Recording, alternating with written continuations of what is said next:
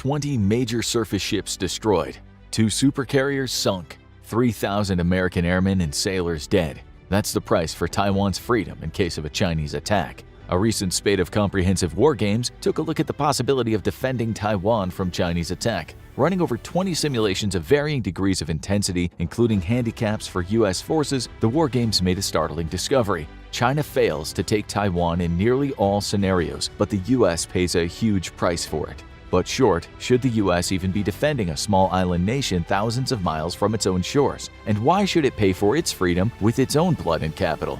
The short answer is yes. The long answer is yes again, with many detailed reasons why. Let us explain. Taiwan is more than a thorn in China's side. The island nation was a refuge for the Chinese nationalists who fled the mainland after losing the Chinese Civil War shortly after World War II. Since then, the dictatorship that once ruled the island has transitioned into a flourishing democracy with some of the highest voter turnout rates of any democracy in the world. The Taiwanese people fiercely defend their democracy, and with polls showing that nearly 80% of Taiwanese people are in favor of stronger ties to the U.S. than China, there doesn't seem to be a diplomatic way for China to annex the island. For China, Taiwan is an existential threat to its ruling Chinese Communist Party. The CCP has enjoyed complete control over the Chinese people for nearly a century, but as China modernizes and more of its citizens travel to study and live abroad, discontent grows at home over the dictatorial rule of the CCP. Chinese dissidents are increasingly calling for democratic reforms and the end to the CCP surveillance state, with programs like social capital, where each citizen is assigned a social score based on their good behavior and support for the government, driving a lot of Chinese youth who can afford it out of the country.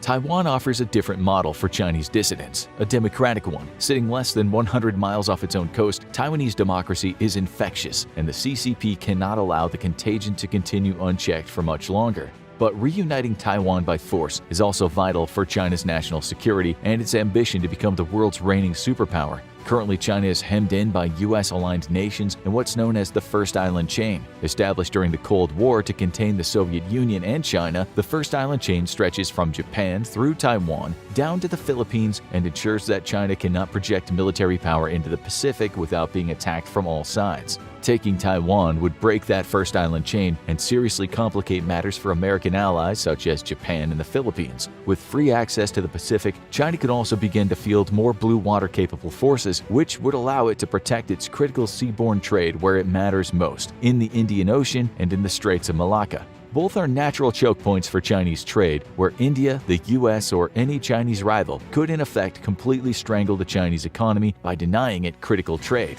With most of its oil imported via the sea, China is extremely vulnerable to trade disruption. But Taiwan is important to both the US and China for one other major reason. If Taiwan fell into China's hands today, China could very well shape the face of the planet for the foreseeable future. Back in the late 1980s, the Taiwanese began to invest in semiconductor manufacturing. Now the nation provides nearly 2/3 of the global supply of semiconductors and all of its most advanced models. The US, waking up from a deep Cold War victory-induced stupor, just recently realized that all its eggs were in the Taiwanese basket, and working with Taiwan will be opening up a semiconductor manufacturing hub in Arizona. However, the most advanced 3mm models will continue to only be produced on Taiwan itself, a clever piece of insurance. Semiconductors are important because the tiny electronic devices are present in all advanced electronics everywhere on the Earth. Without access to semiconductors, national economies would come to a screeching halt. We already saw the effect that a simple slowdown of manufacturing caused when electronics and vehicle prices skyrocketed halfway through the global COVID pandemic. If China were to take Taiwan, it would then be in control of most of the world's manufacturing of semiconductors, and any nation that did not want its economy to collapse would in effect have to do as China instructed. And that would include the United States of America, because without Taiwanese semiconductors, all of the US military's most advanced weapons basically become one-time use with no resupply. Whether they know it or not, the American people are directly bound to the freedom of Taiwan. A Chinese invasion of Taiwan is unlikely but not impossible, and in fact only increasing in likelihood. China, under President Xi Jinping, has repeatedly stated that reunification is not up for debate. What is up for debate is whether Taiwan agrees to reunify peacefully or not. As Taiwan shows no sign of wanting to come under the umbrella of the CCP, and Chinese influence operations have hilariously backfired on the island, a military option grows in likelihood year over year. The good news is that a Chinese invasion of Taiwan is likely to fail. The bad news is that it'll only fail if the US is prepared to pay dearly for it. In the most pessimistic war game scenarios, the United States suffered up to 20 large surface combat ships sunk, including 2 supercarriers. The US and Japan both lost hundreds of aircraft, about 90% of those on the ground, in the opening stages of the war, as air bases from Japan to Guam came under ballistic missile attack from the People's Liberation Army Rocket Force. Nearly 4,000 US sailors and airmen are killed in action, with many more wounded. The United States loses more material over a few months of war than it has since World War II.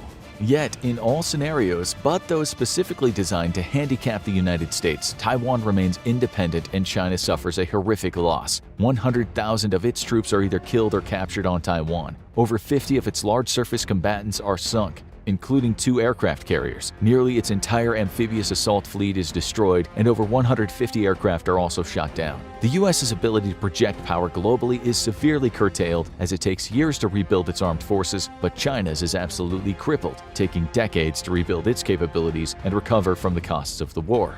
But a U.S.-Taiwan victory relies on multiple very important factors, and it's unsure if the United States could realistically or even would try to meet all those goals in time to stop a Chinese invasion.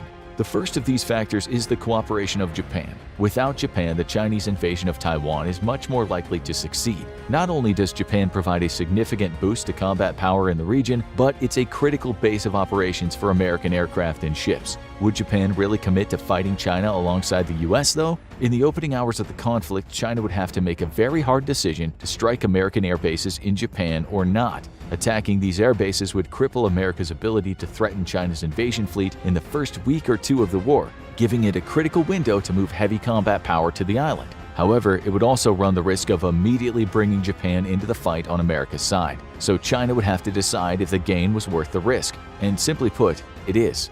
China has no choice. If it doesn't eliminate US bases in Japan with heavy and sustained missile attack, then its invasion of Taiwan has no chance of succeeding. Japan is already almost certain to join the war against China on America's side anyway. Japan and China have their own territorial dispute over a chain of islands that both sides claim, but China is a massive threat to Japan, who's also very dependent on seaborne trade. Right now, Japanese free trade is guaranteed by the might of the US Navy, but if China won Taiwan and kicked the US out of the South Pacific, Japanese trade would be at the mercy of China. This is a strategically unacceptable position for the Japanese.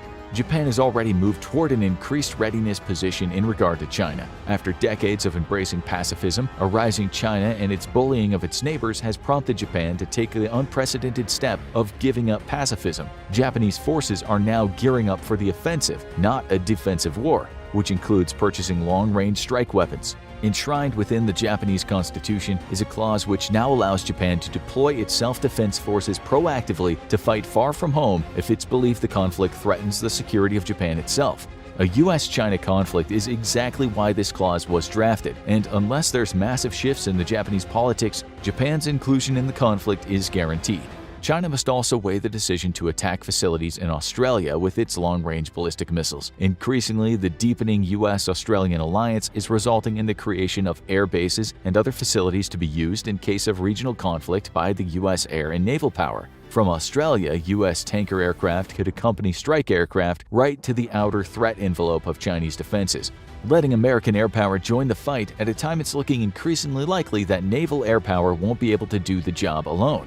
Australia can also provide several surface vessels in support of Allied operations against the Chinese, but starting in the 2030s, it'll be able to conduct long-range undersea operations thanks to a fleet of US-made nuclear submarines to be transferred to Australia. Upon announcement of the AUKUS security partnership between Australia, the UK, and America, China sent several diplomatic protests over the nuclear submarines to be delivered to Australia, claiming the US was dangerously proliferating nuclear technology. But the submarines will only be nuclear-powered, not nuclear-armed, giving them the range required to threaten Chinese vessels with conventional weapons. Next, the United States must lean heavily on its stealth fleets. In every war game scenario, conventional US air power was decimated by Chinese air defenses and fighters. The results were clear. Either the US needs to invest in many more conventional fleets, a mix of conventional and stealth, or on more stealth aircraft. Many critics favor the mixed fleet concept when looked at a purely kill-to-cost ratio. It makes no sense to purchase more conventional aircraft even if stealth aircraft are more expensive. The F-35 has an unclassified kill ratio of 25 or 35 to 1 in combat exercises where it's not purposefully being put at a disadvantage. Despite costing significantly more than conventional F-15s, the F-35 is simply going to survive longer and be more useful. But it's stealth bombers that are vitally important here, and this coincides with the third great contention facing the United States in defense of Taiwan, should the U.S. carry out strikes inside of China itself. As has been noted, no nuclear power has ever been subject to conventional strikes inside its own border. Many fear that U.S. strikes inside of the Chinese mainland would escalate the situation and tempt the use of nuclear weapons, and thus argue against it. Yet not carrying out these strikes would enable China to essentially carry out combat operations wholly undisturbed, a frankly stupid proposition when the U.S. and its alliances are already at a massive range disadvantage.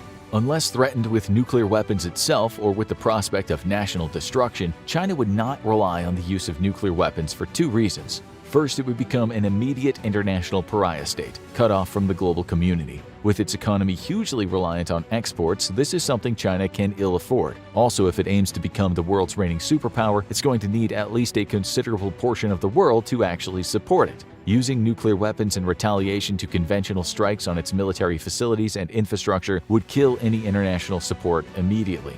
The second reason China won't use nukes is because the US also has nukes, and more of them. China is increasing the size of its nuclear arsenal, but it would be national suicide to launch a nuclear attack against the US.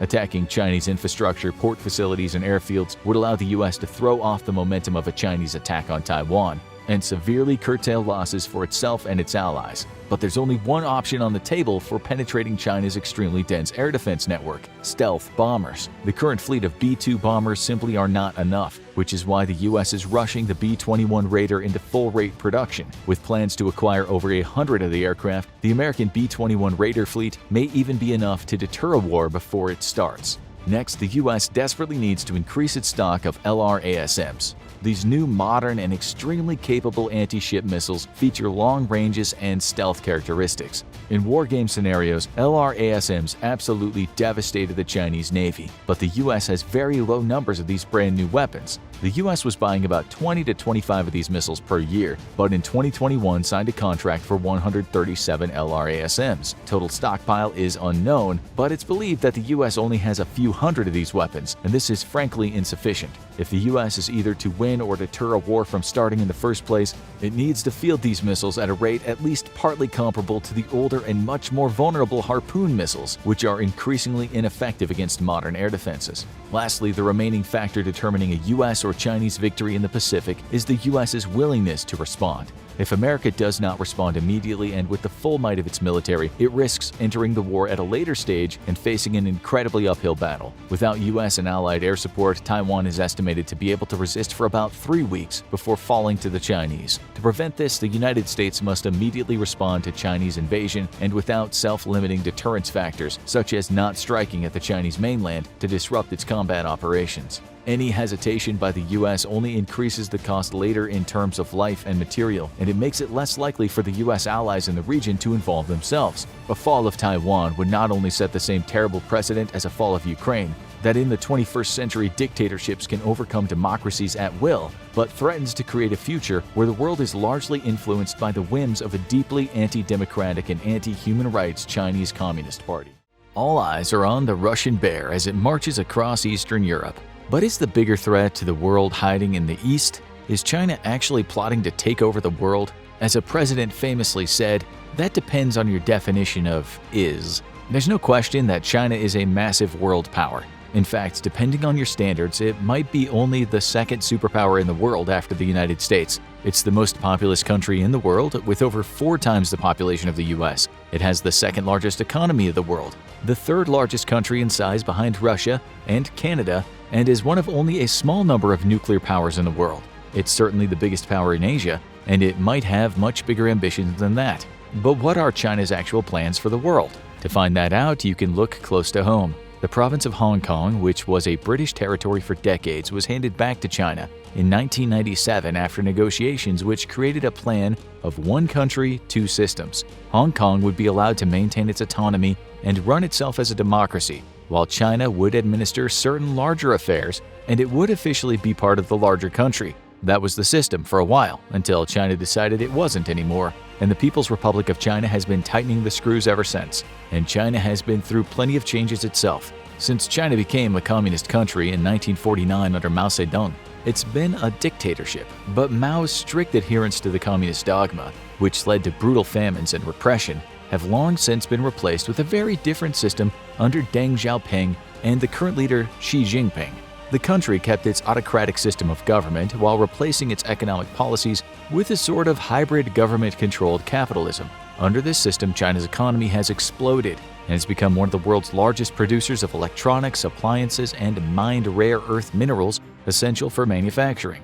But in other ways, China's modernization did not bring good things. While China is only loosely a communist country now, their security state is still very similar to what it was under Mao, only with a high-tech twist. In the modern age, governments use the internet heavily to gain intelligence on potential threats. That's true in China and in most other countries, with powerful tech companies turning over information to the government as needed. In China, websites like TikTok contain extensive tracking software that the Chinese government uses for unknown purposes. And internally, China has become notorious for its social credit system. This ranks citizens based on their perceived loyalty to the government and their conduct in other ways, with various privileges being granted only to those with higher social credit scores. And if you're under China's thumb, there is little you can do to escape.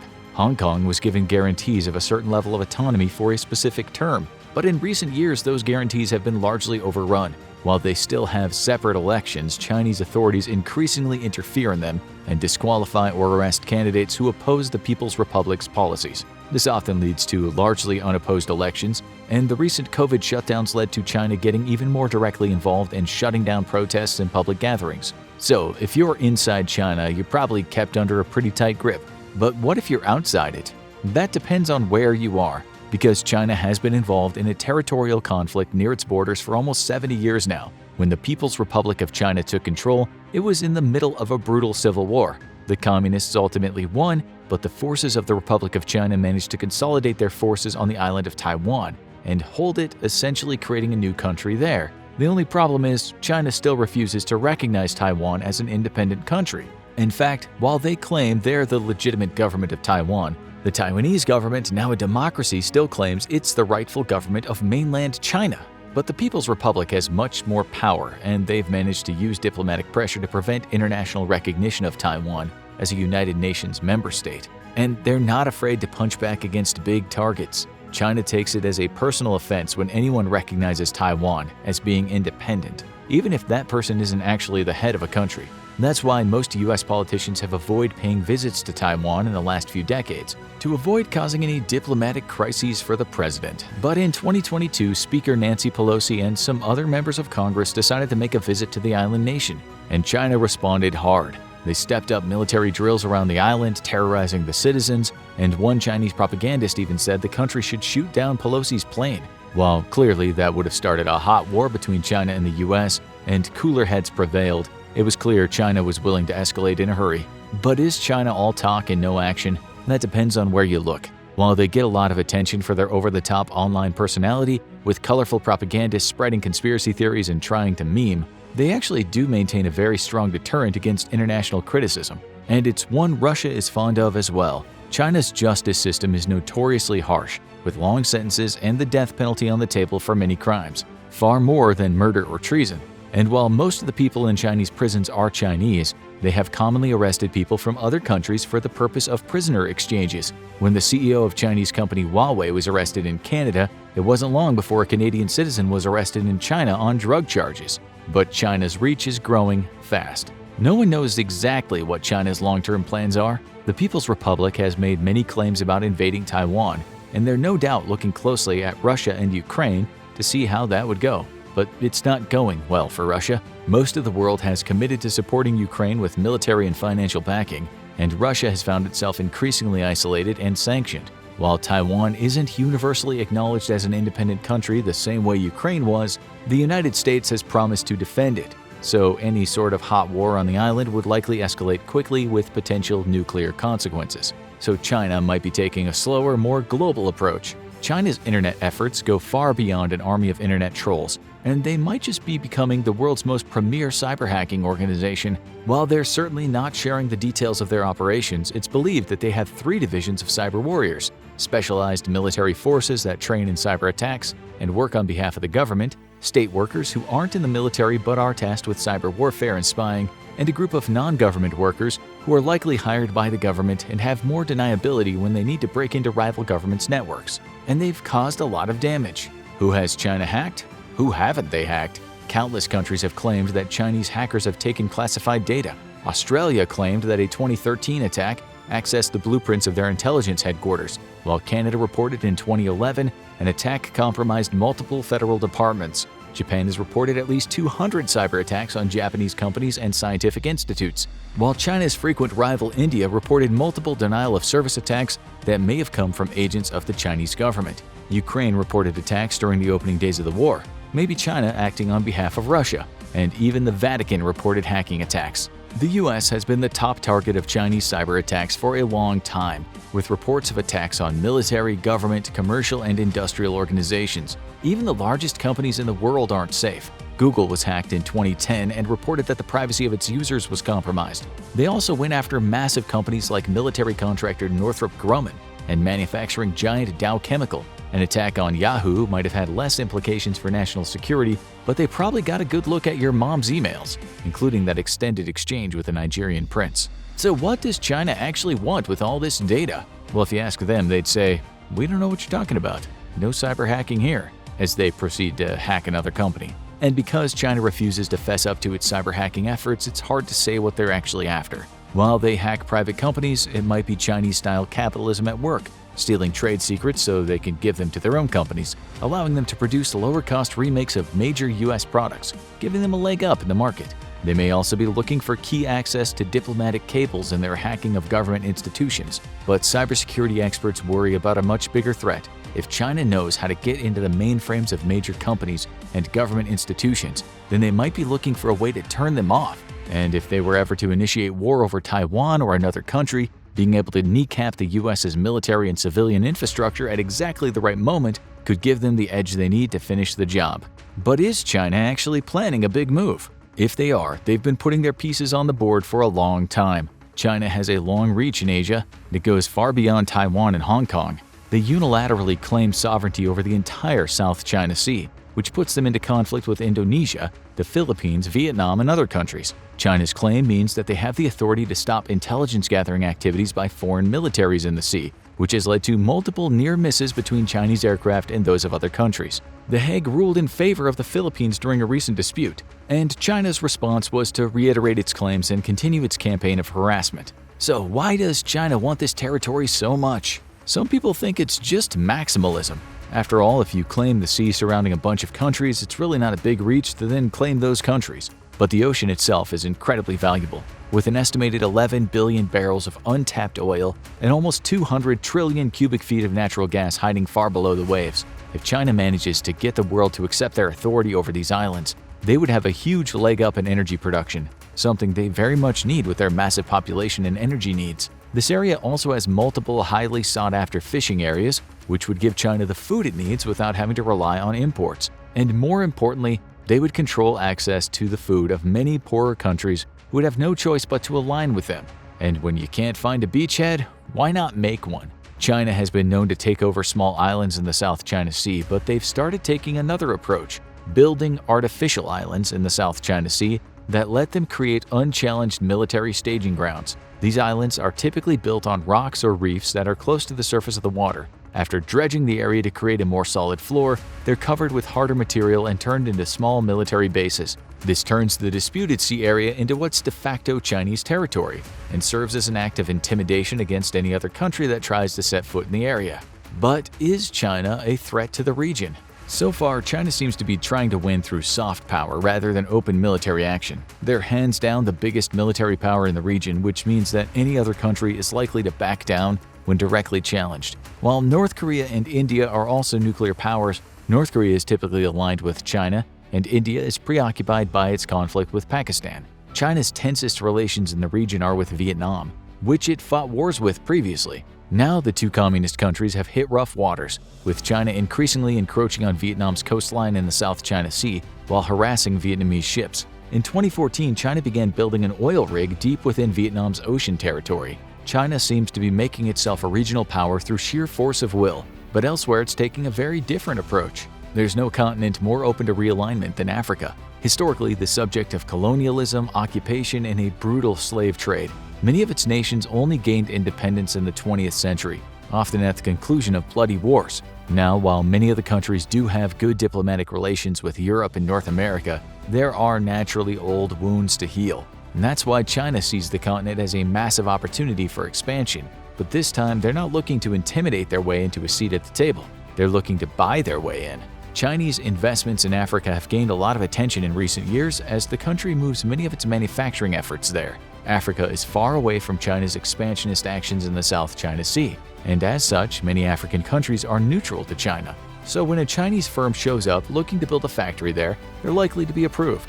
And China knows how to sweeten the deal. They'll frequently build new housing or other infrastructure as part of their investment, creating potential loyalists down the line should the world divide between China and the US. And for China, investing in Africa just makes sense. Many people see Africa as the future of the world. Not only is the population of the region expected to double in the next 30 years, the highest growth of any continent, but 7 of the world's 10 fastest-growing economies are located there. That makes Africa the world's best place for future investments, and China has made it clear that they're not just restoring the old dynamic of Africa being used as a looting ground for world powers. They frequently staff their companies with African workers, providing jobs to the local economy, although they tend to be low-skill and low-paid jobs, while Chinese figures hold the higher positions. But is this good or bad for Africa? Some worry that China is setting Africa up for what's called a debt trap, where they invest heavily in a country in exchange for promises of repayment of the investment, only for the profits to never come and the country to be stuck in a state of limbo.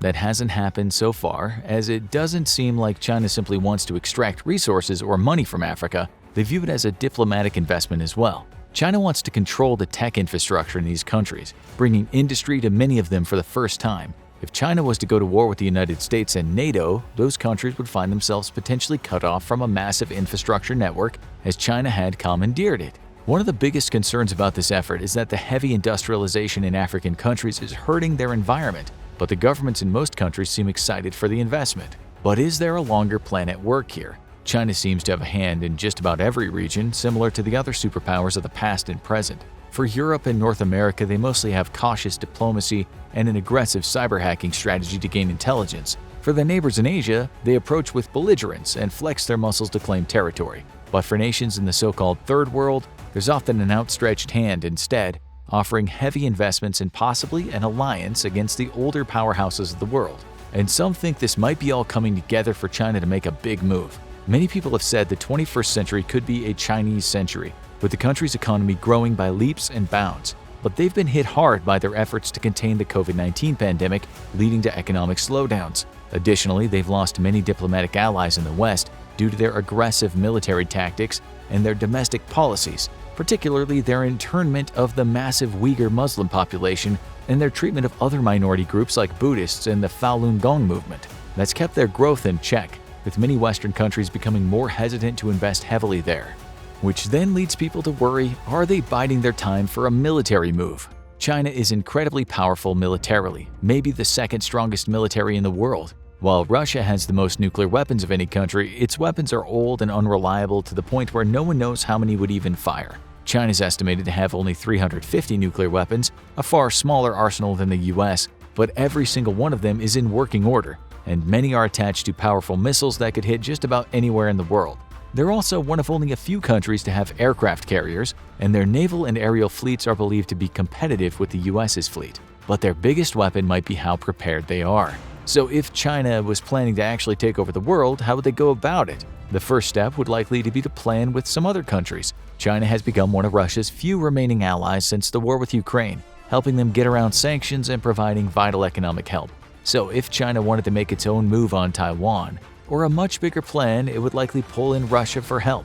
A coordinated attack on several targets might be much harder to coordinate, and they might have a third partner as well, North Korea, run by the infamous Kim Jong-un. Like China and Taiwan, North Korea has never accepted the independence of South Korea even after 70 years. A three-pronged attack like this might take the world by surprise. But would they actually win? In terms of a full military invasion, we've seen how Russia has performed, and North Korea has never been tested against a military outside its peninsula. But China's naval fleet is fearsome, and many believe it could fight the US fleet to a standstill in the Pacific. And when you have two nuclear powers standing off shooting at each other, there's always the risk of escalation. China could not win a nuclear war with the US, but a major nuclear exchange would likely mean neither country is left standing. So China is hoping to avoid nuclear war, and it might have a plan to do so. Could China win a war without firing a shot?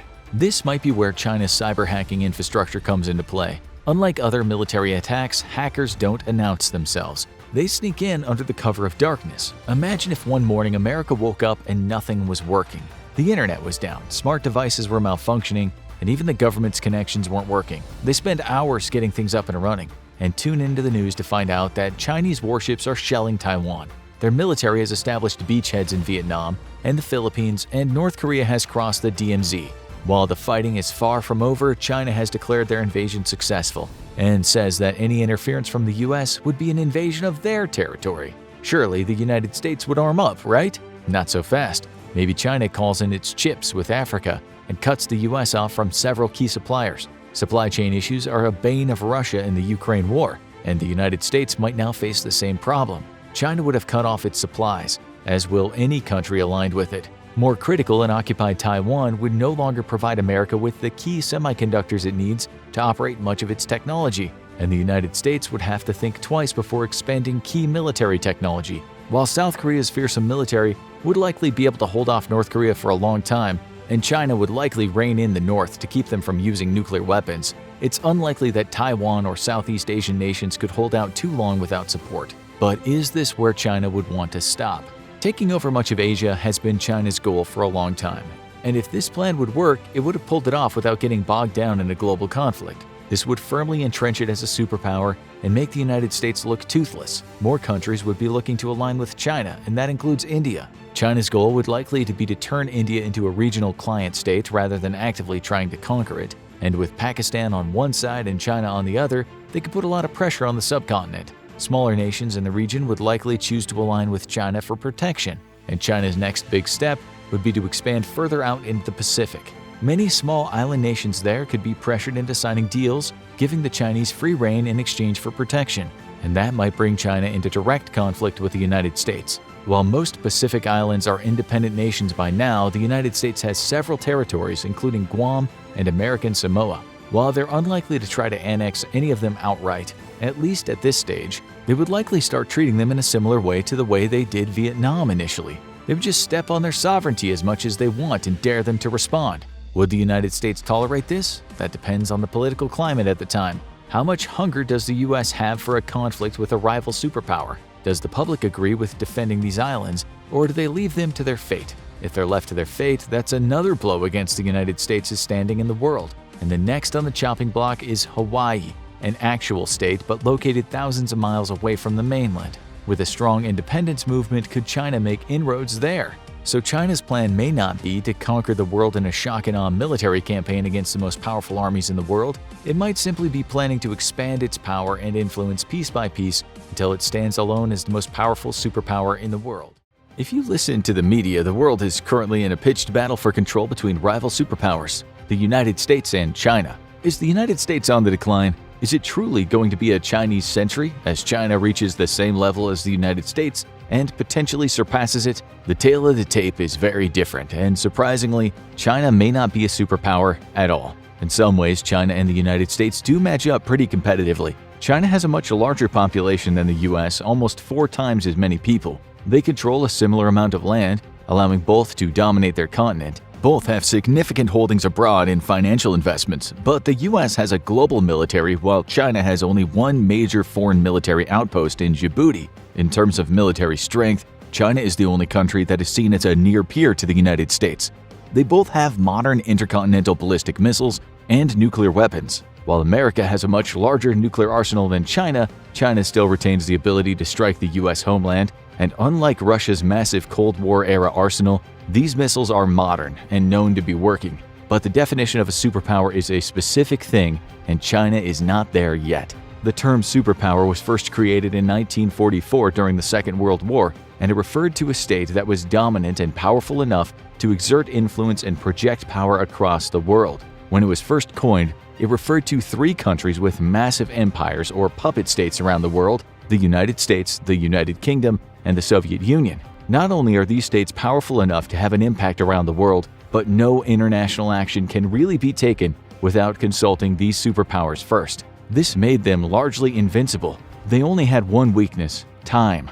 This trio of superpowers wouldn't stay that way for long. The United Kingdom saw its mighty empire, which spanned the world at its peak, collapse in the decades after World War II. While the UK is still a powerful nuclear-armed nation, it doesn't have nearly as much power on the world stage as it used to. For a while, the US and the USSR were about as close to global equals as you could get until the USSR saw its communist government fall and many of the countries it had conquered split off from its sphere of influence. Its current leader, Vladimir Putin, has no problem acting like Russia is still a superpower, but he learned a harsh lesson when his invasion of Ukraine ground to a halt while the rest of the world threw their money and support toward Ukraine. Russia's also found itself under sanctions and cut off from much of the global economy, showing that today's Russia is nowhere near as influential as the USSR.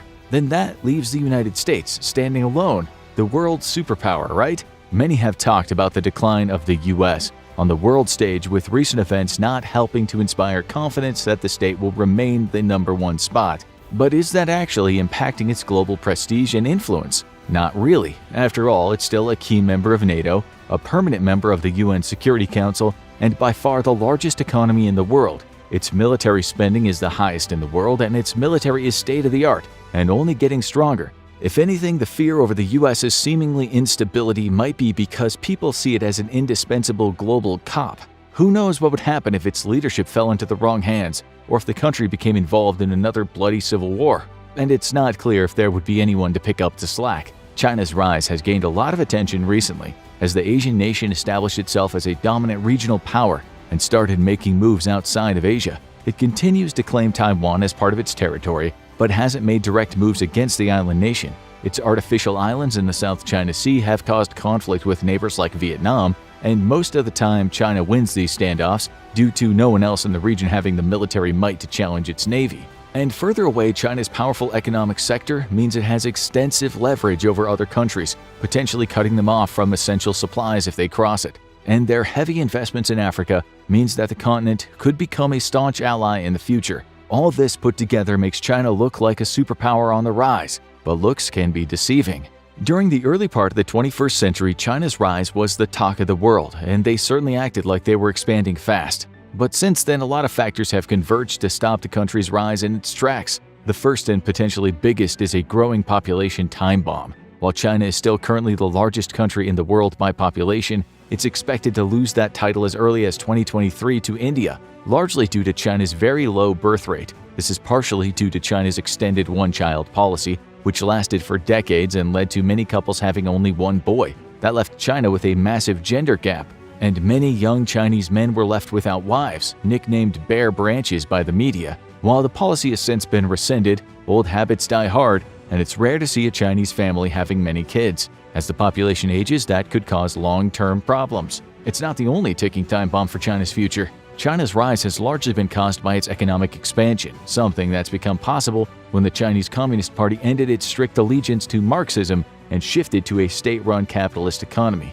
The country's managed to pick up a lot of the world's manufacturing, particularly of technology, and that's given it a lot of sway. But people are becoming increasingly hesitant to invest in China due to how their products are made, often by prisoners with little to no safety protections. As the internet made it easier for news to spread around the world in an instant, it became harder and harder for China to keep its secrets, and that means China could see its ace in the hole become a pair of twos. Many companies have moved their manufacturing efforts to other countries, with India, South Korea, Vietnam, and Taiwan all becoming major hubs in recent decades. This is particularly the case for Taiwan, which now controls the majority of the world's semiconductor production, and those little devices are the key to making just about every modern computerized device run. This may be a big part of the reason China is interested in conquering Taiwan, but unless it pulls it off in a hurry, odds are the rest of the world will rush to defend Taiwan. Which leads to the other big question: could China actually win such a war?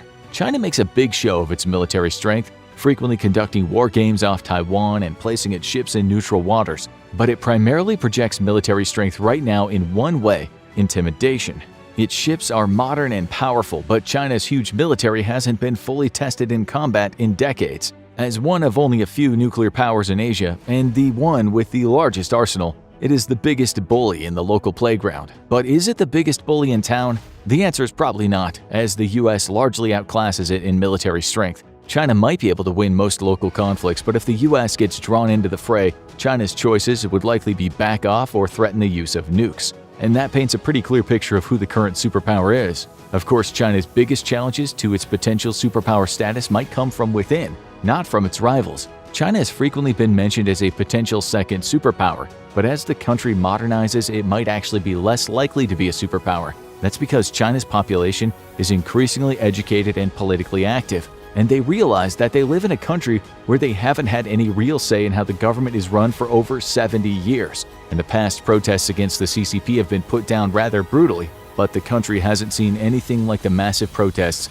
against the COVID-19 lockdowns in its history. These organized protests have become too much even for the usually tough CCP, and that disease might be China's downfall. When COVID-19 first appeared on the scene and turned the world upside down, China acted fast, locking down its cities where the virus appeared and keeping them locked down until cases died down. But while in many countries a lockdown just meant restaurants were closed and there were lines outside of every grocery store, in China they locked down and meant it. It was illegal to leave your home in many places, with lockdowns extending for weeks and even months. The initial lockdowns were deemed a success, and when the virus returned, so did the lockdowns. Even 2.5 years into the pandemic, major cities were being locked down under the same stringent rules as 2020, and the people had enough. Currently, the Chinese Communist Party faces the stiffest challenge to its rule it's ever seen, with mass numbers of young protesters showing up, waving blank papers to represent the way the country is silencing them, and to ensure they can't be prosecuted for seditious slogans.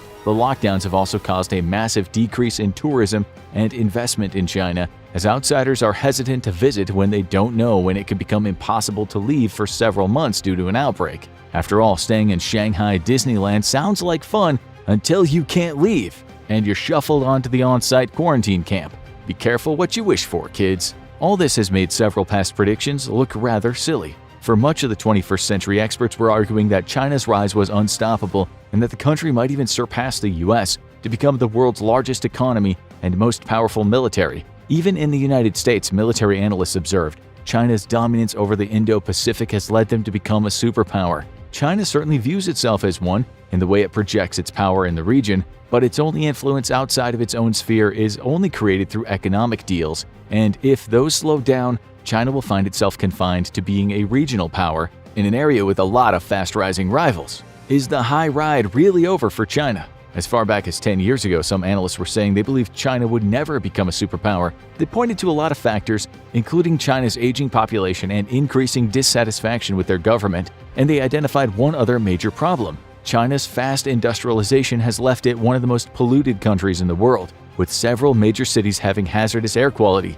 That could impact the quality of life for its residents as they get older, and combined with a low birth rate, could mean China would see a massive decrease in its working-age population within a few decades. Another factor is China's dependence on the global economy. While China has a strong economy based on manufacturing, it needs customers to keep that going, and countries are increasingly hesitant to do business in China. This is due to COVID policies, ethics issues, and the history of China arresting foreign businessmen and journalists. If the bottom falls out of China's trade deals, the country could find itself dealing with a shortage of energy and raw materials, which could cause greater instability in the country and more protests that could eventually put an end to the Chinese Communist Party's rule. And it all might come back to one big question: do people want to move to China? Despite people yelling, "They took our jobs," immigrants are essential to a country's welfare. This is partially due to needing a workforce if the domestic supply of workers isn't enough to replace those leaving the workforce. But it's also the equivalent of a high-powered sports draft. If a genius immigrates to your country and sets up a new business there, it could be a multi-billion-dollar boon. Chinese-American professor Amy Chua argued that China will have a problem attracting immigrants in the future due to other countries having greater incentives. The country's authoritarian tactics and uncertain future might be other roadblocks. And the worst part is, few of these factors are likely to change. For China to become a superpower, it would need to keep building on its successes, but the opposite is actually likely to happen. All of China's major problems are like a ball rolling downhill. The population bomb they're facing is a demographic issue that'll take a long time to reverse, if it's even possible to do it. While China's actively trying to boost birth rates now, they're not seeing much success. The same goes for China's problem with attracting talent from outside its borders. Barring a complete overhaul in the government's approach to public affairs, it's likely that immigrants and corporations will be hesitant to invest in the country. The only thing that could change this is a massive overhaul in China's system of government. And if that happens, the future would still look uncertain. Say China's massive student protests continue and eventually bear fruit. Much like in Russia during the 1980s, they got a new leader who takes real movements toward reform. Democracy is introduced and people get a say. And eventually the CCP ends its grip over the country and allows something new to take its place. This is a massive change and one that will likely turn China's focus inward for the better part of a decade. The CCP's expansionist efforts will go on the back burner, and a China in flux will be less likely to seek military conflict. Foreign investors will likely be waiting to see which way the wind will blow before making heavy investments. The result might be a stronger, more free China that's able to better compete on the global stage. But it'll take a while to get there, and that'll mean China gets further and further away from being a global superpower while the US continues to consolidate its role. So, is the US likely to remain the sole superpower indefinitely? At first glance, it seems likely. After all, China is the closest competitor, and it looks like it's getting further and further away. Russia is increasingly isolated and looking like a cornered animal. The fastest growing country in the world, India, might be a contender, but with its focus still internal, and it has a serious border conflict with its nuclear neighbor Pakistan. While it's likely to evolve into a great power over the coming decades, it's not clear if it even wants to become a superpower. India has so far shown little ambition for expansionism, and in many rural areas it still shows characteristics of a developing nation, like a low literacy rate. But the most likely candidate to be a rival superpower might not be a country at all, exactly. With a population of 446 million, it's only behind China and India. With an area of 1.6 million square miles, it's only behind Russia in area. It's the European Union, the massive political union of 27 member states that covers most of Western Europe and is still growing. While it recently lost Britain as a member state, it has many other countries looking to potentially join. It has a nuclear power amongst its members in France, and all its states have a high Human Development Index indicating high life expectancy and education levels. If Russia's expansion into Ukraine and beyond is foiled, the EU could become the biggest winner, looking like an inviting option for any country worried about being targeted by Russia. Would it eventually be a rival to the United States? The biggest stumbling block might be a lack of a unified foreign policy and a modest military presence. But if its power continues to grow, the member states might eventually move toward greater integration to become a more cohesive unit. And given that most nations in the EU have close relations with the United States, it's possible the two superpowers could become a dominant global alliance. Over the past 20 or so years, China has made great strides regarding most air warfare platforms, including aircraft, airborne weapons technology, and anti-aircraft systems. But despite this, the US Air Force still reigns supreme as the world's most potent air combat arm. As a result, the Chinese are deathly afraid of the US Air Force for more than a couple of reasons. The first reason China is deathly afraid of the US Air Force is actually because they are currently outgunned and outnumbered. While this might seem like a shock when considering that China has about 4 times as many people and an economy comparable to the US, this is a result of both strategic decisions that China has made, which has hurt their overall air capabilities and have allowed the US to achieve both numerical and technological superiority. Over the past 20 or so years, China's made exponential gains in all types of military technology across every spectrum of warfare. However, the Chinese military also has to deal with budget constraints, much like their US counterparts. With a military budget typically about a third of what the US historically has had, they have to cut corners in many places.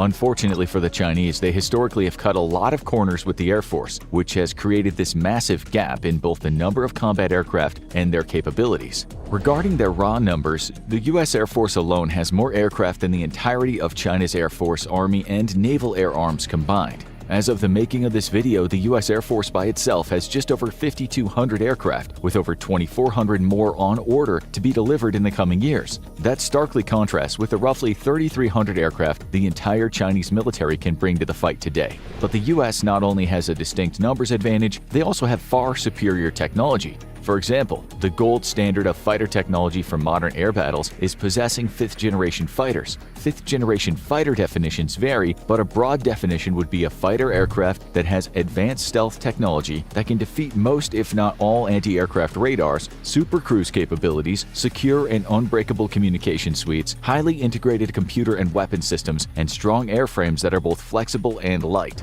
The U.S. Air Force fields 2 such aircraft. The first of these is the F-22 that came into service during the early 2000s. Though incredibly expensive, this competent and deadly aircraft is still considered by many to be the king of any modern dogfight. Its cousin, the F-35, finally reached full operational capability a few years ago, and the Air Force currently fields over 300 of these aircraft. Combined with just under 200 F-22s in service, the U.S. Air Force has the world's largest 5th-generation fighter fleet by a mile that keeps growing yearly. By comparison, the Chinese Air Force equivalent fighter, the J-20, is still far behind the U.S. capabilities. While U.S. military officials have been pleasantly surprised at its maneuverability and the weapons packages that the Chinese have put on it, it's only somewhat comparable to the F-22 and does not come close to matching the F-35's capabilities. But 5th-generation fighters are not the only aircraft that would take to the skies in a peer-on-peer engagement. 4th-generation fighters still make up the bulk of both the U.S. and Chinese air fleets. While still outstanding aircraft, they often lack the stealth technology and more advanced avionics that 5th-generation fighters like the F-22 and the F-35 have. But even with slightly less capability than their 5th-generation or younger brothers, 4th-gen fighters like the F-15, F-16 still outclass their Chinese J-10, J-11, and J-16 counterparts.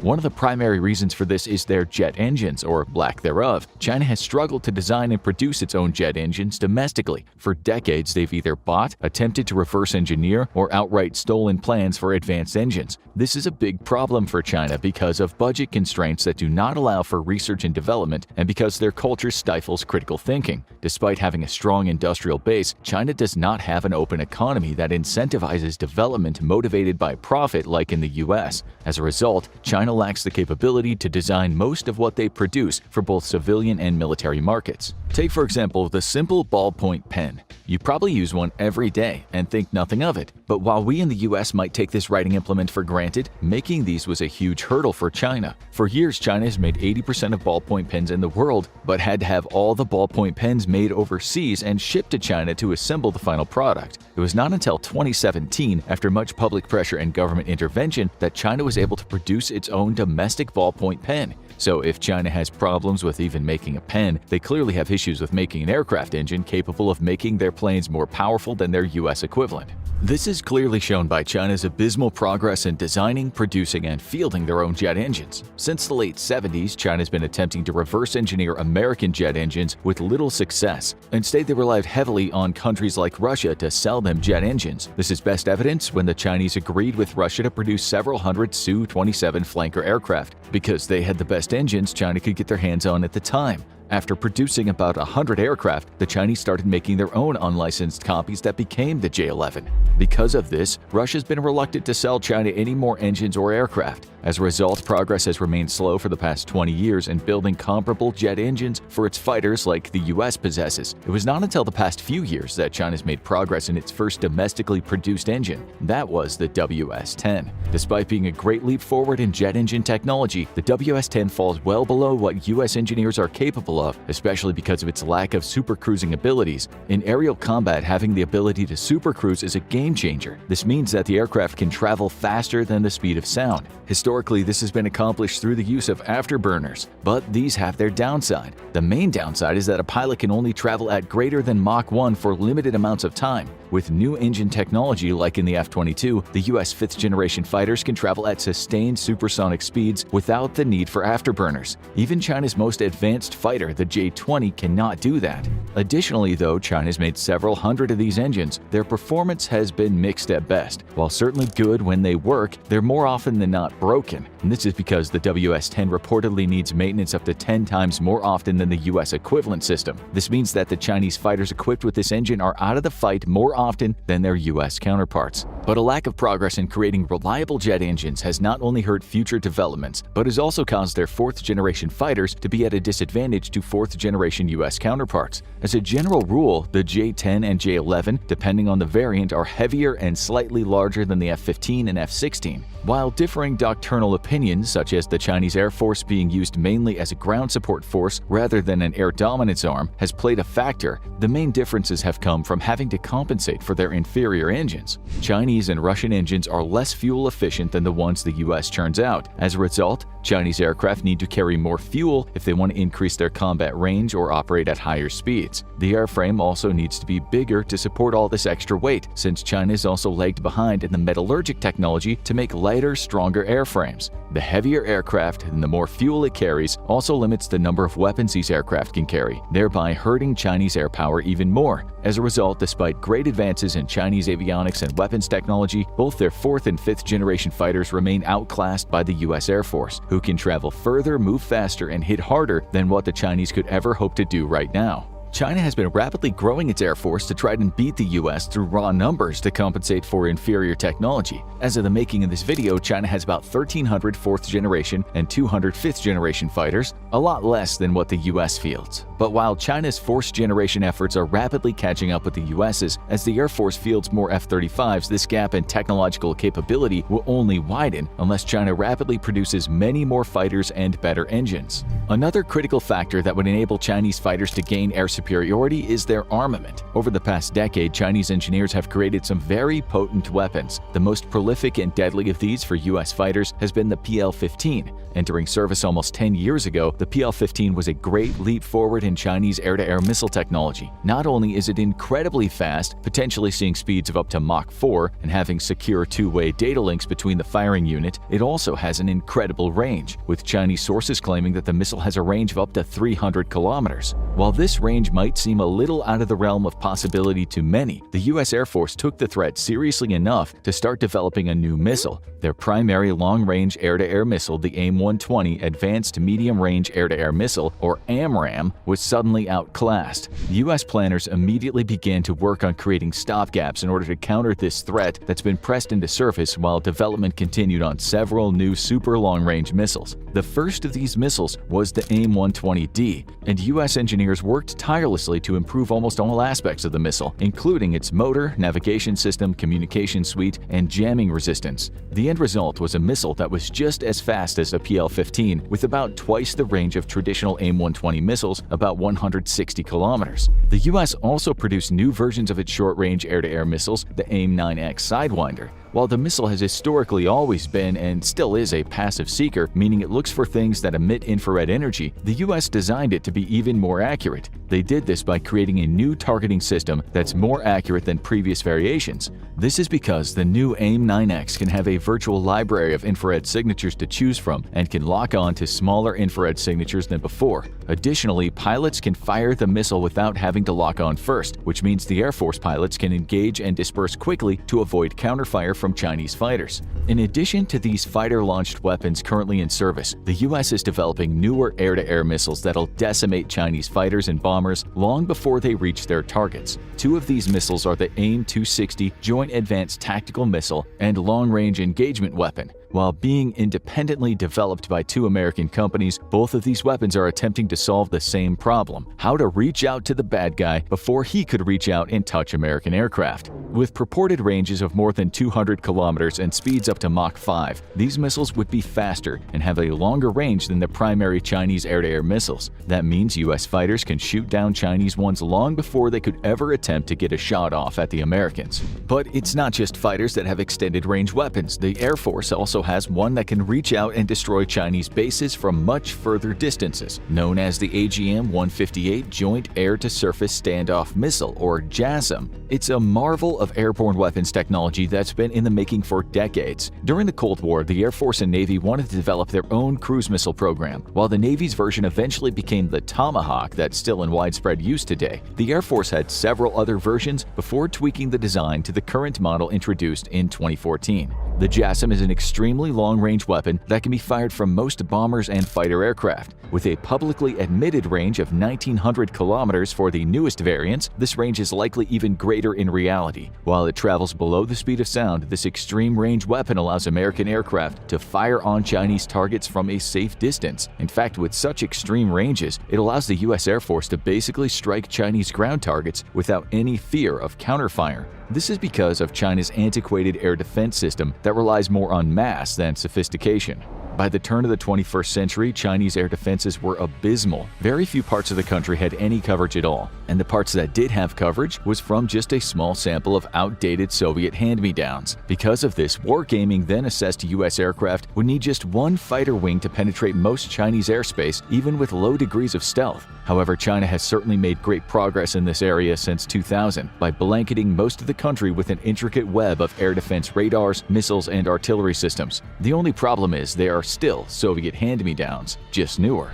The tip of the spear for China's air defense system is the legacy Soviet S-300 and its Chinese clone, the HQ-9. China has thousands of launchers, both from purchase and domestic manufacture, that they have put along the coast and interior to adequately protect most of its military installations. But there is just one problem. The S-300, despite being touted as such a mythical boogeyman in the media, is a very antiquated and poorly designed system. No matter what upgrades China makes to it, the S-300 has never been tested in combat, and its most critical test from 2006 proves just how bad it was. During this test, the Russian government wanted to see what the system could do. Over the course of several months, the Russian army fired 30 missiles at it, and the S-300 could not shoot a single one down. This is even though the missiles the S-300 had to shoot down were older ones that were slow and flew in a straight line. Even this was too much to handle for the Soviet system. While China has received several batteries of Russia's S-400 system, these are too few in number to make any meaningful impact. Additionally, the weapon system's efficacy is also disputed. Because of this, though, China does have very good depth for its air defense network. Because it's not very sophisticated at best, it would be able to let Chinese troops know they were about to be bombed by American aircraft with no ability to shoot them down.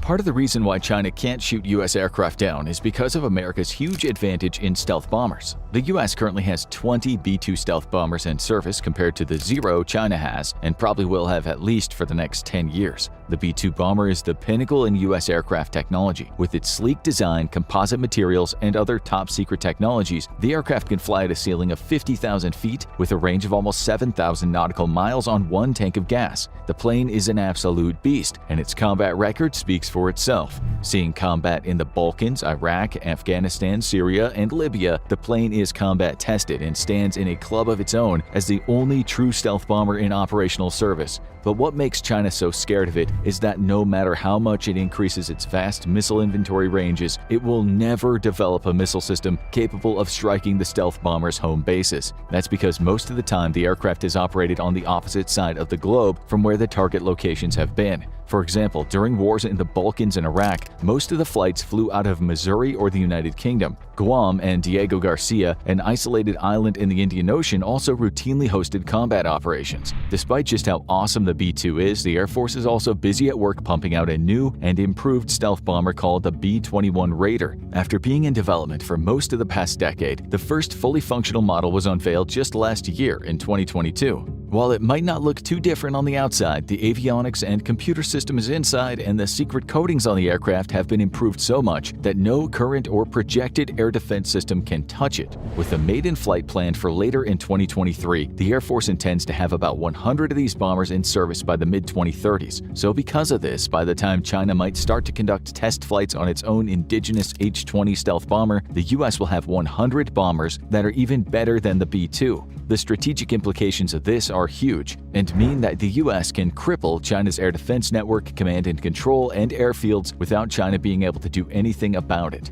Along those same lines of not having stealth bombers, the US Air Force possesses two unique capabilities China could only dream of having. The first of these is aerial refueling. Remember just a moment ago when we talked about how the B-2 could bomb targets all the way from Missouri? That was only possible because of aerial in-flight refueling. This evolution, much like the Navy's underway replenishment, while seemingly mundane and boring, is a tactical skill that actually has strategic-level impacts. For decades, the Air Force has been the premier fighting force in the art of aerial refueling. Every type of aircraft can do it. Fighters, bombers, cargo planes, and everything in between conducts this maneuver on a routine basis. The stars of these evolutions are the KC-135 Stratotankers and the KC-10 Extender. The newest model, the KC-46 Pegasus, also carries out this mission as it comes online and replaces aging aircraft that face retirement. Because of this, the U.S. has almost 90% of the entire world's tanker inventory. While seemingly mundane, it has a huge impact. The most obvious impact is that this capability extends the range of every type of U.S. aircraft. This has second and third order effects, such as keeping air bases out of harm's way and allowing aircraft more time on target. On the other hand, China currently has just a few dozen tankers in its inventory, compared to over 500 the U.S. possesses, and most of these are old Soviet planes.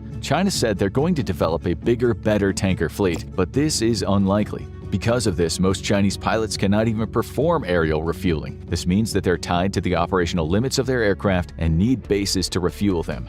This lack of capability forces Chinese pilots to return to base sooner and travel a lesser distance than their U.S. counterparts. Additionally, because Chinese pilots cannot aerial refuel anywhere near the capacity U.S. forces can, it means that taking out their air bases from either stealth bombers or standoff weapons would have a huge impact on their operational capability. If Chinese planes cannot refuel close enough to a fight, the Chinese military would lose air superiority simply because the planes would run out of gas before getting into action. And unfortunately for China, they would need all the fighter support they could get in the war with the US because of another asset that would be completely dominating the battlefield, the A-10 Thunderbolt, also affectionately known as the Warthog.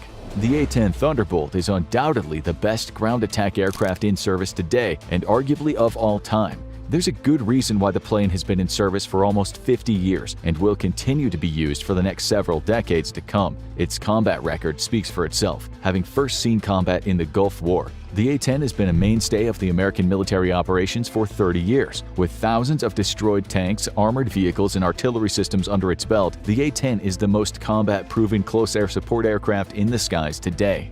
While there has been talking throughout the years to retire the aircraft, its performance has been too good to do so, and the U.S. has opted to re-wing the remaining fleet to keep them airworthy. While it might be true that the A-10 does not have the best onboard countermeasures and defense systems in a highly contested environment, the critics of the plane would need to understand that these aircraft would not be sent in alone, and certainly without preparing the battle space through suppression of enemy air defense first. Because of the likely scenario of Chinese air bases being destroyed early in a conflict with the U.S., the Chinese would most likely lose the capability to keep constant air cover for its forces. Combined with the destruction of their air defenses by superior aircraft, this would make for a ripe hunting ground for the Warthog, allowing the aircraft to decimate Chinese ground forces. If the U.S. and China ever went to war, the battle wouldn't solely be fought on the domestic front. It would be a confrontation that draws in the entire world, one that relies as heavily on the military bases each country has set up around the world as the firepower and manpower that's kept domestically. These military bases prove to be decisive turning points in a potential war. That leads us to an interesting question. If military bases could play such an important role in a future conflict, how does the U.S. stack up against China, or vice versa, on the base front? That's the question we'll aim to answer in this video, and we'll start with something simple: defining what a military base is. Collins Dictionary says that a military base is a facility for the storage of military equipment and the training of soldiers. That basic definition only covers a couple of things that occur at these bases. For instance, in addition to be a training ground for soldiers, these bases, especially those built overseas, provide accommodation for their personnel. Soldiers are stationed at these bases, often for months or years at a time, and usually take on roles to keep the base running and ensure those stationed within it can respond appropriately to a military threat. And that brings us to the true purpose of a military base: establishing a presence. Where domestic military bases serve as training grounds and reinforce a nation's internal protection, overseas bases exist as much to allow countries to fight wars on multiple fronts as they do to enhance cooperation with the country in which the base is built.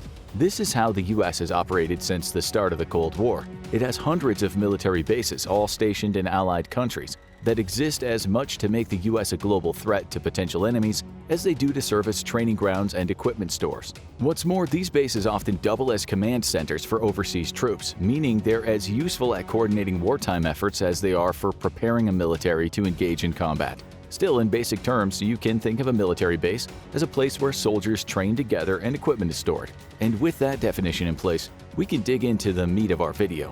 How do American and Chinese bases compare? First up are the numbers. The United States wins handily when it comes to the sheer number of military bases. According to Al Jazeera, the US has about 750 military bases in around 80 countries, giving it a truly global military presence. Of these bases, only a handful, 3 in Canada, 1 in Cuba, and 2 in Peru, are in the Americas. The rest are spread across Europe, Asia, and Africa, suggesting that America believes its domestic military presence is more than enough to account for its needs across both American continents. Of the countries outside of the Americas that host U.S. bases, Japan and Germany are the most accommodating to the U.S. Japan has 120 bases, with over 53,000 American troops stationed in them, with Germany coming in second at 119 bases and nearly 34,000 troops. South Korea, Saudi Arabia, Italy, Kuwait, Turkey, and the United Kingdom all feature a heavy U.S. presence too, with each having double-digit numbers of American military bases. Collectively, these American bases are split into 2 categories: bases and lily pads. A base is an American military installation that's either worth more than $10 million or covers at least 10 acres of land. These bases will typically have at least 200 personnel stationed on them, though many have more, and they'll be used to train both American troops and foreign troops with whom the states cooperates. To give an approximate size for an American base, we can divide the number of U.S. troops stationed in Japan, 53,713, with its 120 bases in the country, to get about 447. That's an estimate at best, with the U.S. bases typically containing as many troops as are needed. For instance, Spain's 4 bases have a combined 3,168 troops, meaning close to 800 per base. Regardless, the point is most American overseas bases contain hundreds of troops rather than thousands. As for lily pads, they're much smaller and cover less than 10 acres or are valued at less than $10 million. These bases may only have a few dozen troops, and they make up about 40% of the 750 bases America has around the world. These are the types of bases you're more likely to see in countries like Canada and Peru. For instance, Canada's 3 U.S. military bases are all lily pads that collectively host 127 troops between them. You may also see lily pads being used as supporting bases for larger American installations or simply as ways to maintain a presence in the country and ensure cooperation between the host and the U.S. Of these many bases, Al Udeid Air Base in Qatar is easily the largest. Covering around 60 acres, the bases host 100 aircraft, a small army of drones, and about 11,000 troops split between American and coalition forces. These numbers indicate how the United States uses its military bases. Rather than taking the traditional empirical route of conquering a country before creating a presence within it, the U.S. has usually operated in the spirit of cooperation. It works alongside other countries to establish bases rather than fighting against them. Doing so, the U.S. would argue, means it isn't taking an imperialistic stance toward its national interests. If anything, it's creating mutually beneficial relationships with its allies that just so happen to involve the creation of military bases. The other country benefits from America's military expertise and equipment, while the States gets more eyes on far-flung areas of the world. China's approach to overseas military bases is much different. It paints a picture where America's bases are simply covert imperialism, allowing the U.S. to maintain its power base on the global stage. As if in support of that claim, China only has one official military base overseas, the Dorle Multipurpose Port in Djibouti. That base is home to 2,000 Chinese troops, according to the Africa Center, and hosts a pier that's capable of accommodating an aircraft carrier. Small fish in comparison to the might and sheer numbers of U.S. military bases, but it's still a sign that the People's Liberation Army, or PLA, wants to project power from Africa. China's Djibouti base is interesting for 2 reasons. The first is that it was never supposed to be a military base at all. According to Africa Center, China initially presented the base as part of several civilian complexes that were in line with other infrastructural work that it was completing in the country. Beijing claimed that the base wasn't really militaristic in nature. It was a, quote, support facility, with China's Ministry of Foreign Affairs pointing to China's contribution to counter-piracy missions in the Gulf of Aden. as being the main reason for the base's existence. And to China's credit, it has participated heavily in these missions since 2008, allowing it to claim that it was sticking to its non-interference policy because the base isn't technically for the Chinese military.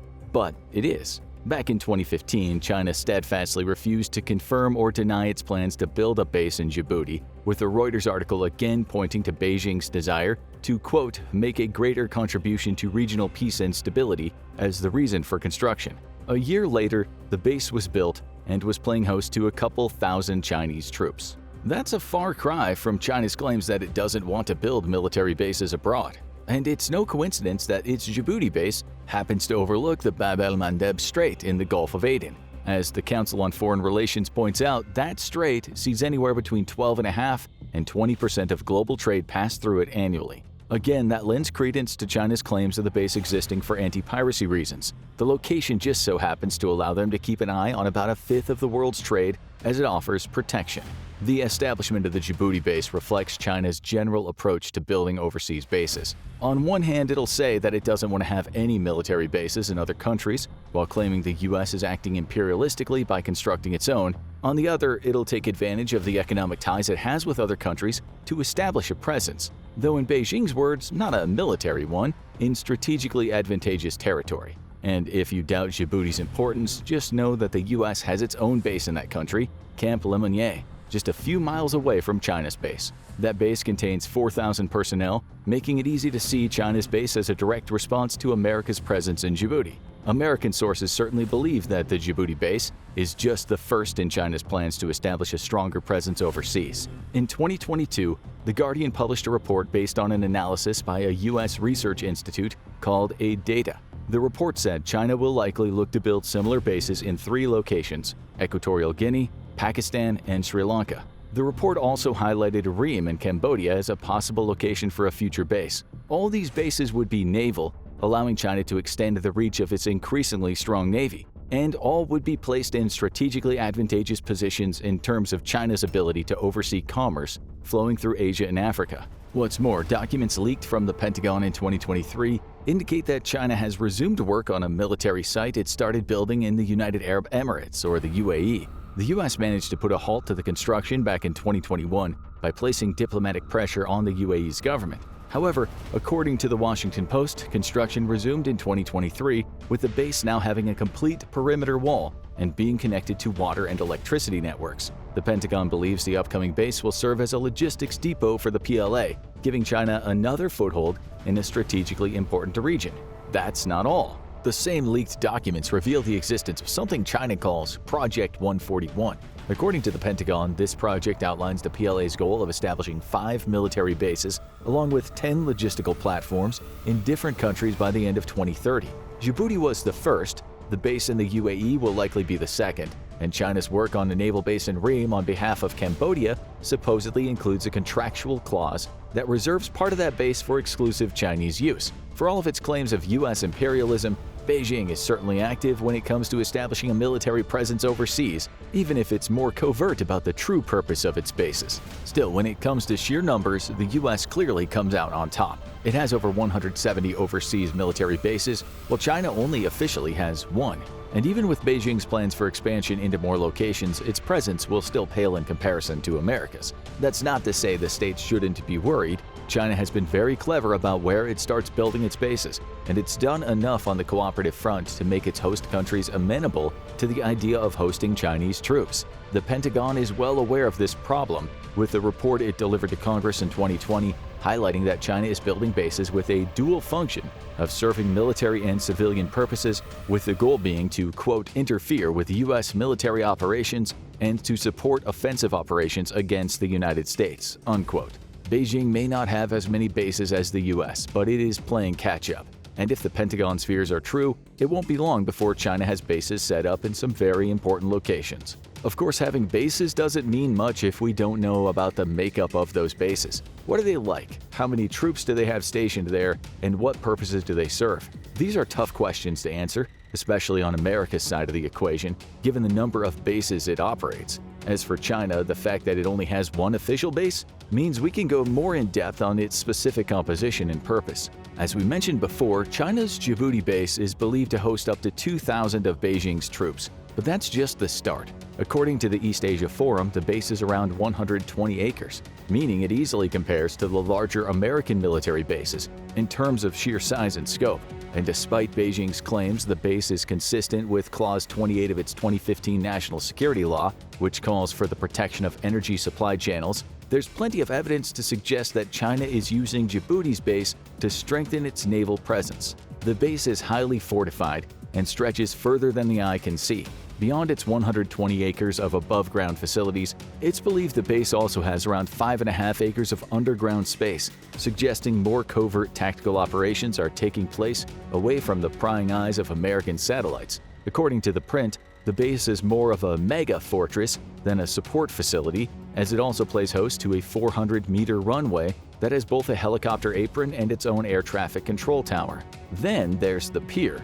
Built in 2019, 3 years after the formation of China's Djibouti base, it may be the most obvious sign of Beijing's military ambitions. The pier measures 1,120 feet, with Forbes claiming that it's large enough to host a pair of Chinese aircraft carriers, alongside 4 nuclear submarines and a host of other warships. China may claim that these naval forces are needed to protect ships sailing through the Bab el-Mandeb Strait, but to many observers, these capabilities are overkill, with the real objective of these capabilities being protecting Beijing's naval power in an important strategic location. Still, it's just one base. And when it comes to direct comparisons, we're spoiled for choice with the United States. But the most obvious comparison would be to Camp Lemonnier, which is stationed just 6 miles away from China's Djibouti base and currently serves as the United States' sole permanent military base in Africa. Originally established as a garrison of the French Foreign Legion, Camp Lemonnier came under U.S. control in 2002 when Djibouti leased the facility, as well as the rights to use several neighboring port and airport facilities, to America. Like China's base, it overlooks the Bab el-Mandeb Strait and plays host to thousands of troops. It's also much larger than China's base. That's because the U.S. wasted no time in expanding the base as soon as it had the right to use it. According to the Commander Navy Region Eurafcent website, the U.S. signed an agreement with the Djiboutian government to expand the base from its original 88 acres to a staggering 500. That'll put it around 4 times the size of China's base when the extension is complete, though the work is estimated to cost $1.4 billion. Those expansion efforts over the last decade and a half have included the construction of an auxiliary support apron, a parallel taxiway, and in 2011 a drone apron to support the United States' Predator drones. According to Lee Neville's book Special Forces in the War on Terror, General Military, the base is also home to a secure compound that serves as mission central for a host of intelligence analysts and special operators who analyze the data collected by Predator drones as they conduct operations in several countries, including Yemen, Mali, and Somalia. The base also serves as a central hub for Special Forces operations, according to Neville. It's the headquarters of America's Special Operations Command and Control Element, Horn of Africa, or SACI HOA. That group oversees United States Special Operations Command, or SOCOM, units in operational and training missions throughout Africa. Add to that a host of U.S. Air Force assets, including a C-130J Hercules and an HC-130P Combat King, and the base is well stocked with forces that would likely be able to overcome those in China's neighboring base should fighting break out. Thankfully, it hasn't. However, the tensions between the two nations is growing. A year after China opened its Djibouti military base, America claimed that military-grade lasers originating from the base were being aimed at the eyes of its pilots when they departed on missions. China refuted the claims, insisting that it abides by international laws and would have no reason to use lasers on American pilots, so we ultimately seem to have a minor tit-for-tat battle between the bases. That's a far cry from what would happen if a war between the US and China started. Still, when comparing the two, it's clear the US comes out on top. It has a larger base staffed with more people, and it's pretty open about using that base to conduct special military operations throughout Africa. The access it has to neighboring ports and airports also means that China's construction of naval and air facilities in its own base are signs it's trying to play catch-up to what the US already has. But there is one wrinkle in America's Djibouti dominance. It doesn't own its Djibouti base. The country pays Djibouti $63 million in rent every year to operate the base, which it has the right to use until 2034, following the May 2014 extension of the lease. Right now, the U.S. shows no signs of wanting to relinquish the base, as evidenced by its continued expansion. But what if China comes in with a much bigger offer than the US is capable of making when the lease runs out? Or what if Beijing can use its increasing influence in Djibouti, fueled by infrastructural projects, to convince the country's government that it doesn't need the US in the base? In a heartbeat, America could lose its sole African foothold, while China works to expand its influence.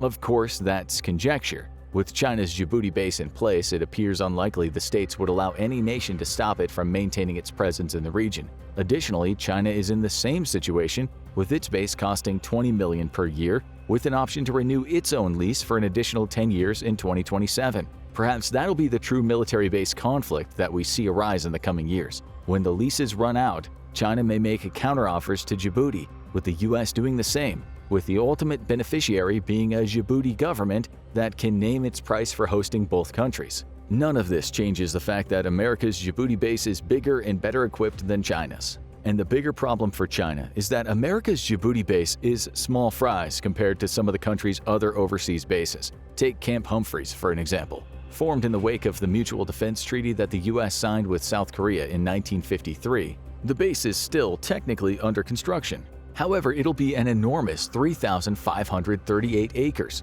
almost 30 times the size of China's sole overseas military base. Once it's completed, that base falls under the control of the US Army, though it also has a Marine presence. Or what about Thule Air Base? Though light on troops, this Greenland-based facility helps to facilitate 3,000 flights annually and is a staggering 233,000 acres. There's also Camp Hansen in Okinawa, Japan, which is a 12,000-acre base that's home to thousands of American Marines. It's also just one of 31 bases that the States has in Okinawa alone.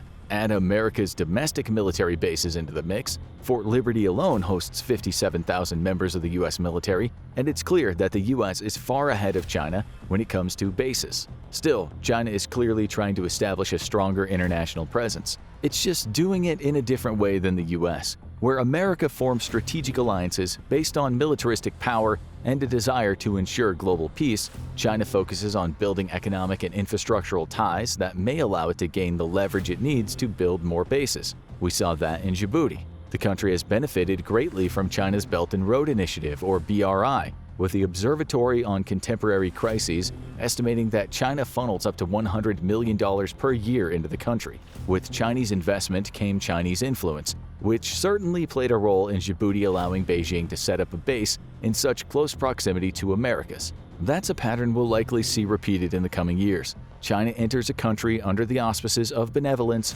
using its financial might to help with infrastructural projects, so it gains leverage it needs to campaign for forming a military presence in the country. It's a different approach that results in the same outcome as America's more direct militaristic offerings.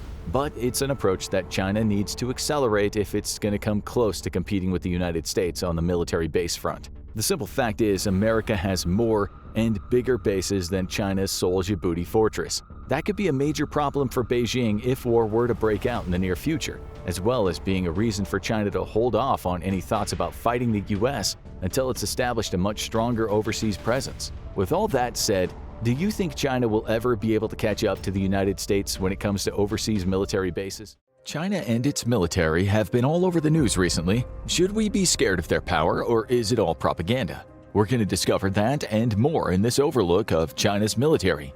The Chinese military forces, known as the People's Liberation Army, the PLA, and its naval component, the PLAN, have always stressed numbers over quality. Beginning in 1949, the Chinese strategy of warfare, as articulated by their leader Mao Zedong, emphasized the superiority of man over weapons. Although weapons were certainly a significant component of winning any battle, Mao was quoted as saying, "They were not the decisive factor. It's people, not things, that are decisive." The contest of strength is not only a contest of military and economic power, but also a contest of human power and morale. To Mao, non-material factors like creativity, flexibility, and high morale were also critical determinants in warfare. Of course, he made those comments when China was still hobbled by an agrarian economy and long before they had the technology and resources to combat the United States and other Western powers on an equal material footing. In more recent times, China's made an effort to increase not just its overall numbers of advanced weapons, like tanks, missiles, ships, and aircraft, but to improve their quality as well. Nowhere is that effort for improvement more noticeable than in the People's Liberation Army Navy, or PLAN, which is undergoing a historic increase in shipbuilding and associated warfare capabilities. Rear Admiral Michael Studeman, commander of the Office of Naval Intelligence, was quoted in January 2023 as saying the PLAN is involved in a buildup in every warfare area, from its nascent Space Force and cyber warfare efforts to a fully capable blue water navy. We'll see more of the Chinese Navy in the future, he said, as it operates farther from its home ports and its normal regional interests, specifically the South China Sea. China is expanding its logistics networks across the globe via port access agreements, formal basing arrangements, and takeovers of ports and nations that defaulted on infrastructure loans with China. But more importantly, the PLAN is increasing the size of its blue water fleet at a rapid pace. Here's what they have in service as of early 2023, with an outlook on what they're building for the future. Current strengths of the PLAN. The U.S. Defense Department is forecasting an increase in the PLAN from around 340 ships in 2023 to almost 500 by 2035. In 2021 alone, the PLAN launched a total of 21 ships, while the U.S. Navy commissioned just 7. The question is, does China have enough ships right now to confront the U.S. Navy and its allies in the Western Pacific and win, or would they be better off waiting a few years or even a decade in order to have a more overwhelming advantage? Let's take a look at what we know of current numbers of PLAN ships and assets. Aircraft carriers. 3. The pride of any modern navy and the ship around which most current fleets are built is the supercarrier. China's been a latecomer to this party, but they're making up for it in a big way. They're currently operating 3 carriers: the 1990s-era Type 001 Liaoning, relegated to mostly a training role, the Type 002 Shandong, and the recently launched Type 003 Fujian.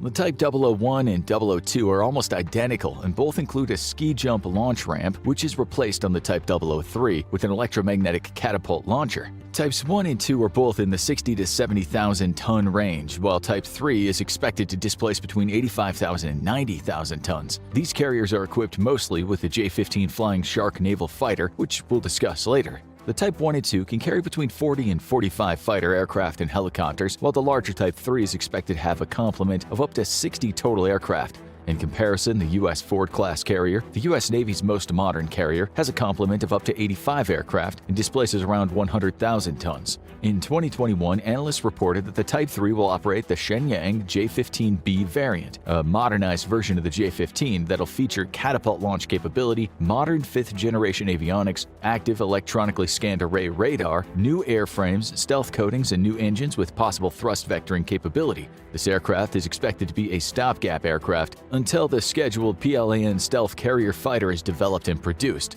More on that later as well. There's much discussion about a proposed 4th PLAN aircraft carrier currently under development and known only as the Type 04. Unfortunately, not many concrete details are known about this ship. Its debut will not be seen until 2024 at the earliest and possibly not till 2025. It's rumored to have an electromagnetic launch capability like the U.S. Navy Ford-class carriers and might be nuclear-powered as well, though again, nothing's been confirmed. It's interesting to note that the early models and paintings of the Type 004 bear an ID number of 20, while Type 003, just entering service, bears the ID number of 18. This suggests there might be another carrier in the planning stages, probably a sister ship to the Type 003, which could presumably bear the ID number 19.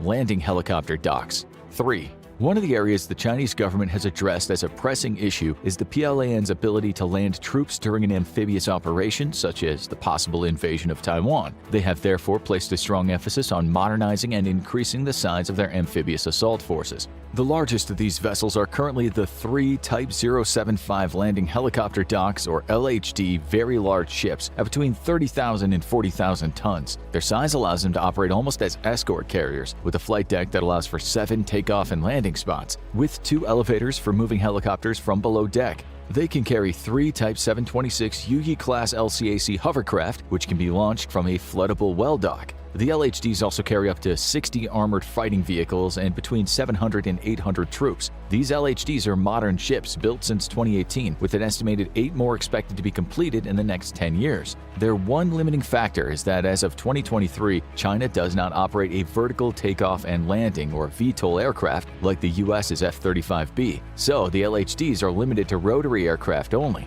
Amphibious transport docks. 8. While the LHDs are expected to be the backbone of any future amphibious attack, the 8 Type 071 Amphibious Transport Docks, or ATDs, will no doubt be used as well. Smaller than the LHDs, but still impressive at 25,000 tons displacement, these ships don't have a flight deck, but they do have a stern landing deck for 2 Z-8 transport helicopters and room on board for up to 4 more. The ATDs also have a floodable well deck for up to 4 Type 726 hovercraft and can carry the same number of armored vehicles, up to 60, and more troops, up to 800, than the LHDs. The Type 71 can also carry landing craft on port and starboard davits. And while both the Type 75 and Type 71 ships have limited SAM launchers for self-defense, they'll need protection from other ships in any fleet action where an amphibious operation is expected to be opposed. Landing ship tanks, 36. Weighing in at around 4,000 tons, the PLAN also operates some 36 medium-sized landing ship tanks. Each of these can carry up to 250 troops and between 10 to 12 combat vehicles, which can be offloaded through their bow doors or via a stern ramp. Every modern carrier-based fleet needs protection from missiles and attacking aircraft. This role in modern fleets is served by the more modern multi-role missile-carrying destroyers. In the PLAN, there are generally 3 levels of capability for their destroyer fleet. Type 055, Red High class ships, 8. The best of their destroyers are the 8 commissioned Type 055 Red High class ships that displace about 13,000 tons. Very large for a destroyer and almost the size of a World War II heavy cruiser. In comparison, Germany's World War II heavy cruiser, the Admiral Hipper, was only slightly larger at 14,000 tons displacement. The Type 55 is inherently stealthy and boasts a massive complement of 112 vertical launch systems, or VLS, that can handle HHQ-9 surface-to-air missiles with a range of between 120 and 250 kilometers, YJ-18 anti-ship missiles with a range of 220 to 540 kilometers, YJ-21 anti-ship missiles, a reported 1,500-kilometer range, CJ-10 land attack missiles over 1,500 kilometers of range, and various missile-launched anti-submarine torpedoes. These destroyers are some of the best in the world, and their striking power is unmatched by any other ship of its size. The Zumwalt-class destroyers, while even larger than the Type 55s, displacing 15,900 tons, only carry 80 VLRS tubes. Another 12 to 15 Type 55s are in various stages of planning or building, with 1 or 2 new ships expected to be launched each of the next 5 or 6 years. It's noteworthy that the PLAN was able to launch all 8 of their current Type 55s in only 3 years, from 2017 to 2020. As an aside, the U.S. classifies these ships as cruisers, which are defined by the U.S. Navy as large multi-mission surface combatants with flag facilities. This suggests the U.S. expects the Type 55 to fulfill a similar role as the Ticonderoga-class cruiser. Type 052D, Luoyang 3 class, 26. Almost as capable are the smaller 26 vessels of the Type 52D Luoyang 3 class. With its 7,500-ton displacement, it is a larger variant of the Type 52C. The Type 52D was China's first dedicated multi-role destroyer, as it oversaw the switch from swing-arm launchers to the vertical launch tube array. The Type 52D has a more modest 64 tubes. The Type 52D also employs the same flat-paneled active electronically scanned array radar that the Type 55 uses. Unlike the Type 55s, though, their missile complement includes the earlier version of the HHQ-9 air defense missile with a shorter 120-kilometer range, the earlier YJ-18 anti-ship missile with a 220-kilometer range, and the CY-5 anti-submarine missiles. Despite being based on earlier designs and smaller than the Type 55s, these ships are still quite modern and more capable of handling air and missile defense over quite a large area. Another 6 are being built, though from that point on it's expected that the Type 55 will do the heavy lifting when it comes to air defense for the PLAN. Type 052C Luoyang 2 class, 6. The second level of battle-worthy destroyers would include the 6 Type 052C Luoyang 2 class destroyers, launched in 2004 and 2006, and the 2 Type 51C Luzhou class ships launched beginning in 2006. The Type 52C, displacing 7,000 tons, was the first PLAN vessel that included both a fixed active electronically scanned array radar as well as vertically launched surface-to-air missiles, making it the first Chinese warship with area-wide air defense capability. Its launch system includes a standard complement of 48 HHQ-9 surface-to-air missiles with a range of 120 kilometers that are cold-launched from 8 revolver-type vertical launchers with 6 missiles per launcher, along with 8 tube-launched YJ-62 anti-ship cruise missiles with a range of 280 kilometers. Because of this earlier launch system, these ships could be overwhelmed by a mass attack of modern hypersonic or sea-skimming missiles. No additional Type 55C or 51C destroyers are currently being built. Type 51C Lujiao Class 2. The 2 Type 51C destroyers at 7,100 tons lack the stealthier radar cross-section found on the newer Chinese warships and possess a less advanced steam turbine propulsion compared to the gas turbine propulsion present in all newer Chinese destroyers. The Type 51C was considered a temporary answer for a long-range area air defense platform that blended the proven hull design of the Type 51 with the existing SAM systems that were deemed capable for fleet defense. Production of this class ended once the more advanced Type 52C destroyers became available. Type 52B Luoyang 1 Class 2. Russian-built Sovremeny Class 4. Type 51B Luhai Class 1. Type 52 Luhu Class 2. The least battle-worthy of the PLAN destroyers includes the last remaining commissioned vessels in several classes: 2 Type 52B Luoyang 1 Class, 4 Russian-built Sovremeny Class, 1 Type 51B Luhai Class, and 2 Type 52 Luhu Class. These are expected to either be relegated to China's equivalent of the Coast Guard or mothballed as more of the larger Type 55s come online. Frigates 47. Frigates are considered escort vessels that are smaller than the current PLAN destroyer class of ships. These include several varieties: the 32 Type 54A Zhengkai 2 class at 3,960 tons displacement, the 2 Type 54 Zhengkai 1 vessels, 3,900 tons displacement, the 10 Type 53H3 Zhengwai 2, 2,200 tons displacement, and the 3 Type 53 Zhenghu class, 2,000 tons displacement. Type 54A Zhengkai 2 class, 32. Of these, the Type 54As are the most lethal, with a 32-cell VLS system armed with HQ-16 missiles with a 40-kilometer range. While not armed with the longer-range SAMs that larger ships have, they can supplement the overall air defense system, while also being useful submarine hunters with their Type 87 anti-submarine rocket launcher with 36 rockets carried, and its 3 U-8 ASW torpedo launchers. Their SAM missiles, however, are really only useful for self-defense, not as part of an area air defense system, and their sonars are relatively short-ranged. There are current plans to build as many as 30 more of these relatively inexpensive Type 54s, though, through 2035. Type 54 Zhengkai 1 Class 2. The Type 54 Zhengkai 1 class was designed in the 1990s and built into 2005. Though older, they do include features like stealthy hull designs and the YJ-83 sea-skimming anti-ship missiles with a 180-kilometer range, though they're launched in an 8-cell launcher with 16 additional missiles stored in their automatic loaders. Type 53H3 Zhengwai 2, 10. The Type 53 Zhenghu class, 3. The Type 53 Zhenghu class were also armed with the YJ-83 missile in 2 4-cell launchers, along with the HQ-61 surface-to-air missiles with an 18-kilometer range. These and the Type 54 have already seen many of their sister ships transferred to China's Coast Guard or sold overseas, and these will likely accompany them in due time. Corvettes 72. The smallest of the PLAN's intended blue ocean fleet are the corvettes. Type 56A, 50.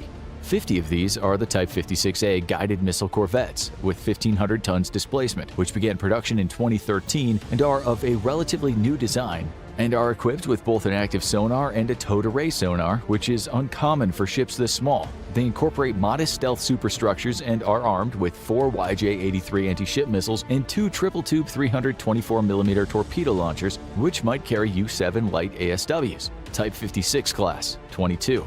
The Type 56A class are supported by 22 earlier Type 56 class corvettes. These ships are less useful to the Blue Water Fleet due to more limited fuel and ammunition supplies, but they are equipped with both a hull-mounted sonar and a single ASW helicopter. Both types are expected to stay mostly close to shore and provide coastal and port security and defense, and might also wind up in the Chinese Coast Guard along with the aforementioned frigates. Missile boats 106. The smallest ships of the PLAN that'll still pack an offensive punch are the missile boats. Small and fast, though not very survivable in dedicated shooting wars. They're expected to operate much like the famous PT boats of World War II. Get in, fire their armament, and then get away even faster. Type 22, 82. Though small in size at 224 tons, the 82 Type 22 fast missile boats are an ingenious solution that the PLAN began to deploy in 2004. These craft are designed to patrol China's coastal areas and operate within its littoral zone. However, as each of the Type 22s is armed with 8 YJ-83 anti-ship missiles, it's speculated by some observers that a large number of the craft firing in salvos could potentially overwhelm an enemy fleet, including an aircraft carrier battle group. The design is based on an Australian catamaran craft that provides a more stable launch platform than other ships of its size, especially in the high seas. All 82 of these ships were launched between 2004 and 2011, though no additional ships of this class are pending. Type 37-2. 6. The PLAN also operates 6 Type 37-2 corvettes, weighing in at about 420 tons. These anti-submarine shallow water patrol craft were built between 1964 and 1982, so they're far from state-of-the-art. As newer models of corvettes have entered service, these ships have been phased out or put into storage. Type 37IG. 18. That's much of the same fate as the 18 Type 37 IG corvettes, built between 91 and 1999. The IG is an anti-ship version of the Type 37 and are equipped with a small complement of 4 C-801, 802, 803 anti-ship missiles, effectively the same missile as the YJ-83, with a range of about 120 kilometers. Rounding out their surface fleet, the PLAN also have 26 smaller sub-chasers and 36 minesweepers. These won't be part of any nominal blue water fleet, unless they're transitioning to protect some other more distant coastal or port areas. Type 94 Jin-class ballistic missile submarines. 7.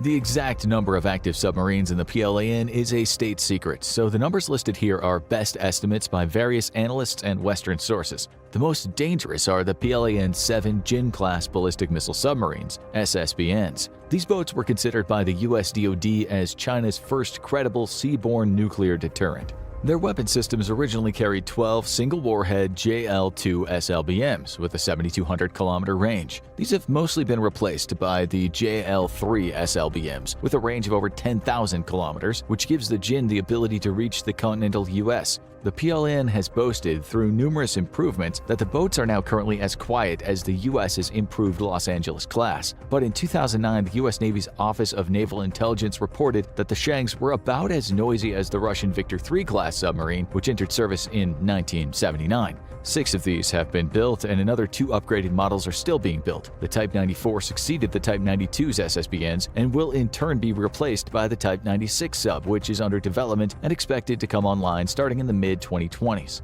Type 93 Shang-class nuclear-powered attack submarines. 6. The PLAN also operates 6 Shang-class nuclear-powered attack submarines. As with the Type 94, the PLAN believes they are as quiet as some of the best US Navy attack ships, though ONI reports they're about as noisy as late 70s Russian-era ships. This will hinder them in attacking US assets, which might not be as much of a problem when encountering ships from India and maybe Japan. They're armed with 6 torpedo tubes and can launch a range of weapons, including the U-3, the first indigenous Chinese torpedo with a range of 13.3 kilometers, the U-4 with a 15-kilometer range, and the U-6 torpedoes with a 46-kilometer range, as well as the YJ-82 anti-ship cruise missiles with less than a 42-kilometer range. Type 39A, also called the Type 41 Yuan class. 17.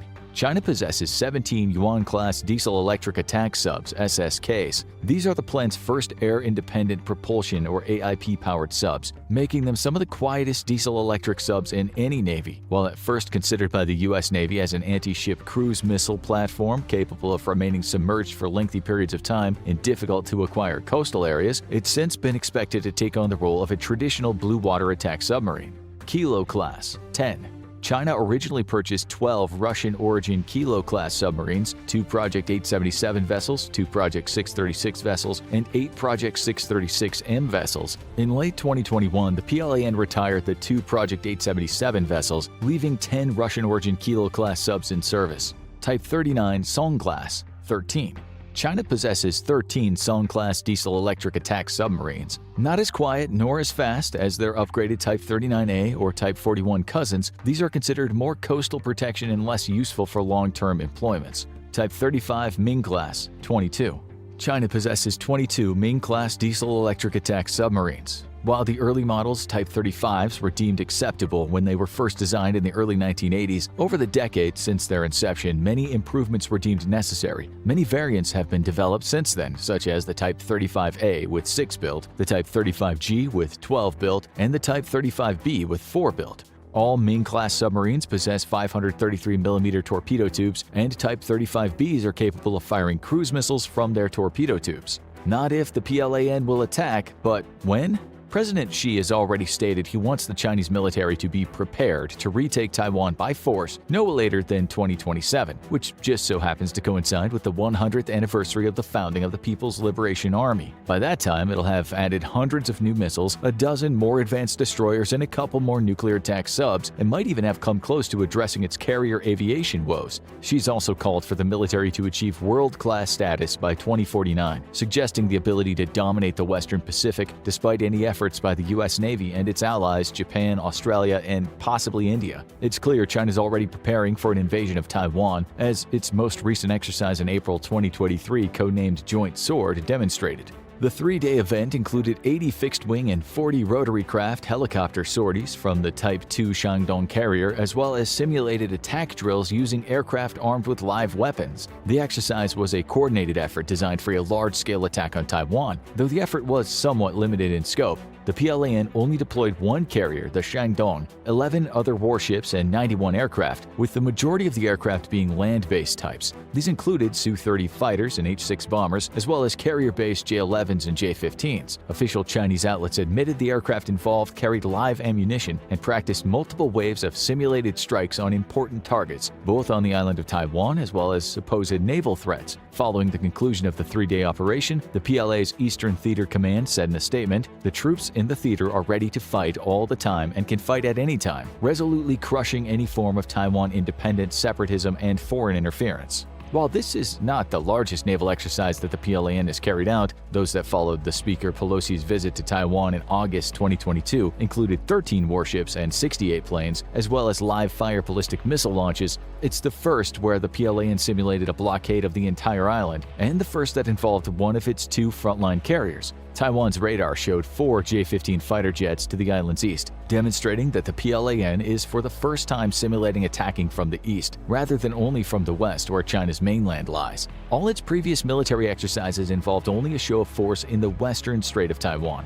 Analysts also said it was likely the J-15 fighters had come from the Shandong aircraft carrier, one of the two frontline carriers China is currently operating, while their third carrier, the recently launched Type 003, named the Fujian, undergoes sea trials. During the operation, the Shandong was deployed in the western Pacific Ocean, roughly 200 miles southeast of Taiwan. It should be noted that through the years, other countries have launched invasions under the guise of exercises and drills, including Russia's invasion of Ukraine. It's very likely any real invasion of Taiwan may begin using the same ruse. One element suggesting a sooner rather than later war might be the drawdown of U.S. and other Western countries' stockpiles of missiles, ammunition, and artillery, which has resulted from them supplying these resources to Ukraine. Estimates are that Ukraine is burning through an estimated 6,000 artillery shells per day. The stockpiles the West and the U.S. have relied on to keep Ukraine supplied can't be replaced as quickly as they're being expended. The return of stockpiles to pre-invasion levels could take years to accomplish. A recent war simulation between the U.S. and China over the island of Taiwan, run by the Center for Strategic and International Studies, concluded the U.S. could run out of some munitions in as little as a week. Current efforts are being made to strengthen supply chains and make it easier for private U.S. companies to ramp up production in the event of a war, but these changes could also take years to implement. These problems are particularly concerning since the rate at which China has been acquiring high-end weapon systems and equipment is 5 to 6 times faster than the U.S., according to some U.S. government estimates. Overall, the Pentagon hopes to increase artillery ammunition production 5-fold in the next 2 years, the largest production increase since the mid-1950s and the Korean War. This would include both rockets and conventional shells, and it'd be understandable if China also had reached the same conclusion and decides to take on the U.S. armed forces before they address these shortcomings and adapt overall production infrastructure to correct the shortfalls. The U.S. has made it clear that its military is anticipating and prepping for a future conflict centered around defeating or at least containing Chinese military aggression. Not only is the U.S. working to increase the number of bases it has access to in the Western Pacific, it's also begun to change its force structure to better fit the amphibious warfare expected in such a scenario. For example, the U.S. Marine Corps is undergoing a once-in-a-generation restructuring of their forces, ditching heavy equipment like tanks in favor of more mobile strike forces that can be deployed from littoral combat ships and helicopter assets. China is undoubtedly aware of this and has to gauge whether they should strike before the U.S. fully implements this changeover in planning, logistics, and tactics dubbed Force Design 2030. Then there are the estimates that China's population is shrinking, an unsettling proposition that the country has tried to conceal. For the first time since the famines of Mao's Great Leap Forward in 1961, China's population dropped in 2022, losing an officially estimated 850,000 people from its count, though the actual number might be even higher than the Chinese government is willing to admit. Not only is China's population dropping, but their population pyramid is upside down. China is failing to replace its aging population with sufficient numbers of younger men and women that are needed both in working roles as well as the military. The longer China waits, the smaller its manpower pool from which it draws on prospective soldiers, sailors, and pilots will be. Besides the focus on Taiwan, there are other flashpoints across the Western Pacific, such as the areas of the South China Sea, that China, through building bases on atolls and reefs, claims as their sovereign territory. While their right to own such areas has been denied by the United Nations, China holds firm to their perceived right and continues to engage in heated exchanges whenever the US or another regional power attempts to sail through such areas. The most recent near altercation came in April 2023, when the Arleigh Burke-class guided missile destroyer USS Milius performed a freedom of navigation operation, FONOP, in the South China Sea near the Spratly Islands area called Mischief Reef, an aptly named site for an accidental launch of a world war if there ever was one. Events like Taiwan invasion exercises and the ongoing incidents over the contested portions of the South China Sea support the concern that an unplanned incident could launch an unexpected conflict at any moment. Some Chinese leaders might believe they'd be better off striking sooner than later, even if the alternative would mean the PLAN would be larger and more robust just a few years from now. But that last point might be the most compelling reason why China might just wait before it launches an overt attack. Why would they wait? Many elements of the PLAN's modernization won't come online until 5 to 10 years from now, including its most advanced aircraft carrier, the Type 004, which remains a mystery for the most part. It's not clear what stage of development it's in. It's not even clear whether it'll make use of advanced nuclear propulsion systems like the 11 current U.S. carriers. According to many observers, China's naval nuclear reactor technology is not advanced enough to support a warship the size of the Type 004. This matters a great deal because nuclear propulsion would allow the ship to sail farther without refueling, only needing to be resupplied with provisions for the crew as well as ammunition and other expendables for its combat assets. A nuclear propulsion unit would also provide more energy to run the advanced electromagnetic launch systems and advanced Aegis-type radar and other sensor suites, as well as future weapon add-ons like railguns and directed energy weapons. It should be noted that the USS Gerald Ford is designed around not just one but two powerful nuclear propulsion systems, as will all future Ford-class supercarriers. This provides an excess of power for future improvements during an anticipated 50-year lifespan for the Ford-class carriers, and allows for several refits and upgrades. Some observers have noted that the current ID number attached to the Type 004 is 20, while the Type 003 is 18. That gap has led to speculation that China is planning a second Type 003 carrier, a sister ship to the Shandong, which could carry the ID-19 and which would be cheaper and quicker to build than the groundbreaking Type 4. This has led to estimates that the PLAN could field 5 modern aircraft carriers by 2030, including the Type 004 and the Type 003 sister ship, as well as a total of 10 ballistic missile subs, an increase over its current 6. But by 2030, the U.S. should have an additional 2 Ford-class carriers as well, each of which are larger than the planned Type 004 carrier at 80,000 tons versus the Ford-class carrier's 100,000 tons. The Ford-class carriers will also field up to 85 aircraft, while the Type 004s will possibly carry 45 to 60 aircraft. Another area where the PLAN lags behind the U.S. is in trained carrier pilots. It's no secret the Chinese Navy has had trouble fielding an adequate carrier aircraft trainer. Its current option, the JL-9G, a single-engine twin-seat aircraft first deployed in 2011, is based on a design that's too weak to take the continued pounding that carrier landings place on an aircraft's body, so it's been limited to only simulated carrier landings and takeoffs on ground-based mock-ups. And as any carrier pilot will tell you, the most difficult part of being a carrier-based pilot is trying to land on an airplane on a short diagonal runway of a ship that's moving away from you, often at night and sometimes in rough seas. Ground-based mock-ups would not sufficiently be an accurate simulation for the intensity and difficulty of a true carrier landing. There are concurrent problems with its standard carrier fighter, the J-15 Flying Shark, which was mocked by Russia as a poorly back-engineered version of a 2001 Su-33 prototype. the T-10K3, which they had bought from Ukraine. At a reported 17.5 tons, the J-15 is now thought to be the world's heaviest carrier-borne fighter. In comparison, the U.S. Navy's F/A-18 weighs only 14.5 tons, and the F-35C Lightning II is only slightly more at 14.6 tons. The J-15 suffers from either having to carry less than optimal fuel, giving it less range, or less armament, giving it less lethality, if it intends to take off from the two Type 1 and Type 2 ski jump-equipped carriers. With a pair of Chinese-designed engines that fail to produce adequate thrust-to-weight ratios, its underwhelming performance has earned it the nickname of the flopping fish by the normally reserved Chinese press. On the plus side, China's begun deployment of the Chengdu J-20 stealth fighter, somewhat comparable to the U.S.'s F-22 stealth fighter, and have produced and put into service around 200 of them. But this aircraft cannot be adapted to carriers, much like the F-22, and remains a standard land-based air superiority fighter, which limits their range and thus their support of the PLAN. China is, however, focused on creating a new carrier-launched stealth fighter, the FC-31 Gyrfalcon, also known as the J-31, a mid-sized twin-jet fifth-generation fighter aircraft currently in its design and development stages. And though a prototype was spotted going through testing as early as July 2022, a completed and fully functional aircraft might not be deployed until sometime after 2025. No country is standing still. No military force exists in a vacuum. The strength of China's PLAN can only be measured against its likely opponents, and it's clear the longer China waits, the more of its military assets will be coming online. Yet, as they wait to increase their naval strength, the countries surrounding them are doing the same.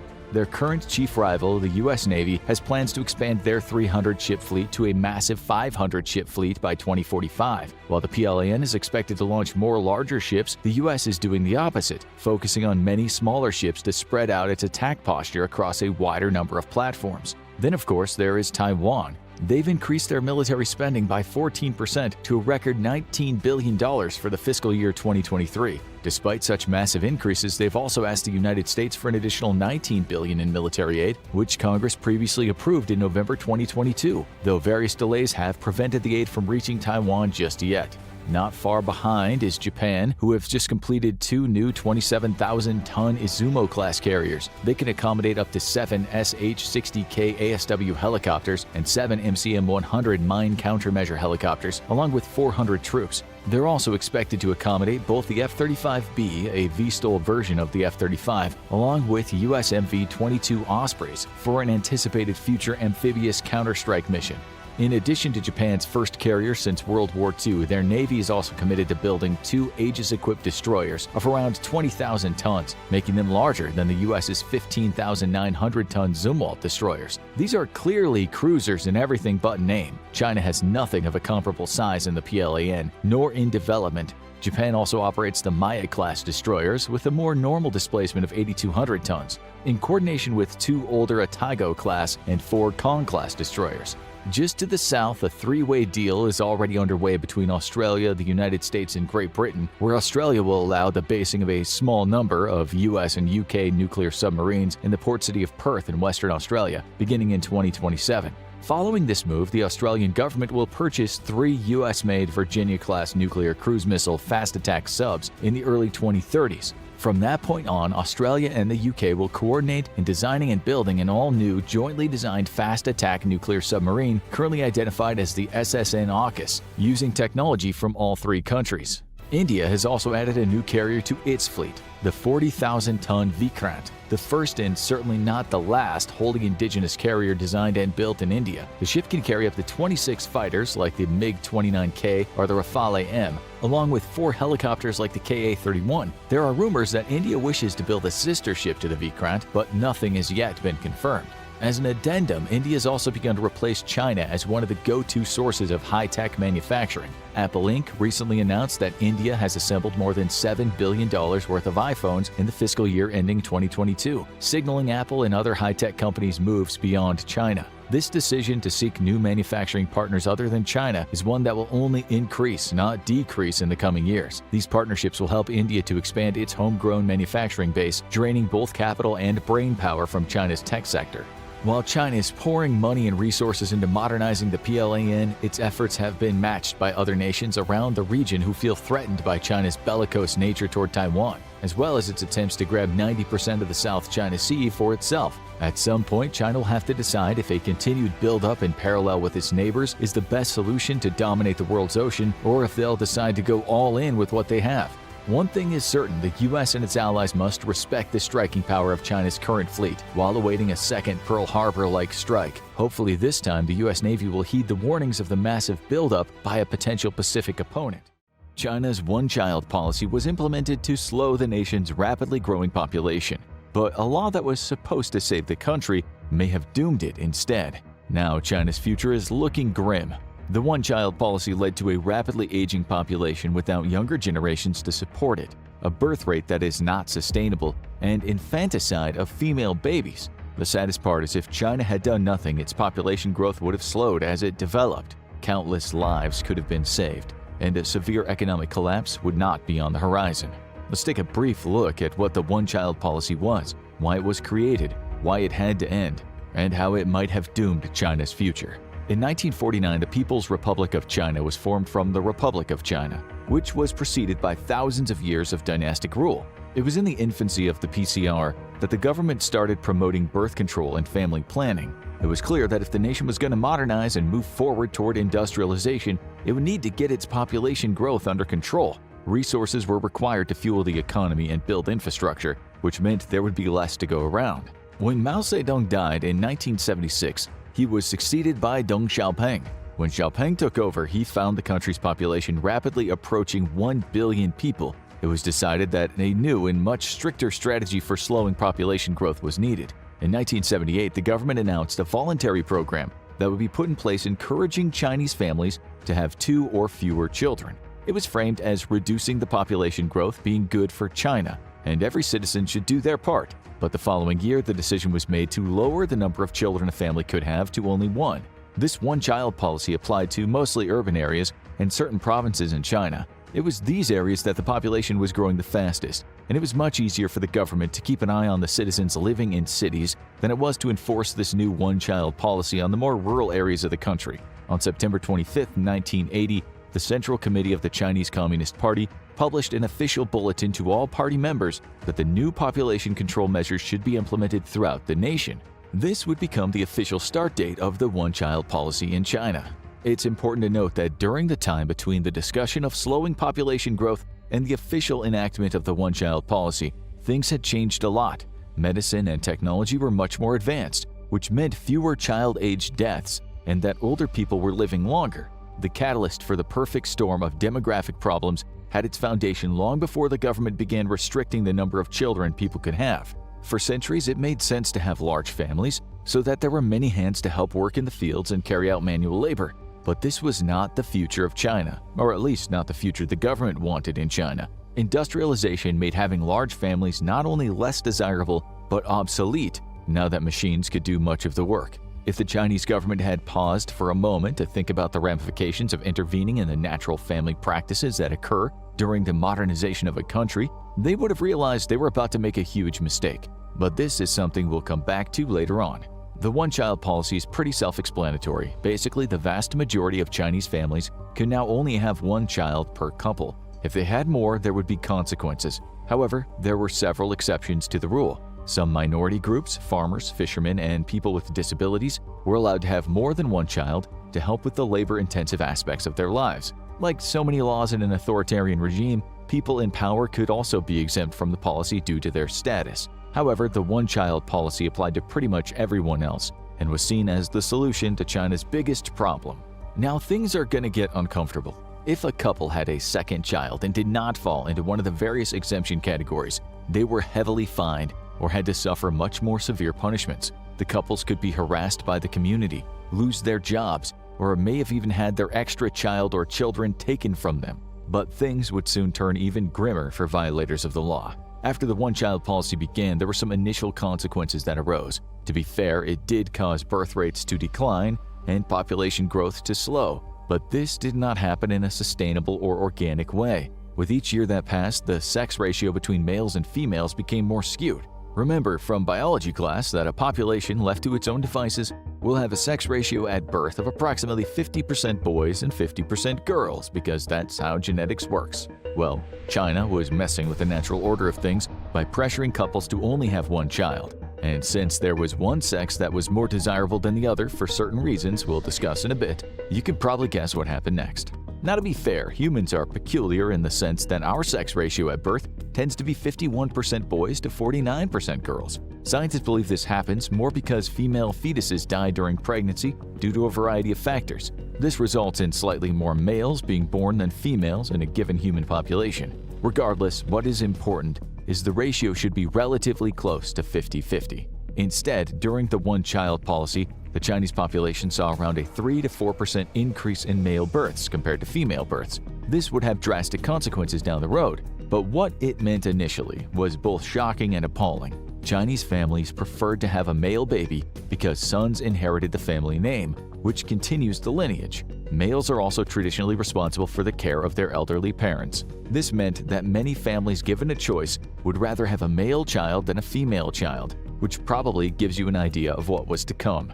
By examining the ratio of males to females who are alive today and born during the one-child policy era in China, we know there are around 120 males to every 100 females. Looking at the larger picture, this means that there are approximately 30 million more males than females in the country. However, this is a nice way of putting it.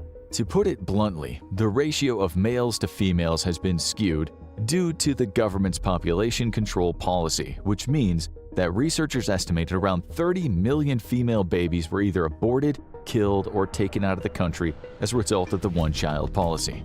There were also instances where families had multiple children, but since any babies born after the first child needed to be hidden from the government and unreported, it led to millions of undocumented individuals who would face many hardships later in life. They would not be able to go to school or find employment. Their options for any type of future became very limited.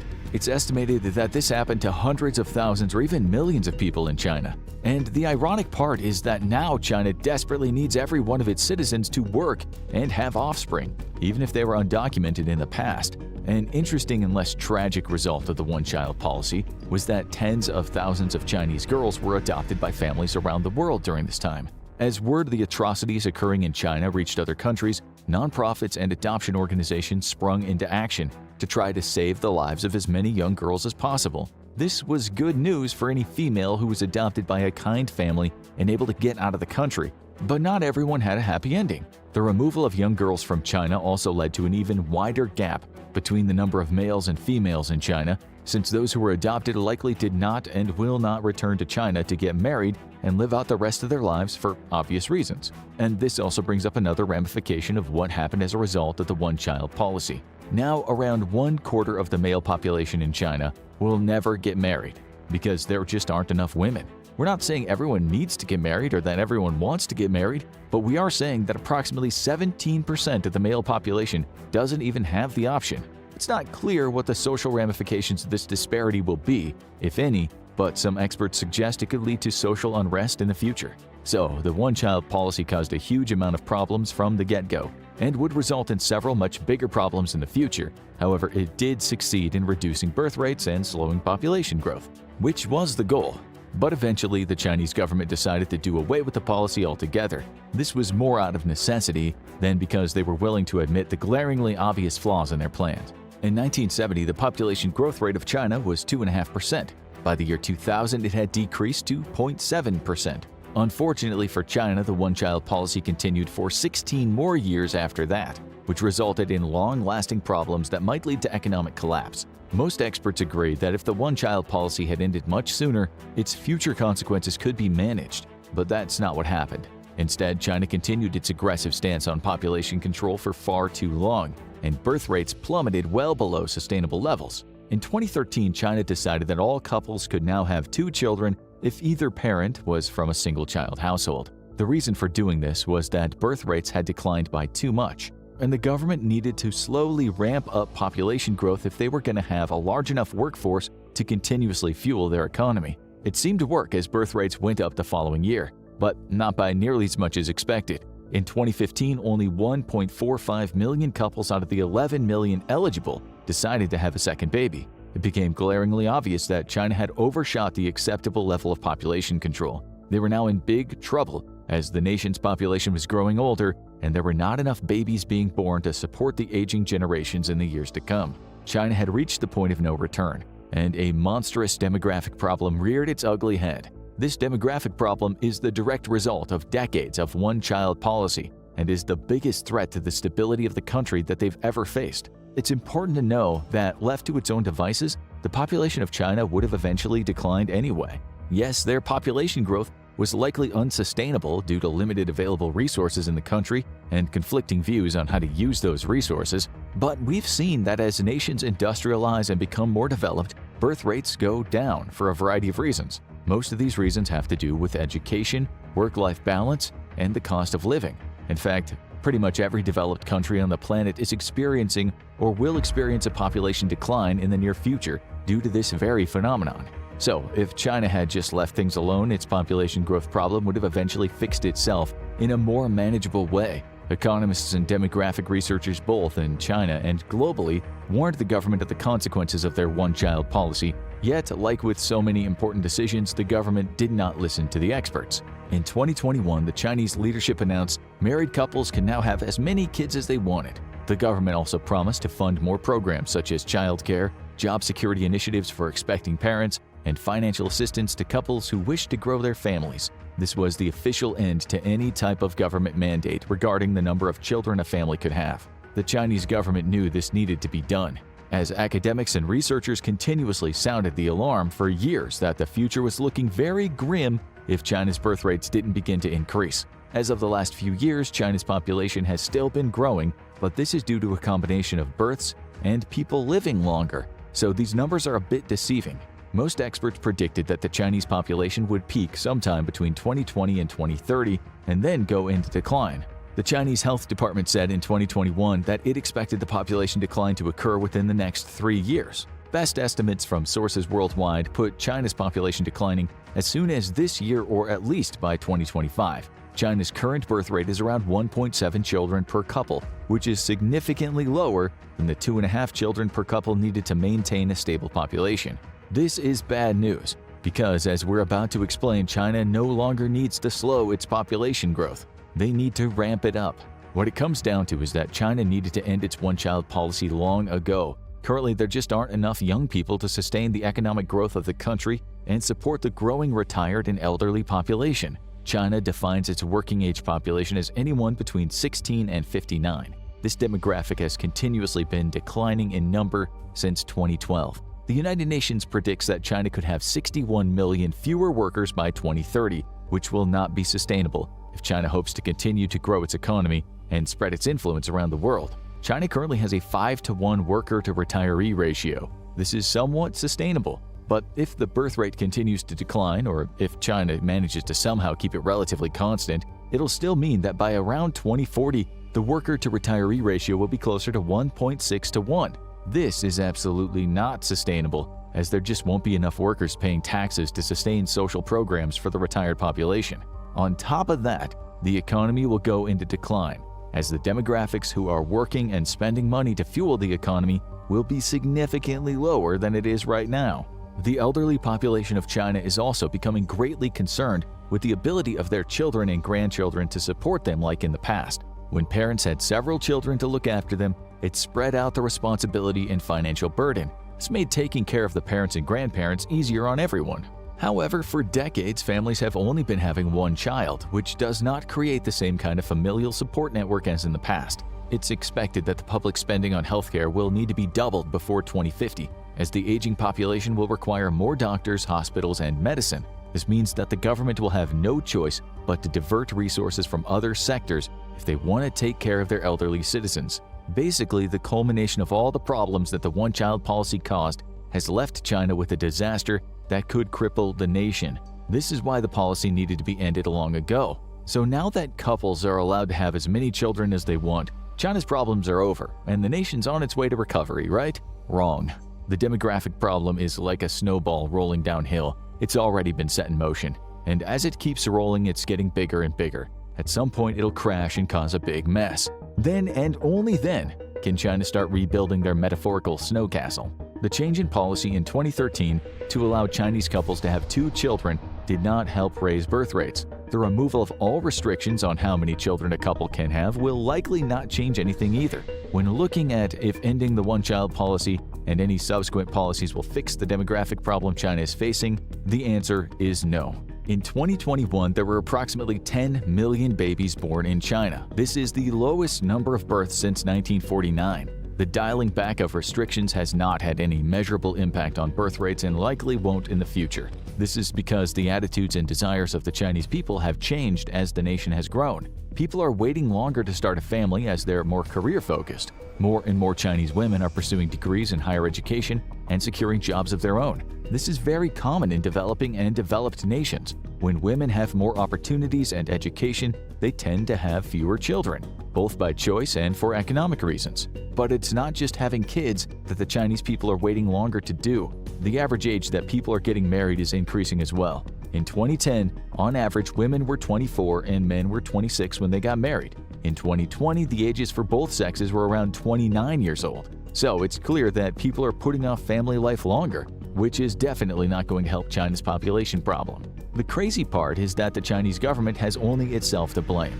And even if someone did want to have multiple kids, there is so much time, planning, and money that needs to be spent to raise a child that it acts as a deterrent. So the high cost of children plus women planning to have only 1 or maybe 2 babies at a later age is a recipe for disaster when it comes to stabilizing the population of China. The one-child policy was brutal and worked too well. Now China is paying for it with an increasingly older population and not enough young people willing to increase birth rates. On top of this, there just won't be enough people to support the growing Chinese economy in the future due to the skewed demographics, which are also the result of the former one-child policy. So what, if anything, can China do to save the country from economic collapse?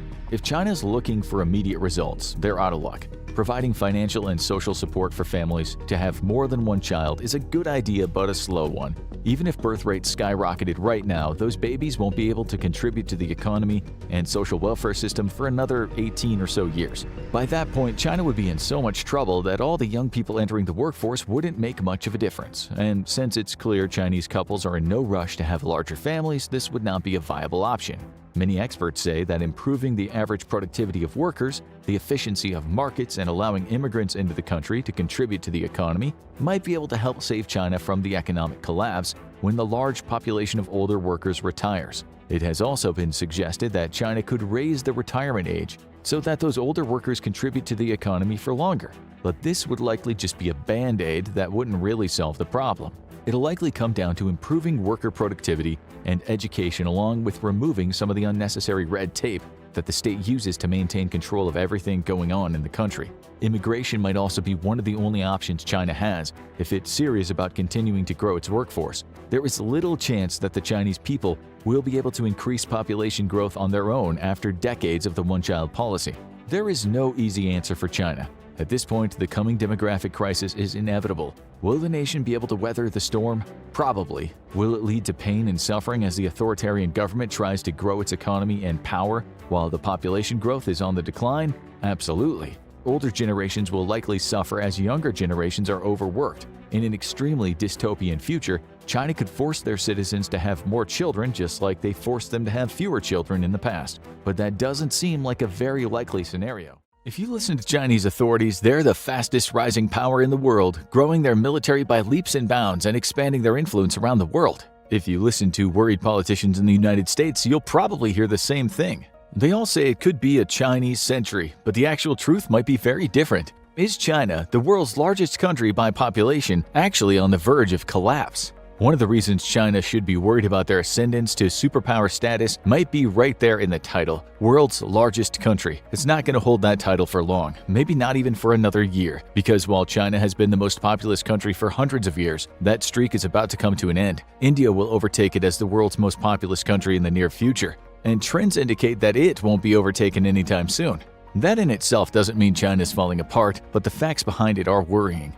China's population has been a subject of concern for leadership for a long time. During the early days of the Communist Party's rule, the growing population taxed limited resources extensively. So in 1980, the government instituted a one-child policy that lasted 35 years. Backed up by extensive propaganda campaigns, it was an efficient way to cut down population growth. This required massive government oversight, including arrests of couples who had illegal second children and, in some cases, confiscation of children. But the government of China was not receptive to protests, and the policy stuck, forcing couples to make hard choices that included many people choosing to terminate pregnancies when they were having a girl, because if they could only have one child, they wanted a strong, strapping young lad who could help them around the farm. And that pattern created a worrisome effect. Although the one-child policy was abolished eventually, and now China actively seeks to raise its birth rate, it caused a generation of damage to the country's demographics, with a much larger number of boys to girls born. It made it hard for young men to find wives, and the government first started to try to account for this in the 1980s, allowing rural parents to have a second child after having a girl. And the one-child limit was eventually replaced with a two-child limit, then a three-child limit, before being abolished completely in 2021.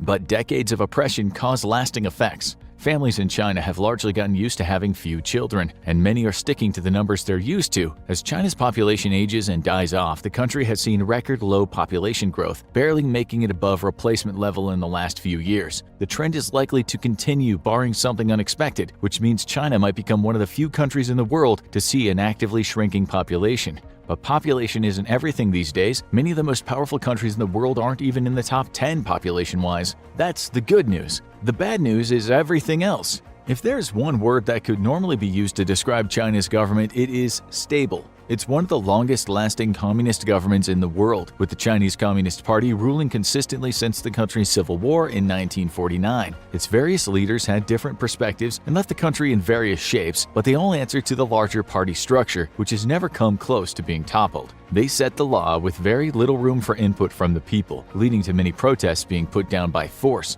as was most famously seen in the Tiananmen Square protests in 1989. And absolute power also means the dissidents have nowhere to hide. The CCP might not be exclusively communist anymore. They've opened up their country to business interest extensively, which greatly contributed toward their economical prosperity. But little has changed in the way they govern the nation. They crack down on any sign of dissent, and no one is safe. From random protesters to powerful business executives. They've even made their oppression high-tech, with advanced surveillance techniques and a social credit system that penalizes people for signs of disloyalty to the government. The goal is to make the price of defiance too high for anyone to risk going against the government's wishes. But if people are pushed far enough, could the CCP remain in power? Many of China's issues have been brewing for a long time, but they largely exploded in 2020. China was ground zero for the outbreak of the COVID-19 pandemic. And if you ask 10 people, you probably get 15 answers about what they think really happened. But what is known is that as soon as the virus was detected in China, the government cracked down, isolating whole cities and large-scale lockdowns that kept people trapped in their homes or in government quarantine camps for extended periods of time. The containment strategy caused much controversy, but it was initially effective and helped China get its cases much lower than the rest of the world, at least so far as we know. And then COVID-19 went away and everything was fine. Right? If there's one thing we know, it's that COVID is persistent. Most countries came out of their initial lockdowns and the virus came roaring back. It was clear they couldn't lock down every time an increase in cases were detected, so instead many countries concentrated on the measures like mask mandates and vaccination drives. But in China, there was no public pushback against draconian lockdown laws, and China instead decided to continue harsh lockdown strategies every time a case was reported, a strategy which continued into 2022. Many cities like Shanghai have been the subject of this treatment, including most famously Shanghai Disneyland being closed down, with many of the people in the park being moved to a nearby quarantine camp on site. So much for the happiest place on earth. To say the public was angry would be putting it lightly. For the first time since 1989, the Chinese government was potentially facing a protest it couldn't simply put down. Mass numbers of protesters took to the streets in 2022, expressing outrage at how they'd been treated, with many complaining of being unable to get food or medical treatment due to the COVID protests. China cracked down, of course, but current leader Xi Jinping was hesitant to order a full crushing of the protests, like his predecessor did in Tiananmen Square. Maybe he was worried about his global reputation, or maybe he just knew it wouldn't work. Because this wave of protesters were savvy, modern, and knew how to game the system. This well-organized group of protesters were using the internet, including social media sites like Twitter, to mobilize. China's cyber experts tried to sabotage this by flooding the related tags with spam and pornography. They also had an interesting choice of protest sign, with many carrying blank pieces of paper. This was ostensibly to express how they were being silenced, but it also made it impossible for the government to charge them with carrying seditious messages, because they weren't carrying any messages at all. And suddenly, Xi Jinping started looking a little nervous. The current leader of China had just been elected to a historic third term as the head of the CCP, the first to do so since Mao Zedong. And rather than try to crush the protesters and send a message to the world, he started backing down and liberalized some of the COVID-19 restrictions without actually admitting fault or promising it wouldn't happen again. This was the first indication that China under Xi might be vulnerable to public pressure and would be loosening some of its restrictive policies. But everyone knew this would be a dicey prospect. Any indication that the CCP was weakened might cause the government to reverse course and crack down to preserve its public image.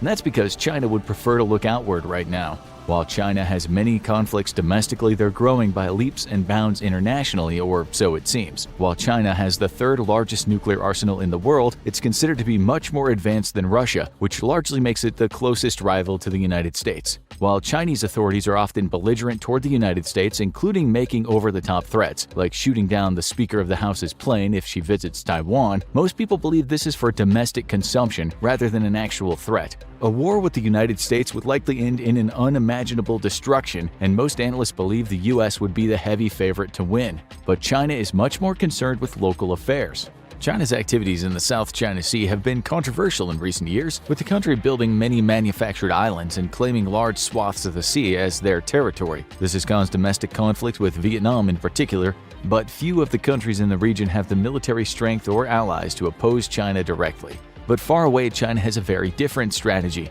China's biggest new investment in recent years has been in Africa, a diverse continent that was heavily colonized by Europe over the centuries, and as such is very open to a new alternative. That alternative came in the form of China, which wanted to set up factories, mining operations, and other investments in multiple African countries. This arrangement provided the locals decently paid jobs, although most of the highest positions were often staffed by Chinese liaisons. Many analysts fear if war breaks out, China could use these business arrangements to cut off supplies from the United States by calling its chips in with African allies. But China's larger business investments might soon have been impacted by a looming problem. Remember during the 90s when it suddenly seemed like everything was made in China? It didn't matter if it was a plastic cup, a sweater, or a new piece of electronic. China seemed to be the place to get things made, to the annoyance of many a grandpa who wanted to know whatever happened to good old-fashioned American manufacturing. Well, that factory's likely long closed down, Granddad. Companies moved much of their manufacturing to China thanks to the lower cost of manufacturing and less red tape. But that often meant some corners were cut along the way. This manufacturing boom helped China's economy explode, and soon they became powerhouses in countless other areas, including movie making and app design. But it might all be about to come crashing down. The Chinese business boom only lasts as long as foreign companies are comfortable doing business with them, and to a large extent, that golden era is over for a number of reasons. A good test case is Disney, who invested heavily and prioritized the Chinese market. They even built that theme park there. But the honeymoon was over when China's censorship bureau started demanding changes to completed films to allow them to be released in China. That's why many recent Marvel movies haven't even been released in China, including the first MCU film starring an Asian hero, Shang-Chi. And other businesses have become increasingly hesitant too. Having an outpost in China used to be a great investment, but due to the government's recent crackdowns, it's become much dicier. There were several high-profile detentions of foreign business travelers and journalists that made it seem like too big of a risk to send people there. Additionally, more attention was paid to China's cyber hacking and data mining efforts, particularly the mega-popular Chinese app TikTok. While all the kids are filming their dances and posting their hot takes, China might be mining their data, which even led multiple politicians to call for banning the app in the United States outright.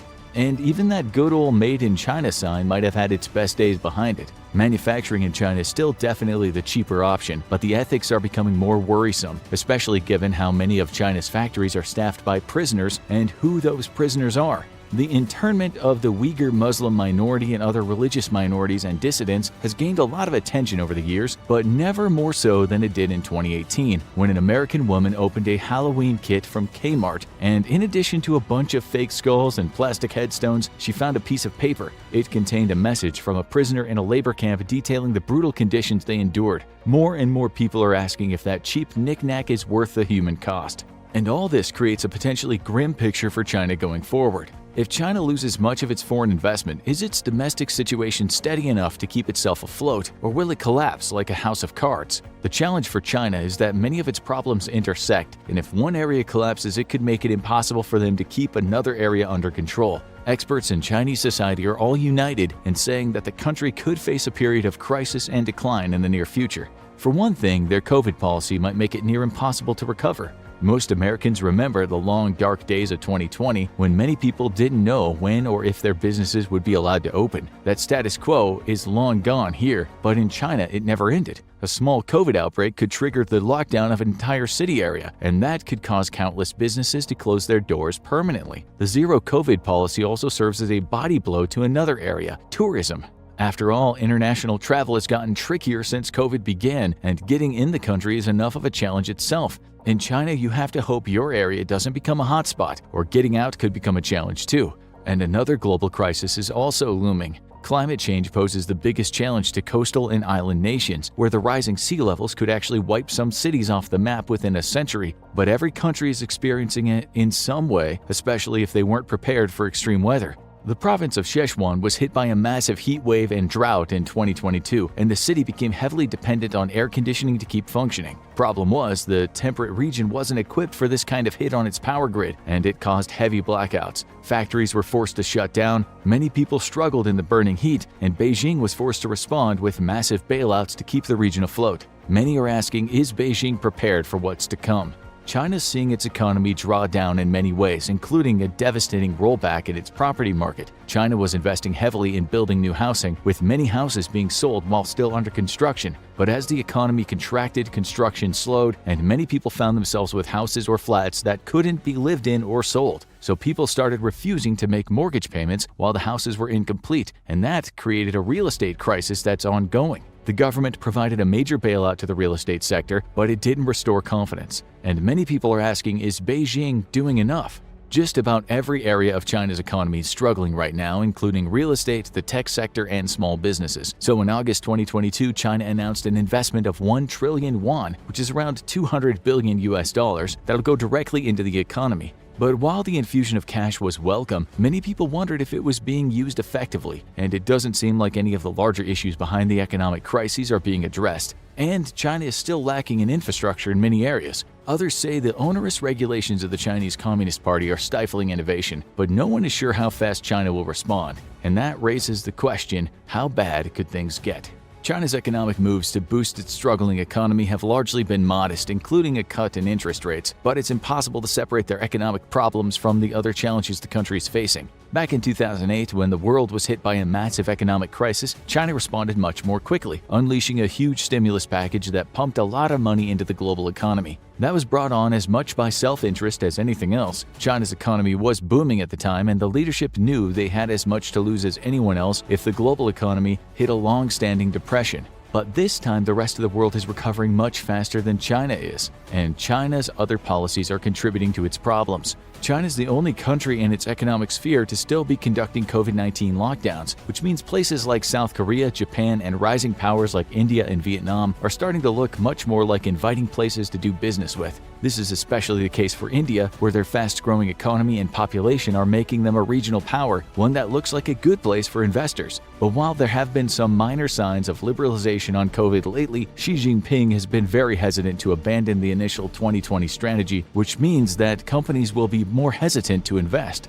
But China's future might also be shaped by its allies. While China has a massive challenge going into 2023, it's nowhere near the crisis facing another former superpower, Russia. As 2022 opened, Vladimir Putin promoted himself to the title of Tsar of Greater Russia. Many pundits assumed he would run over Ukraine in weeks and then set his sights on NATO. The reality has been very different. Both Bolstered by NATO weapons, Ukraine has held off Russia and limited them to minor gains in the east. Its president, Volodymyr Zelensky, has become a global hero. Meanwhile, Russia's found itself diplomatically and economically isolated, running out of troops and weapons, and a global pariah under massive sanctions. It's almost out of allies. That is, besides one. Aside from fellow pariah states like Syria, Iran, and North Korea, the only major country backing Russia is China. Early in the war, Xi Jinping and Putin signed an agreement of mutual support, and China provided Russia with arms. But as Russia's fortunes changed, China started backing away slowly, not wanting to be associated with Russia's incompetent war. However, it's not clear which direction things are going. If Putin starts looking like he's about to lose the war, will China back him up with more supplies? If they do, would the decrease in investor confidence accelerate the collapse of China's economy?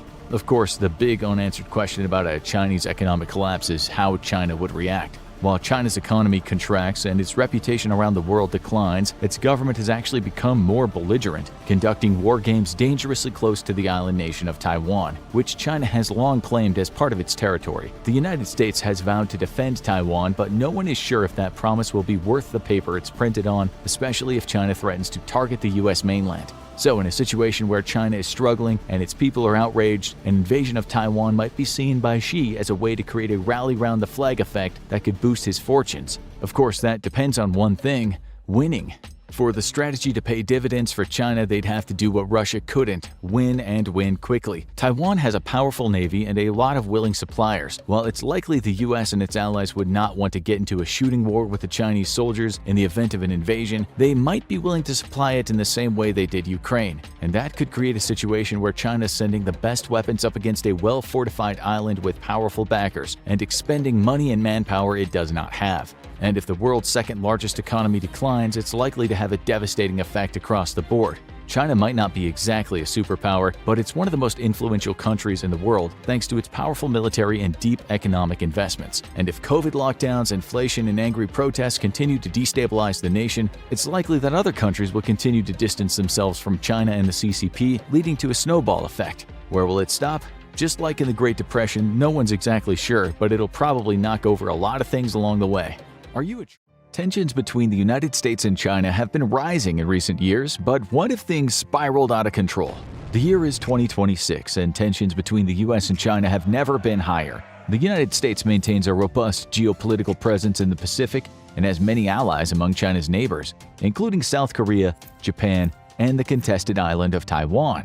While the US largely considers Taiwan an independent country and has key trade with it, China considers it a rogue province to be taken back by any means necessary. But that won't be possible with Taiwan's collection of US-provided defenses, at least not without a terrible cost. And that's just the start of the troubles. China's been rapidly expanding in the South China Sea, building artificial islands that are soon transformed into military bases, taking over territorial waters of countries like Vietnam and the Philippines, and declaring international waters to be its sovereign territory. That extends to using Chinese planes to harass other countries' planes and ships, sometimes by flying within feet of them. That was a recipe for disaster, and in recent years, there's been more than one crash taking the lives of Chinese and American pilots. The United States blamed China, China blamed the US, and both rattled their sabers until the situation was diffused. But the good luck can't last forever. Relations haven't been that good for a long time, but they've deteriorated since the election of a new US president who was largely elected based on his promises for a tough line on China. The US has stepped up its presence around Japan and South Korea, ready to spring into action to defend Taiwan at a moment's notice. Meanwhile, in China, Xi Jinping is holding on to power, but barely. He's had a terrible few years, dealing with a mass outbreak of COVID in China, ongoing student protests, and a struggling economy as many Western companies move away from China and toward its rivals. Many hardliners want him out, while many reform activists want him to go and take the entire Chinese Communist Party with him. It all brings to mind another leader caught between a rock and a hard place. Xi is determined not to wind up like Mikhail Gorbachev, the last leader of the Soviet Union who was ousted by hardliners and then replaced by the democratic forces who beat him. He also knows that the public has a short memory, and all it takes is one big victory to save a regime. China has wanted to move on Taiwan for a long time, but the US has long promised to step in to defend the island if need be, and he can't risk a humiliating military defeat like Russia saw in Ukraine, when the Russian military was caught flat-footed by the advanced weapons provided by NATO. If China wants to take Taiwan, they'll have to catch the US off balance and make sure there is no going back. Xi Jinping is going to take the biggest risk in modern military history, and it all hinges on China's secret weapon. If the US sees a Chinese attack on Taiwan coming, they'll likely marshal their forces around the island to defend it. That would mean that a Chinese attack would have to go through US troops, likely starting World War III. China has no hunger for that if they can avoid it, and they'd rather take over Taiwan without having to deal with the US. To do that, it'll have to catch the US unaware, which is near impossible given today's top-secret surveillance. That's where China's Cyber Corps comes in. Infamous for hacking attacks on both government organizations and private companies, they've caused a lot of problems and gotten their hands on a lot of classified information. But they've never done anything like this. It's the morning of March 27th when the residents of the United States wake up and immediately start cursing at their internet provider. Just about everyone seems to be experiencing communication difficulties, and no one knows exactly what's going on. But this is much worse than a standard service outage. Much of the US digital infrastructure has been hit with a massive denial of service attack, shutting down communications at the highest level. US cyber experts work quickly and get things up and running, and they quickly find evidence of Chinese hacking efforts. And as the news sites come back up, Americans everywhere see images of Chinese warships streaming toward Taiwan. The president was informed of this earlier, but with much of the US military infrastructure temporarily out of commission, any response was delayed. It's clear the cyber attack was a deliberate attempt to sabotage a US response to the invasion, and the president is not happy. He tries to contact Xi Jinping, but the Chinese leader's not responding. The president immediately orders US ships in the area to head for Taiwan, which is already being shelled by Chinese ships, as China demands the island's surrender. A tense situation is about to get much worse. It's not long before Xi Jinping makes a public appearance giving a speech that sets the stakes of the conflict. He announces that China is in the process of pacifying a rogue territory with military force, and that just like Hong Kong, this is an internal Chinese matter. Now that the war has already begun, Xi warns that any intervention by outside forces will be considered an attack on China and threatens dire consequences for any country that interferes. It's clear that the gambit by Xi was to delay an American response until the attack was underway, and now the president must choose whether to directly engage with the Chinese ships. It's not much of a question for this president. After a heated debate with the Joint Chiefs and his diplomatic and military teams, and several attempts to contact Xi and warn him off his course, the president decides to order the US ships in the region to continue to Taiwan, no matter who they have to go through. China has quickly marshaled its forces for a military blockade of Taiwan, surrounding the island nation with ships and submarines. As some of them blast Taiwan's ports and target key locations in Taipei, others watch the seas for potential intervention. And as soon as the US ships enter the waters, both sides spring into action. The Chinese forces inform the Americans that they're entering Chinese waters and must turn back. The US ships radio back that they are delivering supplies to an ally and are in international waters. After several rounds of threats, the US ships continue to plow forward, and the Chinese commanders give the order. Chinese ships and planes fire on the ships, causing serious damage, but the Americans fire back. While several US ships are sunk, the larger ones manage to break the blockade and shoot countless Chinese planes out of the sky. However, just getting to Taiwan does not end the conflict. The port is being heavily targeted by Chinese fire, and the conflict is ongoing.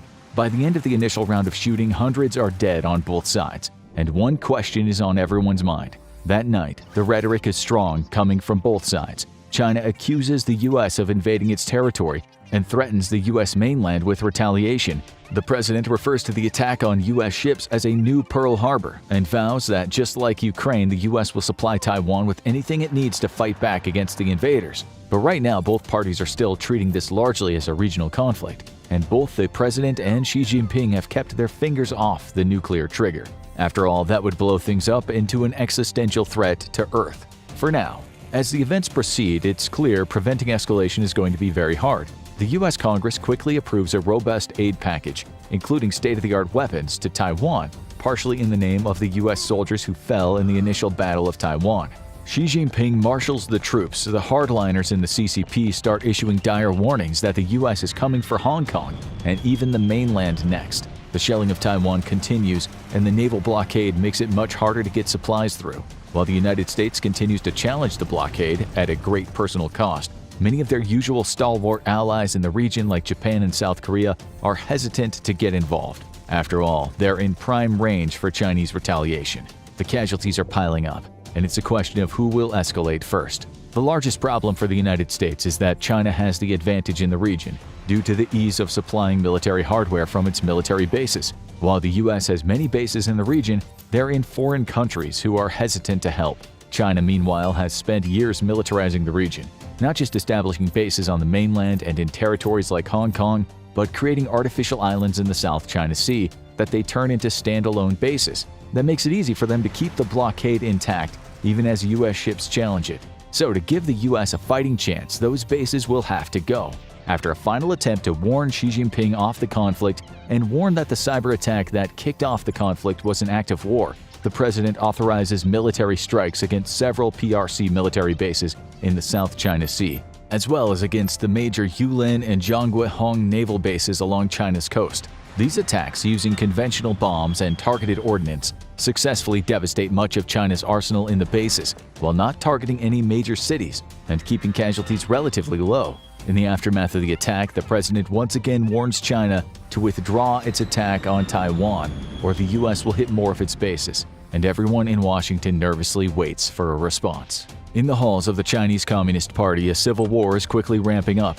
Hardliners in the military view the attacks on the bases as a full declaration of war and want China to unleash its nuclear forces on the United States. Others worry that this will be a losing prospect for China. While China has one of the world's best and most advanced nuclear programs, it barely has 10% of the nuclear weapons the US has. They're calling for a proportionate response, one that hits the US hard and scares them off, without being a point that the US can't come back from, like a hit on a major mainland city. After looking at his options, Xi Jinping picks his target. The island territory of Guam is located in the Pacific Ocean, part of a huge area filled with islands and relatively close to Japan, the Philippines, and New Zealand. It's also a US holding and is home to 168,000 people, as well as Naval Base Guam, one of the United States' most critical military bases. From deep in the heartland of China, 3 ballistic missiles of the People's Liberation Army rocket force lift up out of silos and into the sky. Approximately 20 minutes later, Guam's Patriot air defense batteries fill the sky with interceptors,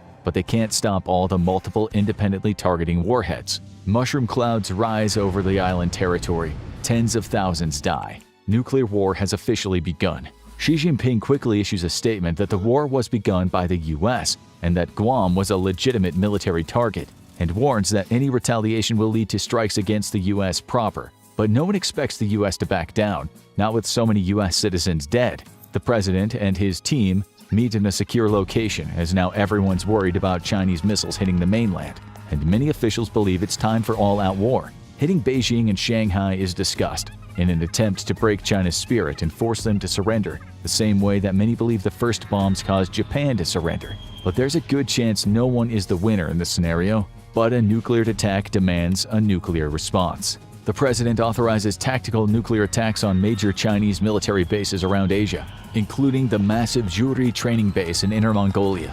This is the first strike deep within China, and it shows that the United States is ready to hit the mainland, while minimizing damage to large cities. The US also authorizes conventional weapon attacks against China's military base in Djibouti and against the Hong Kong military bases, while also expressing their support for Hong Kong independence and beginning a propaganda campaign to undermine Chinese rule in the province. But at this point, everyone is on high alert. As the US weapons fly, so do Chinese weapons, targeting US military bases in Japan and South Korea, and essentially drawing these countries into the war. While China uses low-yield weapons to minimize non-US casualties, they still cause major casualties in both the US-aligned countries. However, both countries are largely keeping their strategic nuclear weapons in the barrel, the kind used to obliterate major cities. It seems to be the last taboo in the war, as casualties creep up toward the millions. It's an unsustainable status quo, and it's about to cross a line.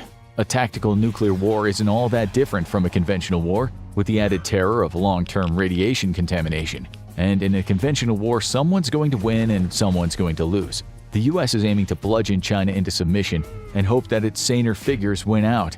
And they're specifically targeting China's nuclear submarines. After all, China's believed to have only around 350 nuclear weapons, and while it's impossible to know where they are, the US believes it sent many of them loaded on its boomer subs to the bottom of the ocean.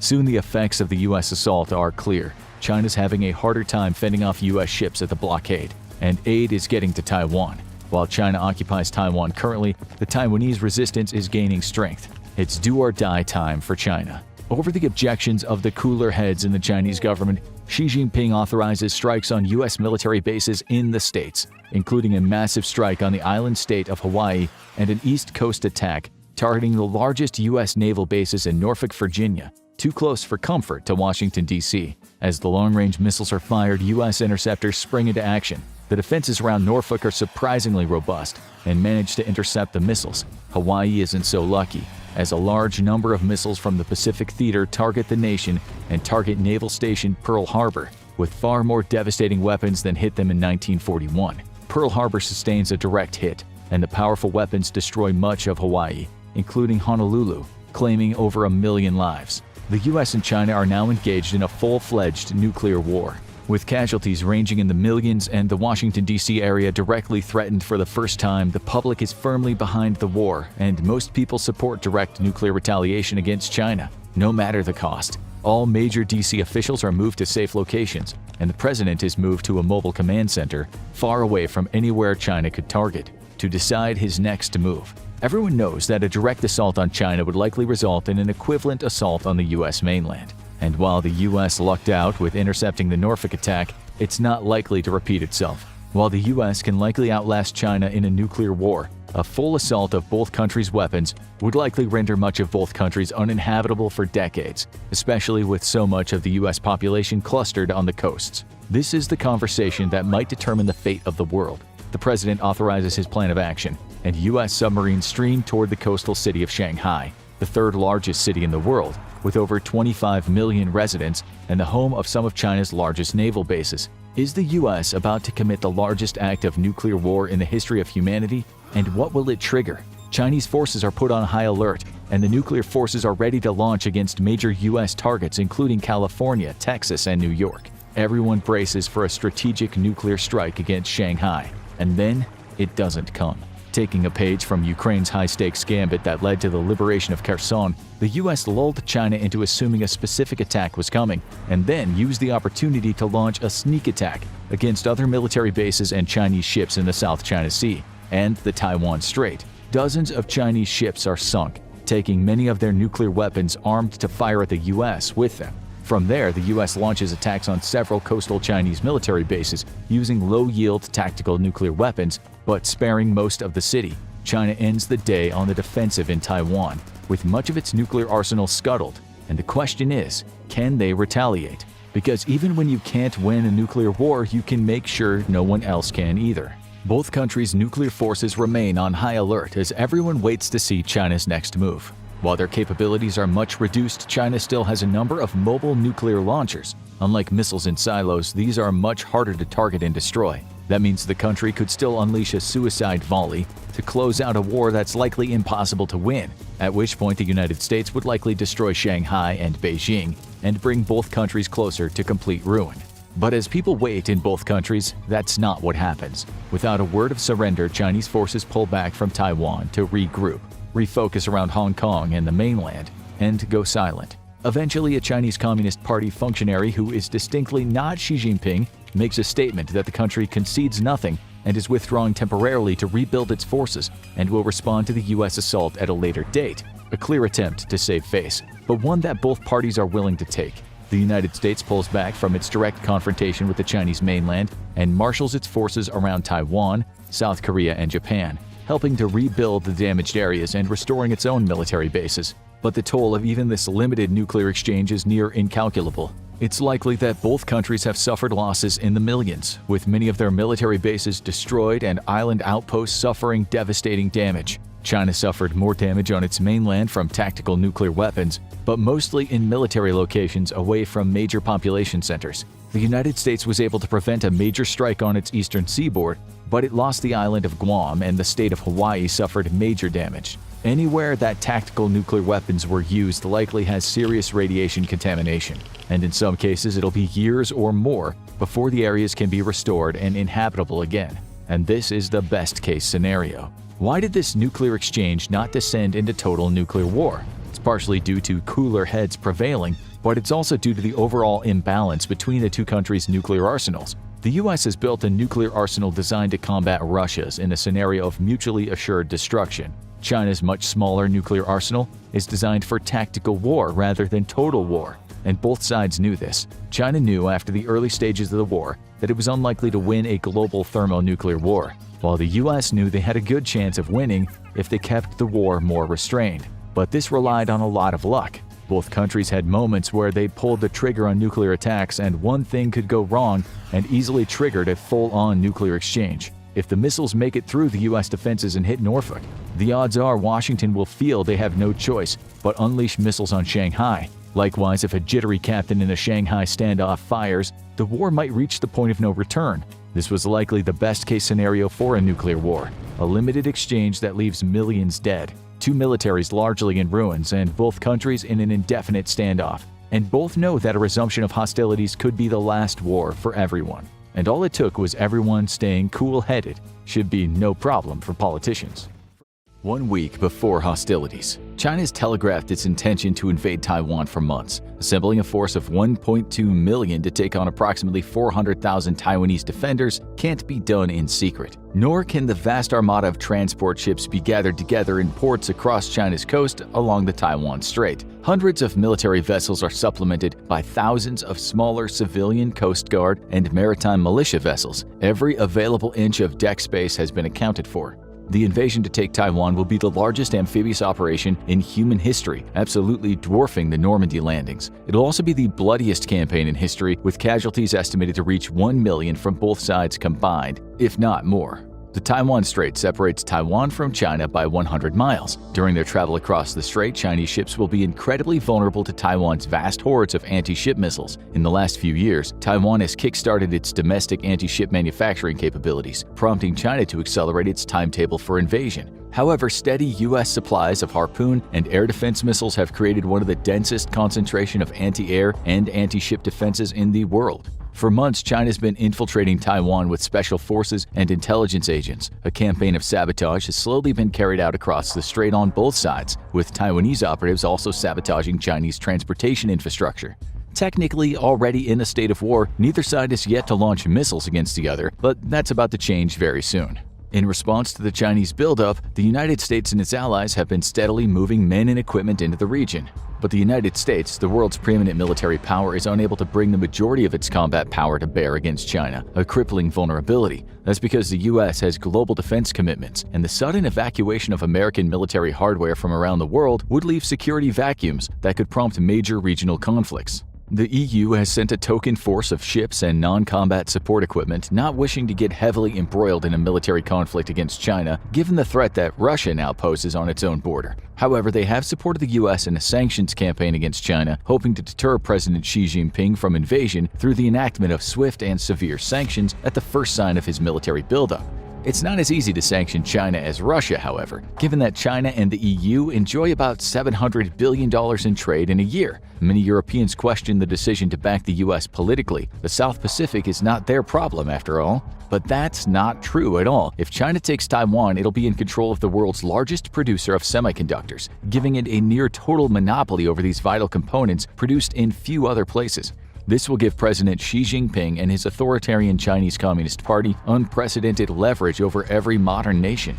Australia, the Philippines, and Japan have gone all in on their support of the US. For all three, China is a major security threat. Not only is China engaged in a dispute over certain islands with Japan, but China taking Taiwan would in effect break the first island chain, which has for decades contained communist powers in Asia. China breaking containment would hurl the US out of the West Pacific and give China control of the most important shipping lanes in the entire world. Australia especially would be even further isolated from its allies, leaving it at the mercy of China. South Korea finds itself in an incredibly precarious situation. Under its mutual defense treaty with the United States, it's technically an ally of America and treaty-bound to defend it. It has done so in every war since the Vietnam War, and both nations working together have successfully deterred North Korean aggression and kept South Korea free. However, a war with China will open up a conflict on two fronts for the small nation and could encourage North Korea to attack the South. It'll have to carefully weigh any decision to support or not support the United States in case of a war.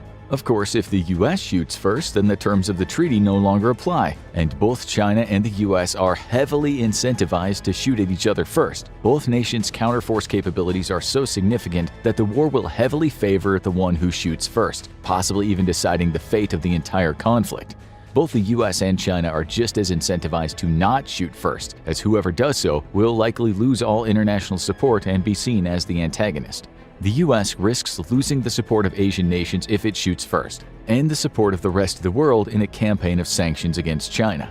But for China, the decision is a little easier than for the US. It knows it'll already be seen as the aggressor the moment it crosses the strait, and it also knows that if it doesn't shoot first, it risks having the entire invasion effort irrevocably sabotaged. China assumes it'll lose most Western support in the invasion alone, and it only really risks losing the support of the global South if it shoots first against American targets. Day 1. Always bet on China shooting first. The war begins with the greatest missile attack in history. Thousands of missiles lift into the skies off mainland China and from ships and submarines off the coast. Many of these are targeting Taiwan, destroying known command and control nodes, communication networks, defense installations, and troop concentrations. A rain of high explosives comes down over the island, and the damage is catastrophic, with thousands of civilians caught in the crossfire. Hundreds of these missiles, though, come down on American targets throughout the region. DF-26 and DF-21s, dubbed carrier killers by China, scream down from space onto U.S. ships. American Aegis vessels greet them all with a hail of SM-3s and SM-6s. The ship's AN-SPY-1 radars track the incoming ballistic missiles as the Aegis network calculates a firing solution. As the missiles discard their initial boosters, they establish communications with their home ships and link up with the U.S. GPS system to receive course corrections to their targets. The kinetic warhead packs no explosives, instead slamming into the incoming missile at a combined close rate of thousands of miles an hour, delivering 130 megajoules of energy to the missile and annihilating it. U.S. ballistic missile defense is good, but not perfect. Most of the incoming Chinese missiles are intercepted, but not all. However, U.S. ships receive plenty of warning of the incoming attack thanks to satellite missile warning systems and have been steaming at full power to make themselves more difficult to strike. Despite this, dozens of U.S. ships across the Pacific are seriously damaged. One aircraft carrier is sunk, with the loss of its full air wing.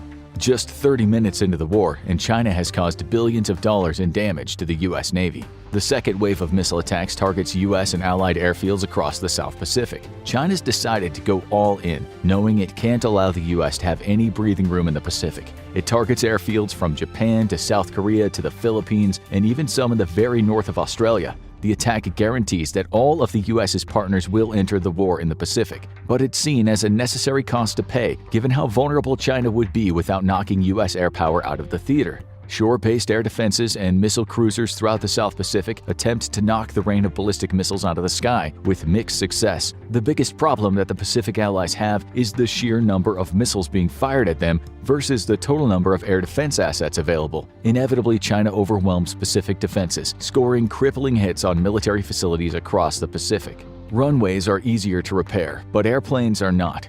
The U.S. has criminally underinvested in hardened aircraft shelters, and despite having widely dispersed its aircraft in anticipation of a bolt-out-of-the-blue attack, still suffers over half of its regional combat power damaged or destroyed. Fuel depots and maintenance facilities are destroyed by the missile attack, and even more surface combat vessels fall under the onslaught of hundreds of missiles being fired by the People's Liberation Army Rocket Force. The barrages deplete stocks of Allied ballistic missile interceptors and overwhelm the defenses of Japanese and American ships. Guam has been devastated by the ballistic missile attack, which has targeted the island with great prejudice. As the gateway to the Pacific for the U.S., it's America's most important base in the region, and now it's mostly ruins. It's not just the airfields and aircraft hangars that have been destroyed, though. It's also the special military docks needed to resupply and maintain the U.S. Pacific Fleet. On the heels of waves of missile attacks, waves of Chinese H-6 bombers fly toward Okinawa. Surviving Japanese and American aircraft scramble to defend the vital air bases on the islands, but cratered runways make the task even more difficult. Armed with long-range standoff weapons, the H-6s fire volleys of large air-to-ground missiles against the island.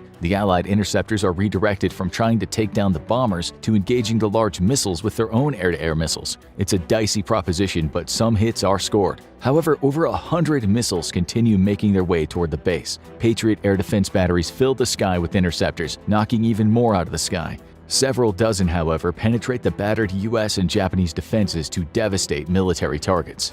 It's been 2 hours since the war started, and the US has suffered the greatest military defeat in history. Tens of billions of dollars of hardware has been destroyed. Much more has been seriously damaged. At least half of the US Pacific Fleet is sunk or rendered combat ineffective. The US has bet big on its ability to beat the rain of ballistic missiles that the PLARF can deliver, and in the real world may be more or less effective than in our scenario. But one thing is for sure, it will not escape the steel rain scot-free. Now though, the US retaliates. US ships have been unable to operate close to Chinese shores due to the missile threat, but US submarines face no such limitations. China has notoriously poor anti-submarine warfare capabilities, and now America's silent service gets to its grim work with disturbing efficiency. The subs are unable to operate within the Taiwan Strait itself due to the shallow depth making them vulnerable to detection. But in the East and South China Sea, there's no such concern. American attack subs pounce on the People's Liberation Army Navy, sinking dozens of surface combatants in short order. China's own submarines are increasing in sophistication, but still notoriously noisy and also fall prey to America's boats. Some of America's submarines are armed with the new Maritime Strike Tomahawk, which has a range of 1,000 miles and features the ability to self-designate targets without the aid of external platforms. While the U.S. plans for the bulk of the submarine fleet to eventually carry this weapon, it's only entered service in 2023 and thus is available in limited numbers. Those that are available, however, are launched against Chinese ships in the Taiwan Strait itself, which are even now streaming across the strait to start the invasion of Taiwan. The Maritime Strike Tomahawks join the rain of anti-ship missiles such as harpoons coming down the Chinese sailors' heads from Taiwan. Chinese air defenses struggle to defend the invasion fleet, but like U.S. forces across the Pacific, quickly become oversaturated. Hundreds of ships are struck, many are sunk, become dead in the water, or are forced to turn around. Overhead, Chinese attack aircraft are screaming toward Taiwan to suppress the island's missile defenses, but must contend with surviving elements of the Taiwanese air defense network. Incredibly lethal Patriot batteries engage Chinese aircraft, while the surviving Taiwanese Air Force lobs AIM-120s at the incoming attack waves. Inevitably though, Taiwan's air defenses are overwhelmed. With 1,200 combat aircraft versus Taiwan's 300, it's a numbers game, and the numbers heavily favor China's side. Day 2. Fierce deliberation rages inside the Hall of Power in Beijing. Before hostilities began, the United States had pulled back a significant amount of its air and naval power to the safety of Hawaii. Chinese military planners want to strike at Hawaii with ballistic missiles and long-range bombers, while U.S. carrier operations are still disrupted. However, the Chinese Politburo fears that attacking Hawaii directly will only galvanize the American people, whom they're hoping to be so demoralized by taking the largest casualties the nation has faced since Vietnam that political support for the war will evaporate. Inevitably, the decision to attack Hawaii is made. Chinese bombers follow on the heels of a ballistic missile attack against Hawaii by the PLARF's longer-range missiles. Hickam Air Force Base Command Headquarters is destroyed, a serious setback for U.S. Pacific operations. The incoming bomber attack is spotted by AWACS surveillance platforms, but F-18s struggle to rise to meet the threat due to intense damage to the airfields. Only a few of the bombers are downed before they release their long-range standoff attack cruise missiles, which bring further devastation to the U.S. Air Force and naval installations on the Hawaiian Islands. Hawaii isn't as badly damaged as Guam, but America's ability to fight in the Pacific has been seriously degraded. As feared by the Politburo, though, the American public is enraged by what is now being called a second Pearl Harbor. Public support to prosecute this war until its conclusion, no matter how painful, skyrockets. Off the coast of China, U.S. submarines launch cruise missiles against oil pipelines and storage facilities along China's northern border with Russia's Kamchatka Peninsula. The attacks destroy one of China's few land-bound oil import routes. Only its pipeline along the western border is intact. This is a critical concern to China, as the U.S. Navy has already sprung into action in the Gulf of Oman to shut down Chinese shipping of badly needed oil supplies. With 60% of its national oil consumption coming in through sea lanes, the Chinese economy will have to switch to severe austerity measures to support the war effort. American Marines stormed the Chinese naval facility in Djibouti, backed up by a shore bombardment from U.S. naval vessels and allied aircraft. The fight is completely one-sided. China knew it would never be able to hold the small base, and the move is largely symbolic. Djibouti launches a diplomatic protest against the United States, which goes largely ignored. Runways have been quickly repaired across the Pacific, and U.S. and Japanese fighters begin to engage Chinese air forces over Taiwan. However, the tyranny of distance works against the Allies, as they're forced to cross hundreds of miles of open sea to arrive at their battle space. This leaves them reliant on airborne refueling, though luckily the U.S. maintains the largest airborne refueling fleet in the world. Sortie rates are still very low, and without carrier support and the transfer of hundreds of combat aircraft from other theaters, the fight over Taiwan is at a stalemate. US F-35s and F-22s are a deadly threat to Chinese air forces, but the Chinese PL-15 is a superior air-to-air missile over the AIM-120, outranging it by an estimated 10 to 15 miles. This means that against a fourth-generation plane, China has the advantage. And China's J-20s may not be a true fifth-generation stealthy aircraft, but their low observability combined with the PL-15's range makes them a deadly threat to Allied fourth-generation aircraft. AWACS platforms are especially vulnerable to J-20s, and the Allies struggle to keep their critical AWACS in the sky as numerous planes are shot down by the Chinese. On the beaches, China is landing troops successfully but at horrific cost. The Taiwanese have created miles upon miles of booby traps and shore defenses just in case of such an invasion, including underwater pipes that release oil, which is then lit as Chinese landing craft approach their shores. Thousands of Chinese soldiers are killed before reaching the beach. Those who survive are greeted by stretches of beach littered with booby traps and mines, with heavily fortified defensive positions maintained by Taiwanese defenders. Shore bombardment helps soften these defenses up, but any aircraft attempting to provide close air support is immediately threatened by man-portable air defense systems. Week 2. Chinese special forces have launched raids against U.S. Air Force bases across the continental U.S. These hit-and-run attacks use suicide drones to seriously damage high-value American aircraft, such as tankers, AWACS, and B-52 bombers. The damage is enough to make these planes non-mission capable and require weeks of repair. U.S. Air Force security forces are completely ineffective in repelling the surprise attacks due to a lack of training and basic incompetence. In Taiwan itself, Chinese special forces have also attempted assassination strikes against Taiwan's leadership in a campaign that started on the first day of the war. However, Taiwanese special forces, assisted by American Delta Force operatives deployed to the island ahead of the conflict, successfully have prevented attempts on the president's life. A few senior politicians have been killed by Chinese special forces or precision strikes, but the Taiwanese government remains relatively intact and safe on the eastern side of the island. West Taiwan, meanwhile, is a battlefield. The Chinese have successfully established a beachhead, albeit at a terrible price. Missile attacks against their transport fleet continue daily, and every major amphibious transport in the Chinese Navy is either sunk or damaged. The effort largely continues with civilian assets pressed into service as the Chinese Air Force continues to attempt to wrest control of the skies from the Pacific allies. Taiwan airspace remains contested as Japan and the U.S. struggle to keep up flight operations while forced to fly from the Japanese islands or in the Philippines. The People's Liberation Army rocket forces, however, have expended most of their missile inventory, allowing the U.S. Navy to press closer to Taiwan. American Marines based out of Okinawa prepare to deploy to Taiwan, landing on the friendly eastern side to support Taiwanese defenders. On the west side of the island, China is embroiled in brutal urban combat inside some of the most densely populated cities in the world. The Taiwanese people largely have nowhere to go, as the PLAN has refused to grant access to civilian evacuation vessels. International pressure continues to mount on China to allow for the evacuation of civilians, but it refuses to bow, instead offering civilians exit from the island to the mainland. Few Taiwanese citizens accept the offer, and tragically, anti-ship strikes by the Allies inevitably destroy a large ferry carrying Taiwanese civilians. Chinese propagandists immediately flood global media with tales of the tragedy, gaining traction in some parts of Europe, South America, and Africa. The skies over Taiwan remain contested, with the loss of hundreds of combat planes on both sides. Chinese aviators enjoy a high chance of rescue, while American and Japanese aviators only rely on rescue from Taiwan Coast Guard vessels. Half of them perish at sea. The loss of combat-trained pilots impacts the U.S. a lot more, as it's already facing a shortage of combat pilots. However, it entered the conflict with more aircraft than China, which helps offset the impact of the losses. Week 3.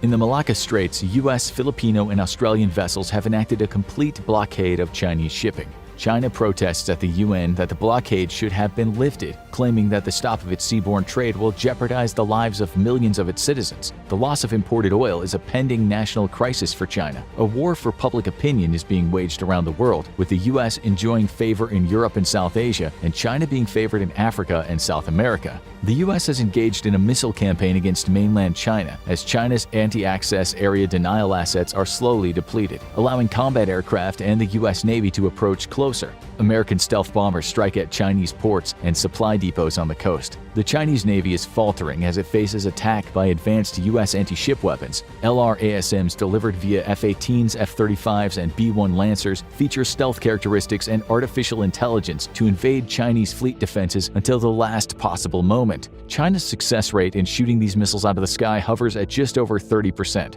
and packing over twice the explosives of a harpoon, this new generation of weapons proves lethal. However, it's America's Rapid Dragon program that is China's greatest threat. Consisting of entire pallets of LRASMs and other standoff missiles, Rapid Dragon utilized normal transport aircraft to deliver dozens of missiles at a time. A 3-ship formation of C-17s can now bring over 120 LRASMs to bear against Chinese ships, an absolutely incredible level of firepower. China's dwindling supply of J-20 stealth fighters, the only platform capable of getting near enough to escort its C-17s to threaten them, means it's slowly but surely losing the naval and air war.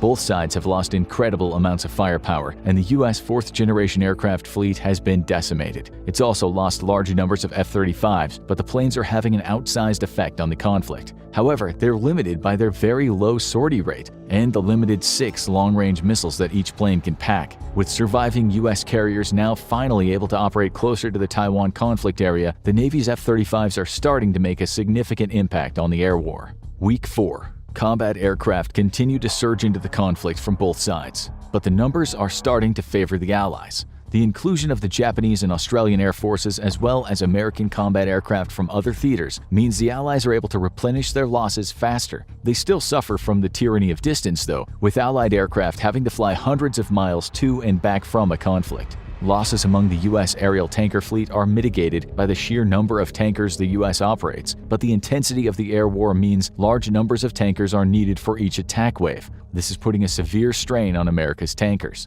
Off the coast of Los Angeles, a Chinese nuclear submarine launches cruise missiles against the power plants in the vast city. The damage is moderate, but knocks out power for several days to large swaths of LA County. The attack is largely symbolic, but does result in hundreds of deaths from vulnerable citizens, mostly the elderly. Rather than deter the U.S. population, though, it only emboldens them to further support the war. Chinese influence agents working across college campuses and organizations across the U.S. fail to significantly impact public opinion. America, however, has suffered over 5,000 dead in 1 month of fighting and lost over $10 billion in combat hardware. Even if the war were to stop today, it would take years for America's military to rebuild. Week 5. Chinese forces take nominal control of Taipei. They'll find themselves beset by a wave of partisan fighting. Pre-war polls showed the vast majority of the Taiwan population rejected the idea of reunification with China, and thousands of citizens regularly engaged in basic close-quarters combat and first aid courses taught by military veterans across the island.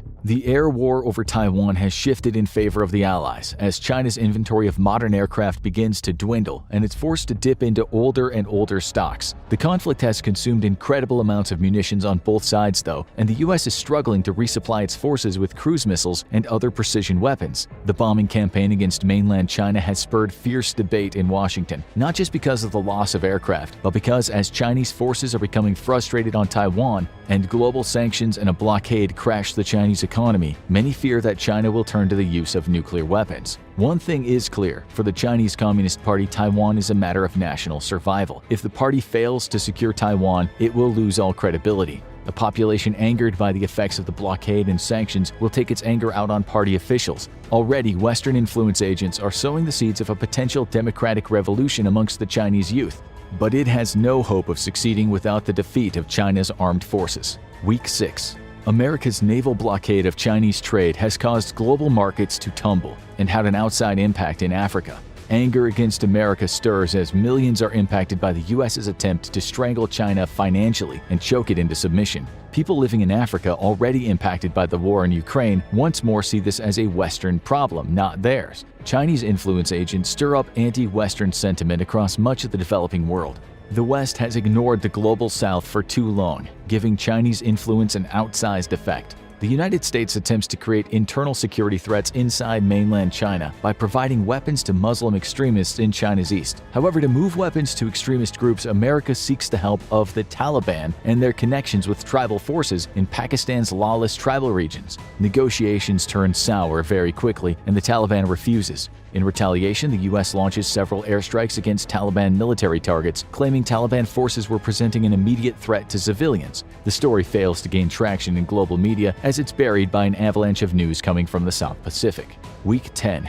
American Marines have joined the fight on Taiwan, arriving via safe eastern ports. Their deployment is made possible by the fact that Allied air power has finally forced China to remain mostly on its side of the strait, though it's still able to target Taiwan via standoff weapons. The deployment of ground forces is controversial inside the United States, especially given the significant losses already suffered by the U.S. Navy and Air Force. America has already suffered over 15,000 dead and wounded in fierce Pacific fighting and from a fresh wave of long-range ballistic missile strikes. The fight to throw the People's Liberation Army off the island promises to bring thousands more casualties. In Japan, the choice to deploy its own ground forces is met with fierce resistance from large segments of the government and population both. Japan has been undergoing a period of transformation from a purely self-defense force to redefining its concept of self-defense to include even preemptive expeditionary offensives in the interest of self-defense. However, the population has been slow to catch up to this shift in official policy, and the deployment of Japanese soldiers to Taiwan has become a lightning rod for anti-government protests. Chinese forces control most of the western side of Taiwan, though they are bogged down by several pockets of fierce resistance inside the cities. Much like Ukrainian defenders in Mariupol, the Taiwanese defenders face a hopeless situation, but are forcing China to dedicate large amounts of resources to containing them.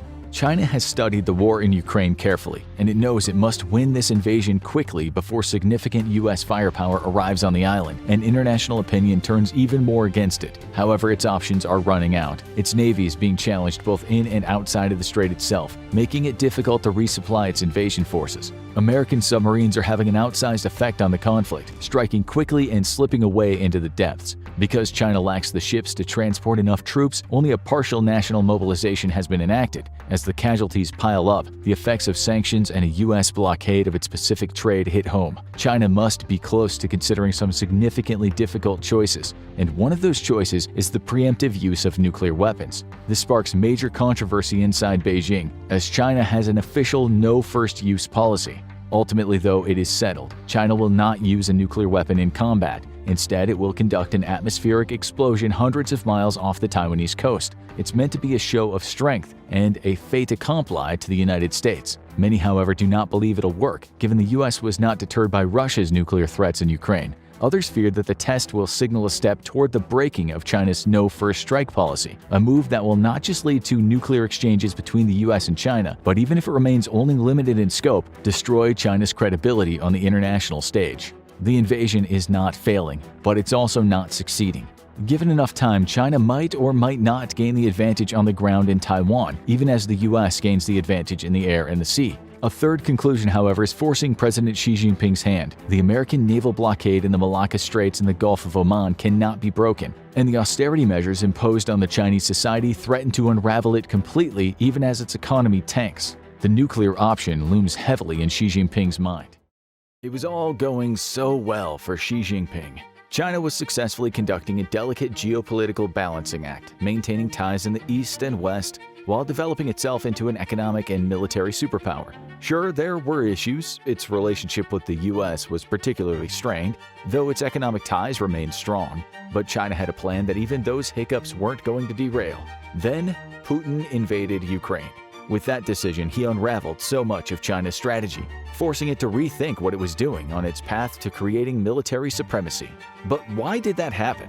How could a war that started thousands of miles away from China have such a massive impact on its geopolitical ambitions? It all starts with the simple fact that China has deepened its ties to Russia in recent years. Though it's easy to assume that China and Russia are direct allies, especially given the media coverage that suggests they are, the reality is much more complex. Going back over the decades, the relationship between the two countries was always fractured. Following the signing of the 1950 Treaty of Friendship, essentially allying China and the Soviet Union due to their shared communist ideals, differences in ideology started to form. When Nikita Khrushchev came to power in 1953, he quickly set about denouncing many of Joseph Stalin's policies, angering China in the process. They'd signed their Treaty of Friendship because Chairman Mao's ideas meshed well with Stalin's. To see the Soviet Union's new leadership move away from those ideals threatened the alliance almost as soon as it began. By 1960, the Sino-Soviet split was official. with the Soviet Union recalling all of its specialists from China in that year. What followed were decades of tension that only abated with the reforging of the relationship between China and Russia in the 21st century. It's an unofficial alliance. China and Russia don't have the beginnings of their own NATO going on, but it existed nonetheless. That loose alliance is what has created so many problems for China's military strategy. When Putin invaded Ukraine, she was forced into the near impossible position of supporting Russia while simultaneously denouncing it. His response was to continue denouncing the West, with the United States landing in his crosshairs. The Wilson Center says that according to Beijing, the U.S. was at least partially to blame for the Ukraine war because Washington has spent years ignoring Russia's security worries. If only the United States had worked closer with Russia, Beijing says, it would have come to a peaceful resolution that would have averted the war. But she couldn't stick with that message alone. He also placed the blame on Russia for starting the war, creating instability throughout Europe. While she is quick to point out U.S. involvement in Ukraine as being key to prolonging the war, he's also wary of Russia winning because that win would only expand Putin's power base. As an August 2023 CNN report put it, China's ideal scenario would be to ensure Russia stays in a Goldilocks state, not so strong that it could threaten China, but also not so weak that it couldn't offer solid support should China need it. So she's been forced to convey mixed messages. On one hand, he denounced the West, with a particular focus on the US, for creating the situation in which the war could occur in the first place. But he also has Beijing's interests in mind. He needs to maintain close ties with many Western powers to maintain the cooperative economic strategy that allows him to fund his own war machine. The result is a somewhat muted condemnation of Russia to go along with the assignment of blame to the US. She is used to complex balancing acts. But this may be a problem that stretches beyond even his ability to keep everybody happy, at least on the surface level. And nowhere is that more obvious than when we look into China's ties with the European Union, or the EU. According to the European Commission, the EC, China is the largest importer of goods into the EU, being responsible for 20.8% of those imported products in 2022. It's also a huge exporter, buying up to 9% of the goods that the EU produced in that year, making it the organization's third largest exporter. All told, 856 billion euros, approximately $922.21 billion of trade took place between China and the EU in 2022, a near trillion-dollar relationship that China can't afford to lose. That's where Putin's war comes into play. In addition to being one of China's biggest trading partners, the EU is also the biggest provider of military and financial aid to Ukraine. According to Statista, the EU committed 84.8 billion euros, approximately $91 billion to Ukraine, between January 2022 and the end of July 2023, outspending the US by over $15 billion. You can see the conflict of interest forming. China wants a great relationship with the EU. It needs that relationship for several reasons. The economic benefits are obvious, with the sheer volume of goods the EU exports from China delivering hundreds of billions of dollars that she can use to strengthen his country's military. But it's also worth noting that China's close economic ties to it give a voice in EU policy.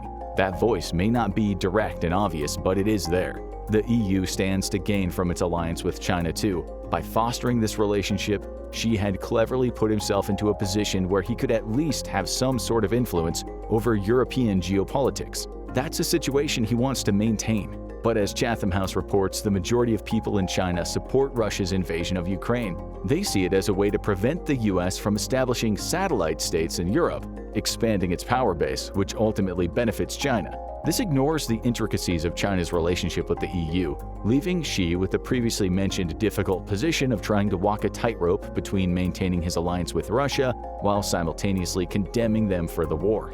That's why he's so focused on blaming the US. It's not Europe's fault that Putin invaded Ukraine, she says, attempting to appease the EU in the process. It's the United States that's to blame. It didn't take Russia's concerns seriously. The problem is, the United States is another of China's main trading partners. According to the Bureau of Industry and Security, 16.5% of America's $3.2 trillion in imports came from China in 2022. That amounts to $432 billion, less than EU imports, but still a huge chunk of money that China can put towards strengthening its military. Bear in mind that this heavy importing also comes amidst the many sanctions the US imposed on China during the Trump administration. Xi accepted these sanctions through gritted teeth, all to keep trade open as he could, knowing that the money he gets from the US helps to fuel his military ambitions. Now he's trying to cast the US as one of the guilty parties in Putin's war.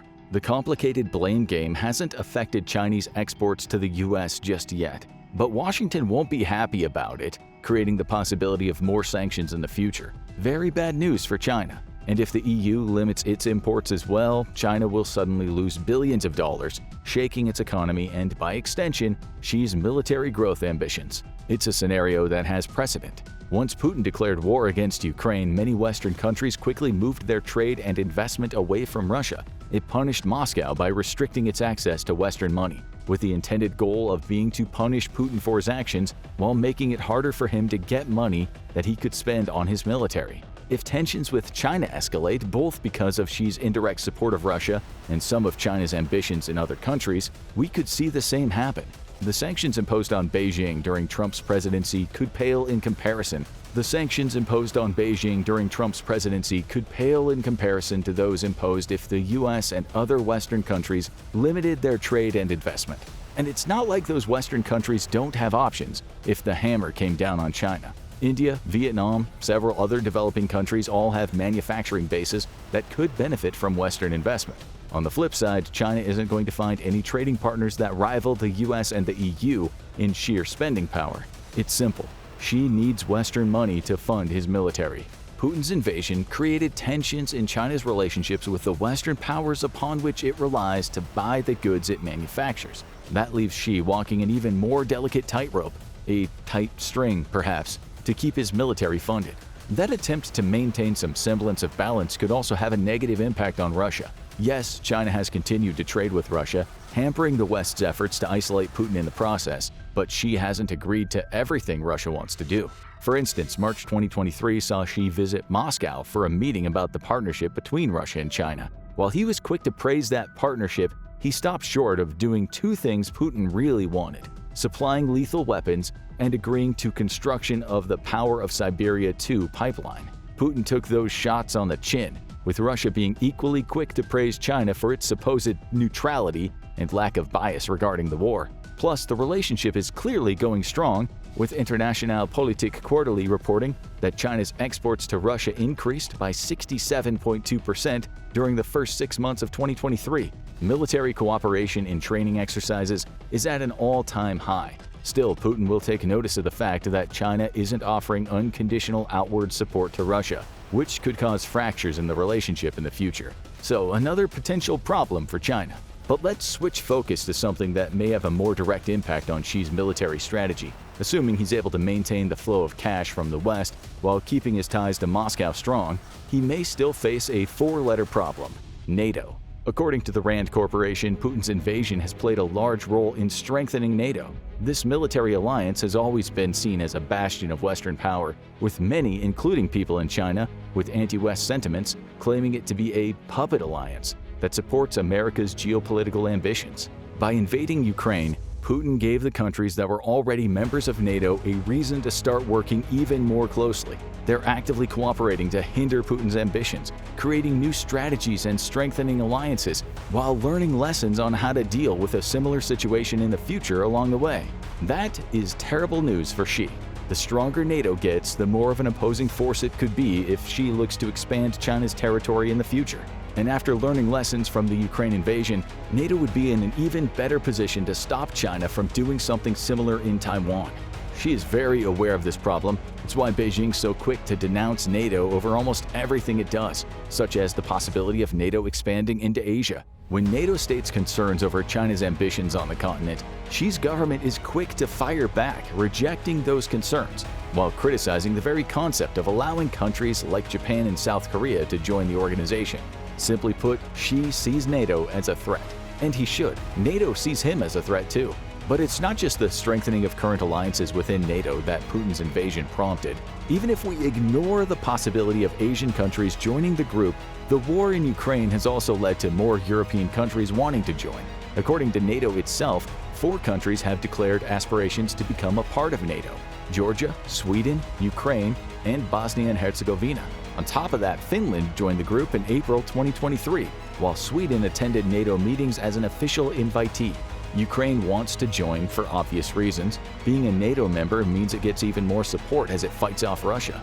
Same goes for Bosnia and Herzegovina and Georgia, which could both be future targets of Putin's ambitions if he's successful in Ukraine. But it's Finland and Sweden that are the real headliners here.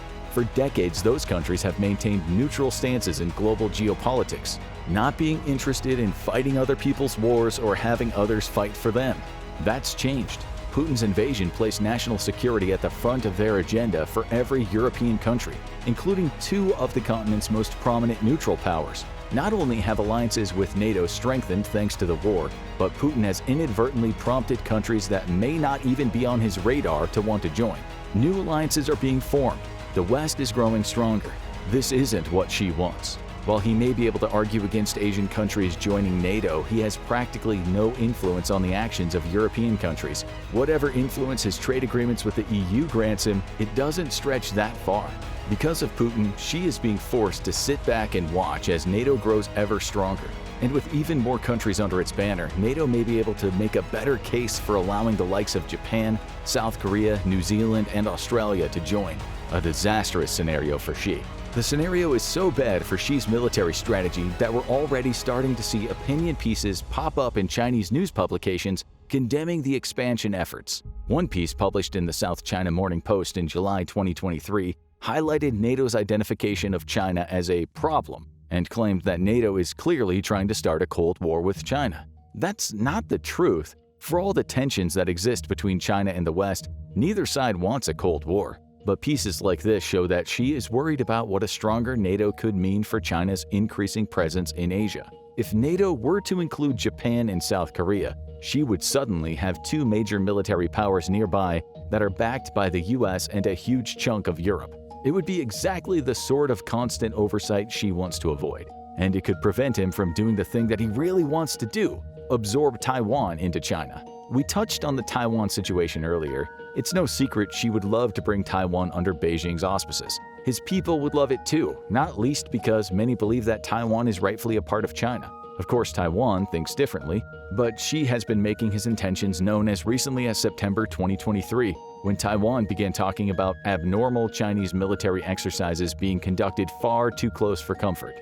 Those exercises included drills being held on land that directly faces the small island, as well as naval training exercises just off the coast. Taiwan claims that it saw drones, bombers, and dozens of fighter jets, and even had to deal with the presence of the Shandong aircraft carrier during these exercises. For its part, China's claimed that the drills were simply held to combat the arrogance of Taiwanese separatist forces. But the message was clear to all those who were watching. Xi is slowly preparing to attack Taiwan.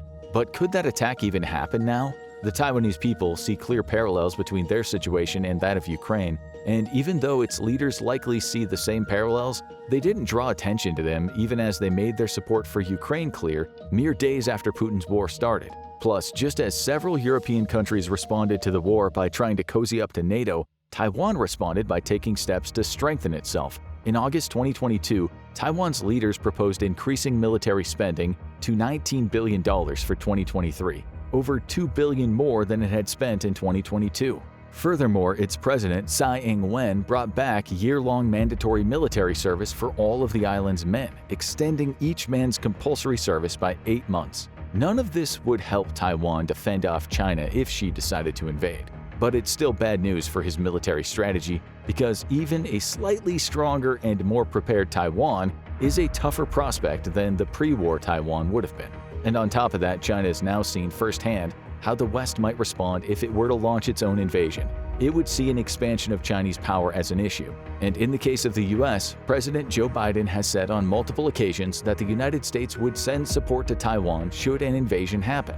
What that support might actually consist of is somewhat ambiguous, but it could mean troops to go along with more weapons. Of course, Biden has backtracked on those comments because strategic ambiguity is the official line for America's approach to Taiwan. But they may indicate where Biden's thoughts lie about the whole situation. Many countries in Europe would likely share the opinion that a stronger China is bad news, especially given China's ties to Russia.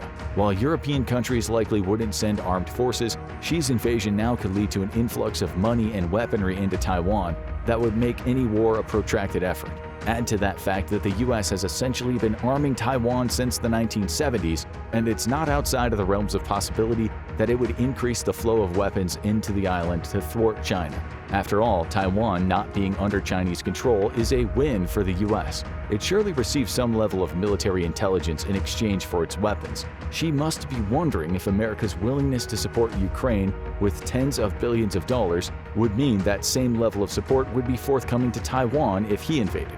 That would make an invasion far from the smash and grab that she wanted. Of course, Xi has been crafty when it comes to Taiwan. In November 2023, he assured Biden that China has no plans to attack the island in the, quote, coming years. But again, he's been sending mixed messages. That attack may not come in the next few years, but Xi has also made it clear that he believes the absorption of Taiwan into China to be inevitable. He clearly has ambitions there. However, Putin may be the reason why that absorption won't happen anytime soon. Xi will likely have to wait for Russia's war to end and for the dust to settle before he makes any move that many would see as being similar to Putin's war. Still, that delay, assuming Xi wanted to invade anytime soon, could actually play into China's hands. As well as seeing the potential scale of support Taiwan might receive from the West, Xi is learning lessons from Putin's war. He's seeing firsthand what Beijing could do to circumvent economic sanctions. Russia could come in handy there, for instance. The fact that Taiwan is an island will also play in his favor. It's tough to escape Taiwan, especially with a Chinese navy patrolling the waters. And the island is small enough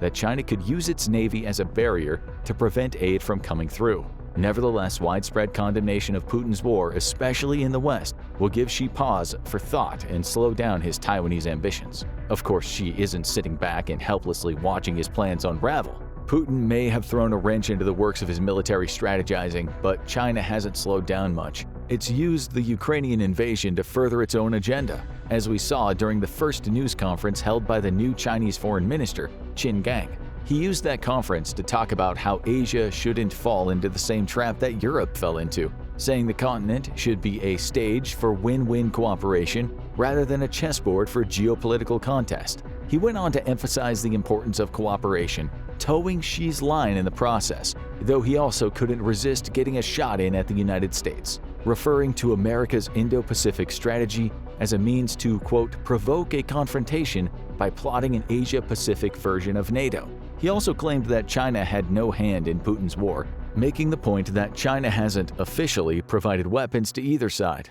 Again, the mixed messages and the blame game. At the conclusion of his message, Qin highlighted what he believed China needed to do: grab some more microphones. In other words, China needs an even bigger voice on the world stage. And to get that voice, Xi is going to continue with the subversive military strategy that he had before Putin launched his war. Yes, he's been delayed. Yes, he's seen how the West might respond if he were to launch his own invasion of Taiwan. But he's not going to stop building China's power base. That building will continue through the BRICS group, which has welcomed new members and is looking to continually expand to benefit the economies of its members while giving China a stronger voice in Asia and South America. It will also continue through China's Belt and Road Initiative, or BRI, which has seen the country lend out billions of dollars to smaller nations to help them build infrastructure. Ostensibly, the BRI is a way for China to build stronger trade routes, connecting it to the rest of the world. But it's also a way for Xi to foster cooperation with many of the smaller nations that might otherwise have relied on the West for help.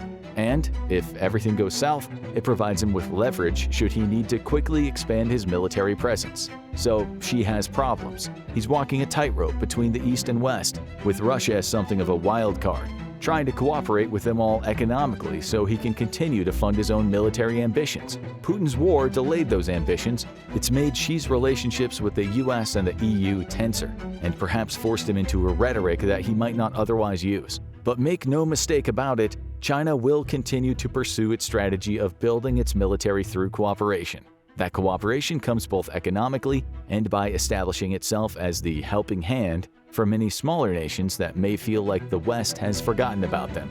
Xi just has to be careful, subversively diplomatic. But if China and Xi have shown us anything over the last few decades, it's that the country is more than capable of balancing on the tightrope that Putin created.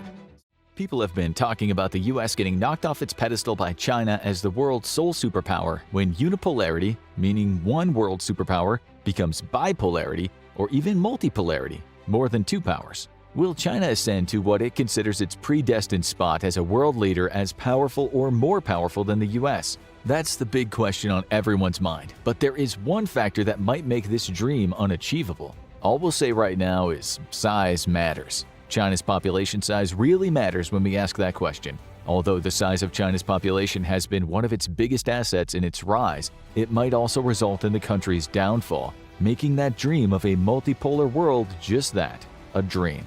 Let us first explain what we're talking about when we mention shifting poles of power and how the size of a country's population can change this. Political scientists talk about this a lot, but now terms like unipolar and bipolar power are in the mainstream consciousness. In our research for the show, we read a May 2023 article by the German economic sociologist Wolfgang Streeck.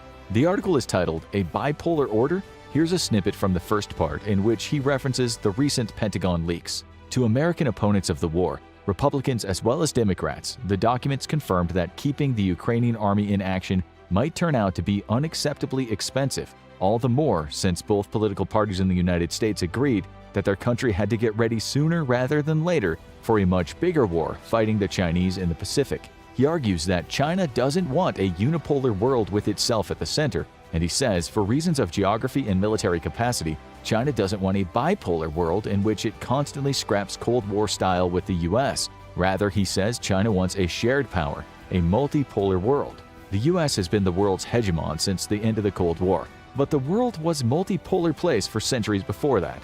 Multipolarity is the norm. The US's unipolarity is historically speaking abnormal.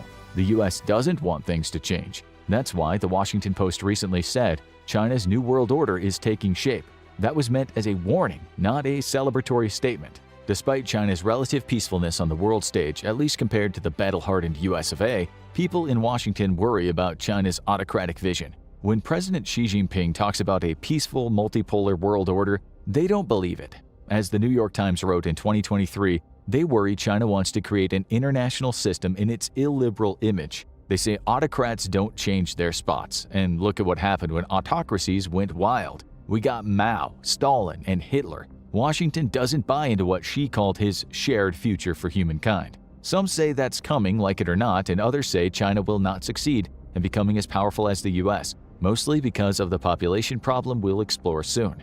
A well-known Chinese scholar named Huang Renwei said China would not become the dominant power, but only one of them. He said it is impossible for America to contain the rise of China, and it is equally impossible for China to quickly surpass America.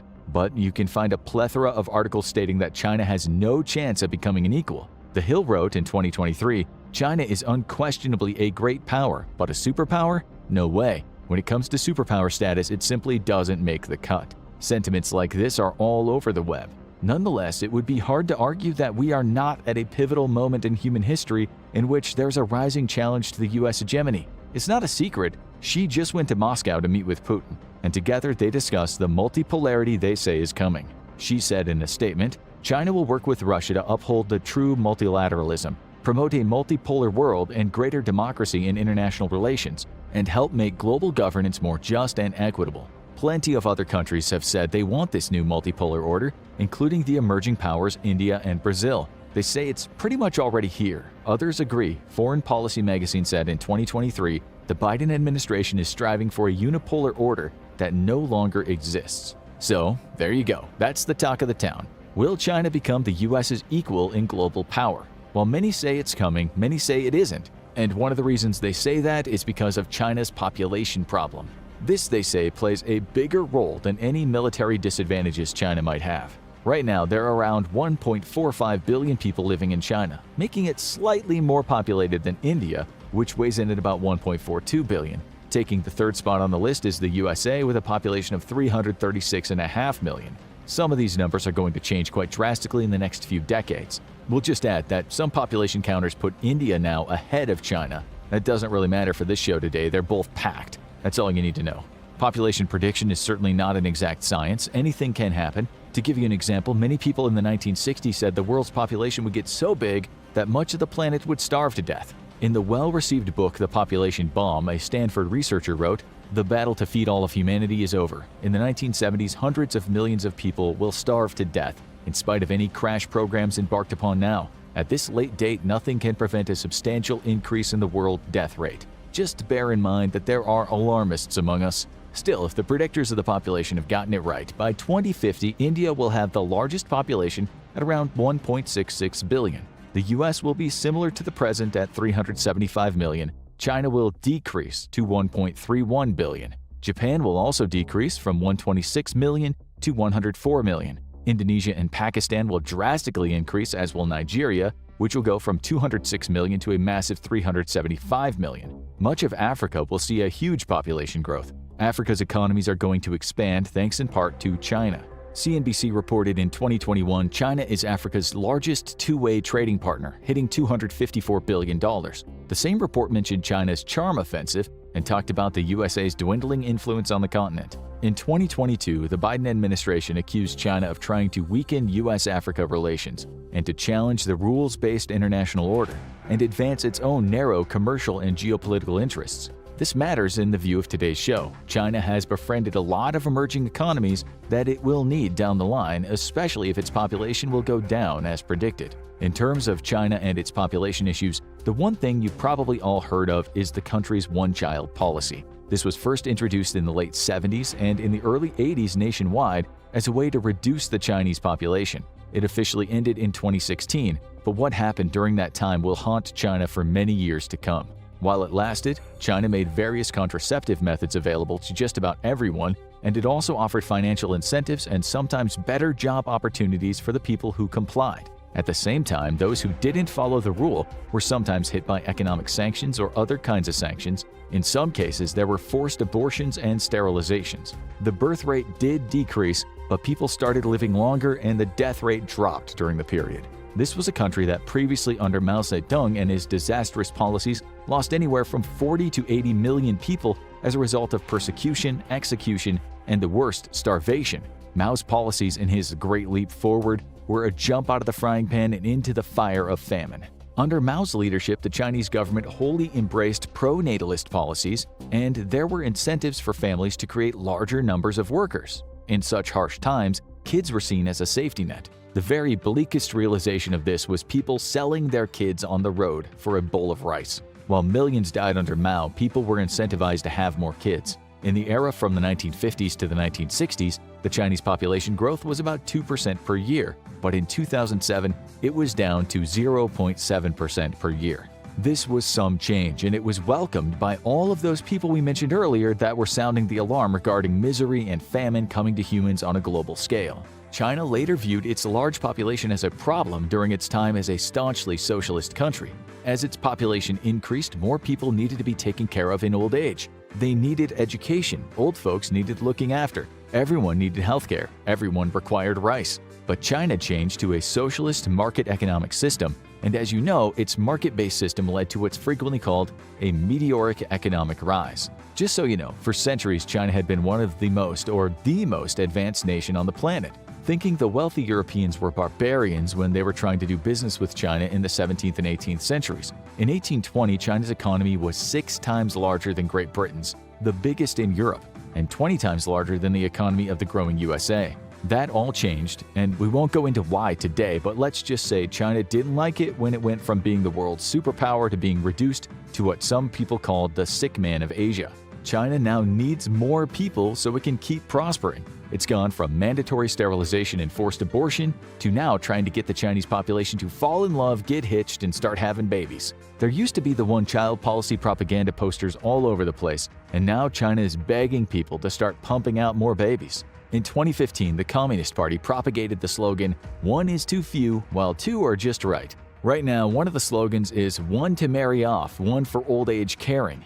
But in 2021, it changed tack and said 3 babies are better than 2. Chinese netizens wrote that they simply couldn't afford 3 kids. One person wrote on Weibo, a platform like Twitter, "People don't want to have children not because of the absence of a 3-children policy, but because we can't afford it." Another person wrote that China needs to provide the most fundamental maternity welfare and solve the unfair treatment women face at the workplace for giving birth. Xi told its citizens more babies were needed to improve the structure of China's population, implement the national strategy of actively responding to the aging population, and maintain China's human resource advantages. Still, it seems quite obvious that most people are not prepared to go down the three-kid route. This could be problematic for China's future. Another person said online, "We don't even have time to date anyone. How could we have time to have children? 996 is the best birth control, don't they understand?" What he meant by that was working 9 to 9, 6 days a week. China wants productivity. It's renowned for its productivity, but many people are sick of being treated like Roman slaves constructing buildings they'll never enter. Meanwhile, China now has a new policy that says young people should take care of their parents. Right now, there's no legislation that'll punish someone for not doing that, but the government is actively relying on people to look after their mom and dad. A poem on Weibo summed up how difficult it is to do what the government wants. One family, 2 partners. Give birth to 3 children, while taking care of 4 elderly. Go to work at 8 a.m., sign off at 9 p.m.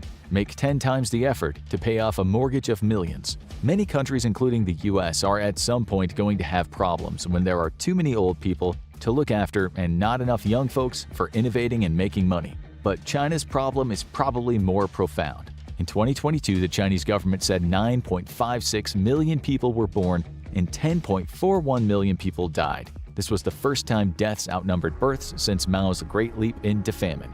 By 2025, China will have 300 million people over 60 years old. By 2035, the number of 60-plus will be 400 million. This will be a really big issue for a country that wants to wear the crown in what might be a multipolar palace. Not even the government offering cash handouts for new babies has made a dent in the decline. We've already shown you how a number of Chinese folk think. They just don't want kids when life is already so hard for them. According to the French historical demographer Emmanuel Todd in 2022, this population crisis is exactly what will stop China from becoming a superpower. He also talked about the fact that China has way more males than females, which is a result of the one-child policy when males were favored over females. There are presently 104.7 males to 100 females in China. It means a lot of men without partners, many of them being the poorest men. China calls these eligible men guangun, meaning bare branches or bare sticks. Lots of marginalized men will no doubt lead to social instability and possibly higher rates of crime. A healthy population is more or less equal in terms of sex. Todd talked about this and said, "It is completely unrealistic to assume that China will transform into an all-powerful and threatening superpower in the future." He sees instability ahead and social upheaval as inequality worsened by the population crisis destabilizes what's been a relatively good time for China over the last 2 decades or so. China's been called the factory of the world, and for a good reason, but it's facing labor shortages on an unprecedented scale. Sure, China's economic growth for 2022 was 3%, better than the USA's 2.1%. But for China, that was the slowest growth it's seen in almost 40 years. It's quite normal for population growth to decrease when the average Joe has a better standard of education and living. People generally live longer too when their standards of living improve. This has happened, but much faster than China expected. It's serious and China knows it. That's why Xi has said his country's demographic challenges are a top priority. He says he will now introduce a national policy system to boost birth rates. Still, he's tried that already and nothing changed. So some experts say China's massive population decline and old people increase is nailed on. There's nothing China can do about it, they say, short of 1984-style Big Brother police going out into the streets and forcing people to procreate. Speaking of Big Brother, we guess you heard about China's social credit system. The way this has been portrayed is like an episode of Black Mirror in which everything you do in life is like a video game. So if you decide to clean your room or read a biography of Xi, you get rewarded points. But if you decide to drink a bottle of wine instead or watch some illegal adult content, you're docked points. More points leads to a better life, a dystopian nightmare of mass surveillance. A European politician not long ago said, "It is the beginning of slavery, complete control, and the disappearance of all freedom." The problem is much of the Western world has got it wrong. China's social credit system is nothing like that. Citizens don't get points for their everyday actions. The system is more about businesses. It's nothing like the dystopian system you might have heard about and dreaded that it's coming to a city near you. So it's doubtful China will start making its citizens' lives miserable through a point system if they don't have more kids, at least for now. Sometimes what we hear is anti-China propaganda, which the Diplomat in 2023 called off the charts, and a hysteria all over the Western media. Rather than balanced stories, said the article, we get fabricated stories with no evidence. So, China is not going to be able to force people to have children. Still, the population problem is almost certainly going to happen. There are going to be vast numbers of old people scattered all over the country, many of them living in villages when their kids have gone off to the cities to work. They will need to be taken care of. In 2020, there were 3.74 working-age folks for one retiree in China. But it's thought that by 2045, there will only be 1.68 working people for one retiree. How will this work? Maybe China, like many nations, is hoping technology will take care of the population deficit.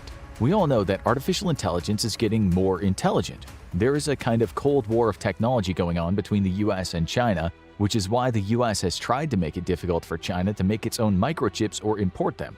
China says it'll become self-sufficient in this regard, but not for a while. Both these nations know that getting ahead in technology is the key to success. China might be hoping when the chips are down, the chips will save it. Another thing is migration. Could China sort out its population problem by inviting people to China to work? We've already told you that China has made friends all over the world, especially in Africa, and many other countries too. It must be said that China is no melting pot, not like the USA or the UK anyway.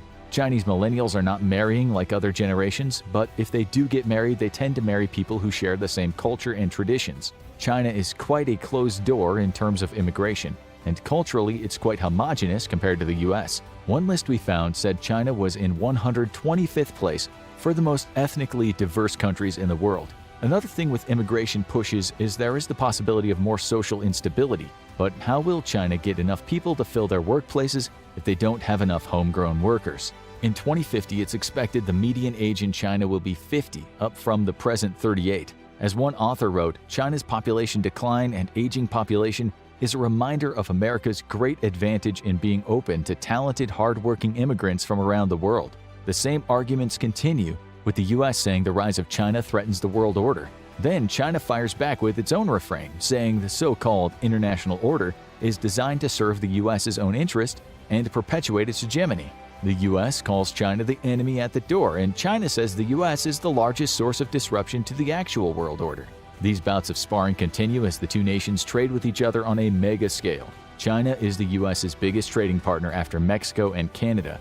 US imports from China in 2022 grew by 6.3% to $536.8 billion. US exports to China grew by 1.5% year-on-year, but were only $153.8 billion.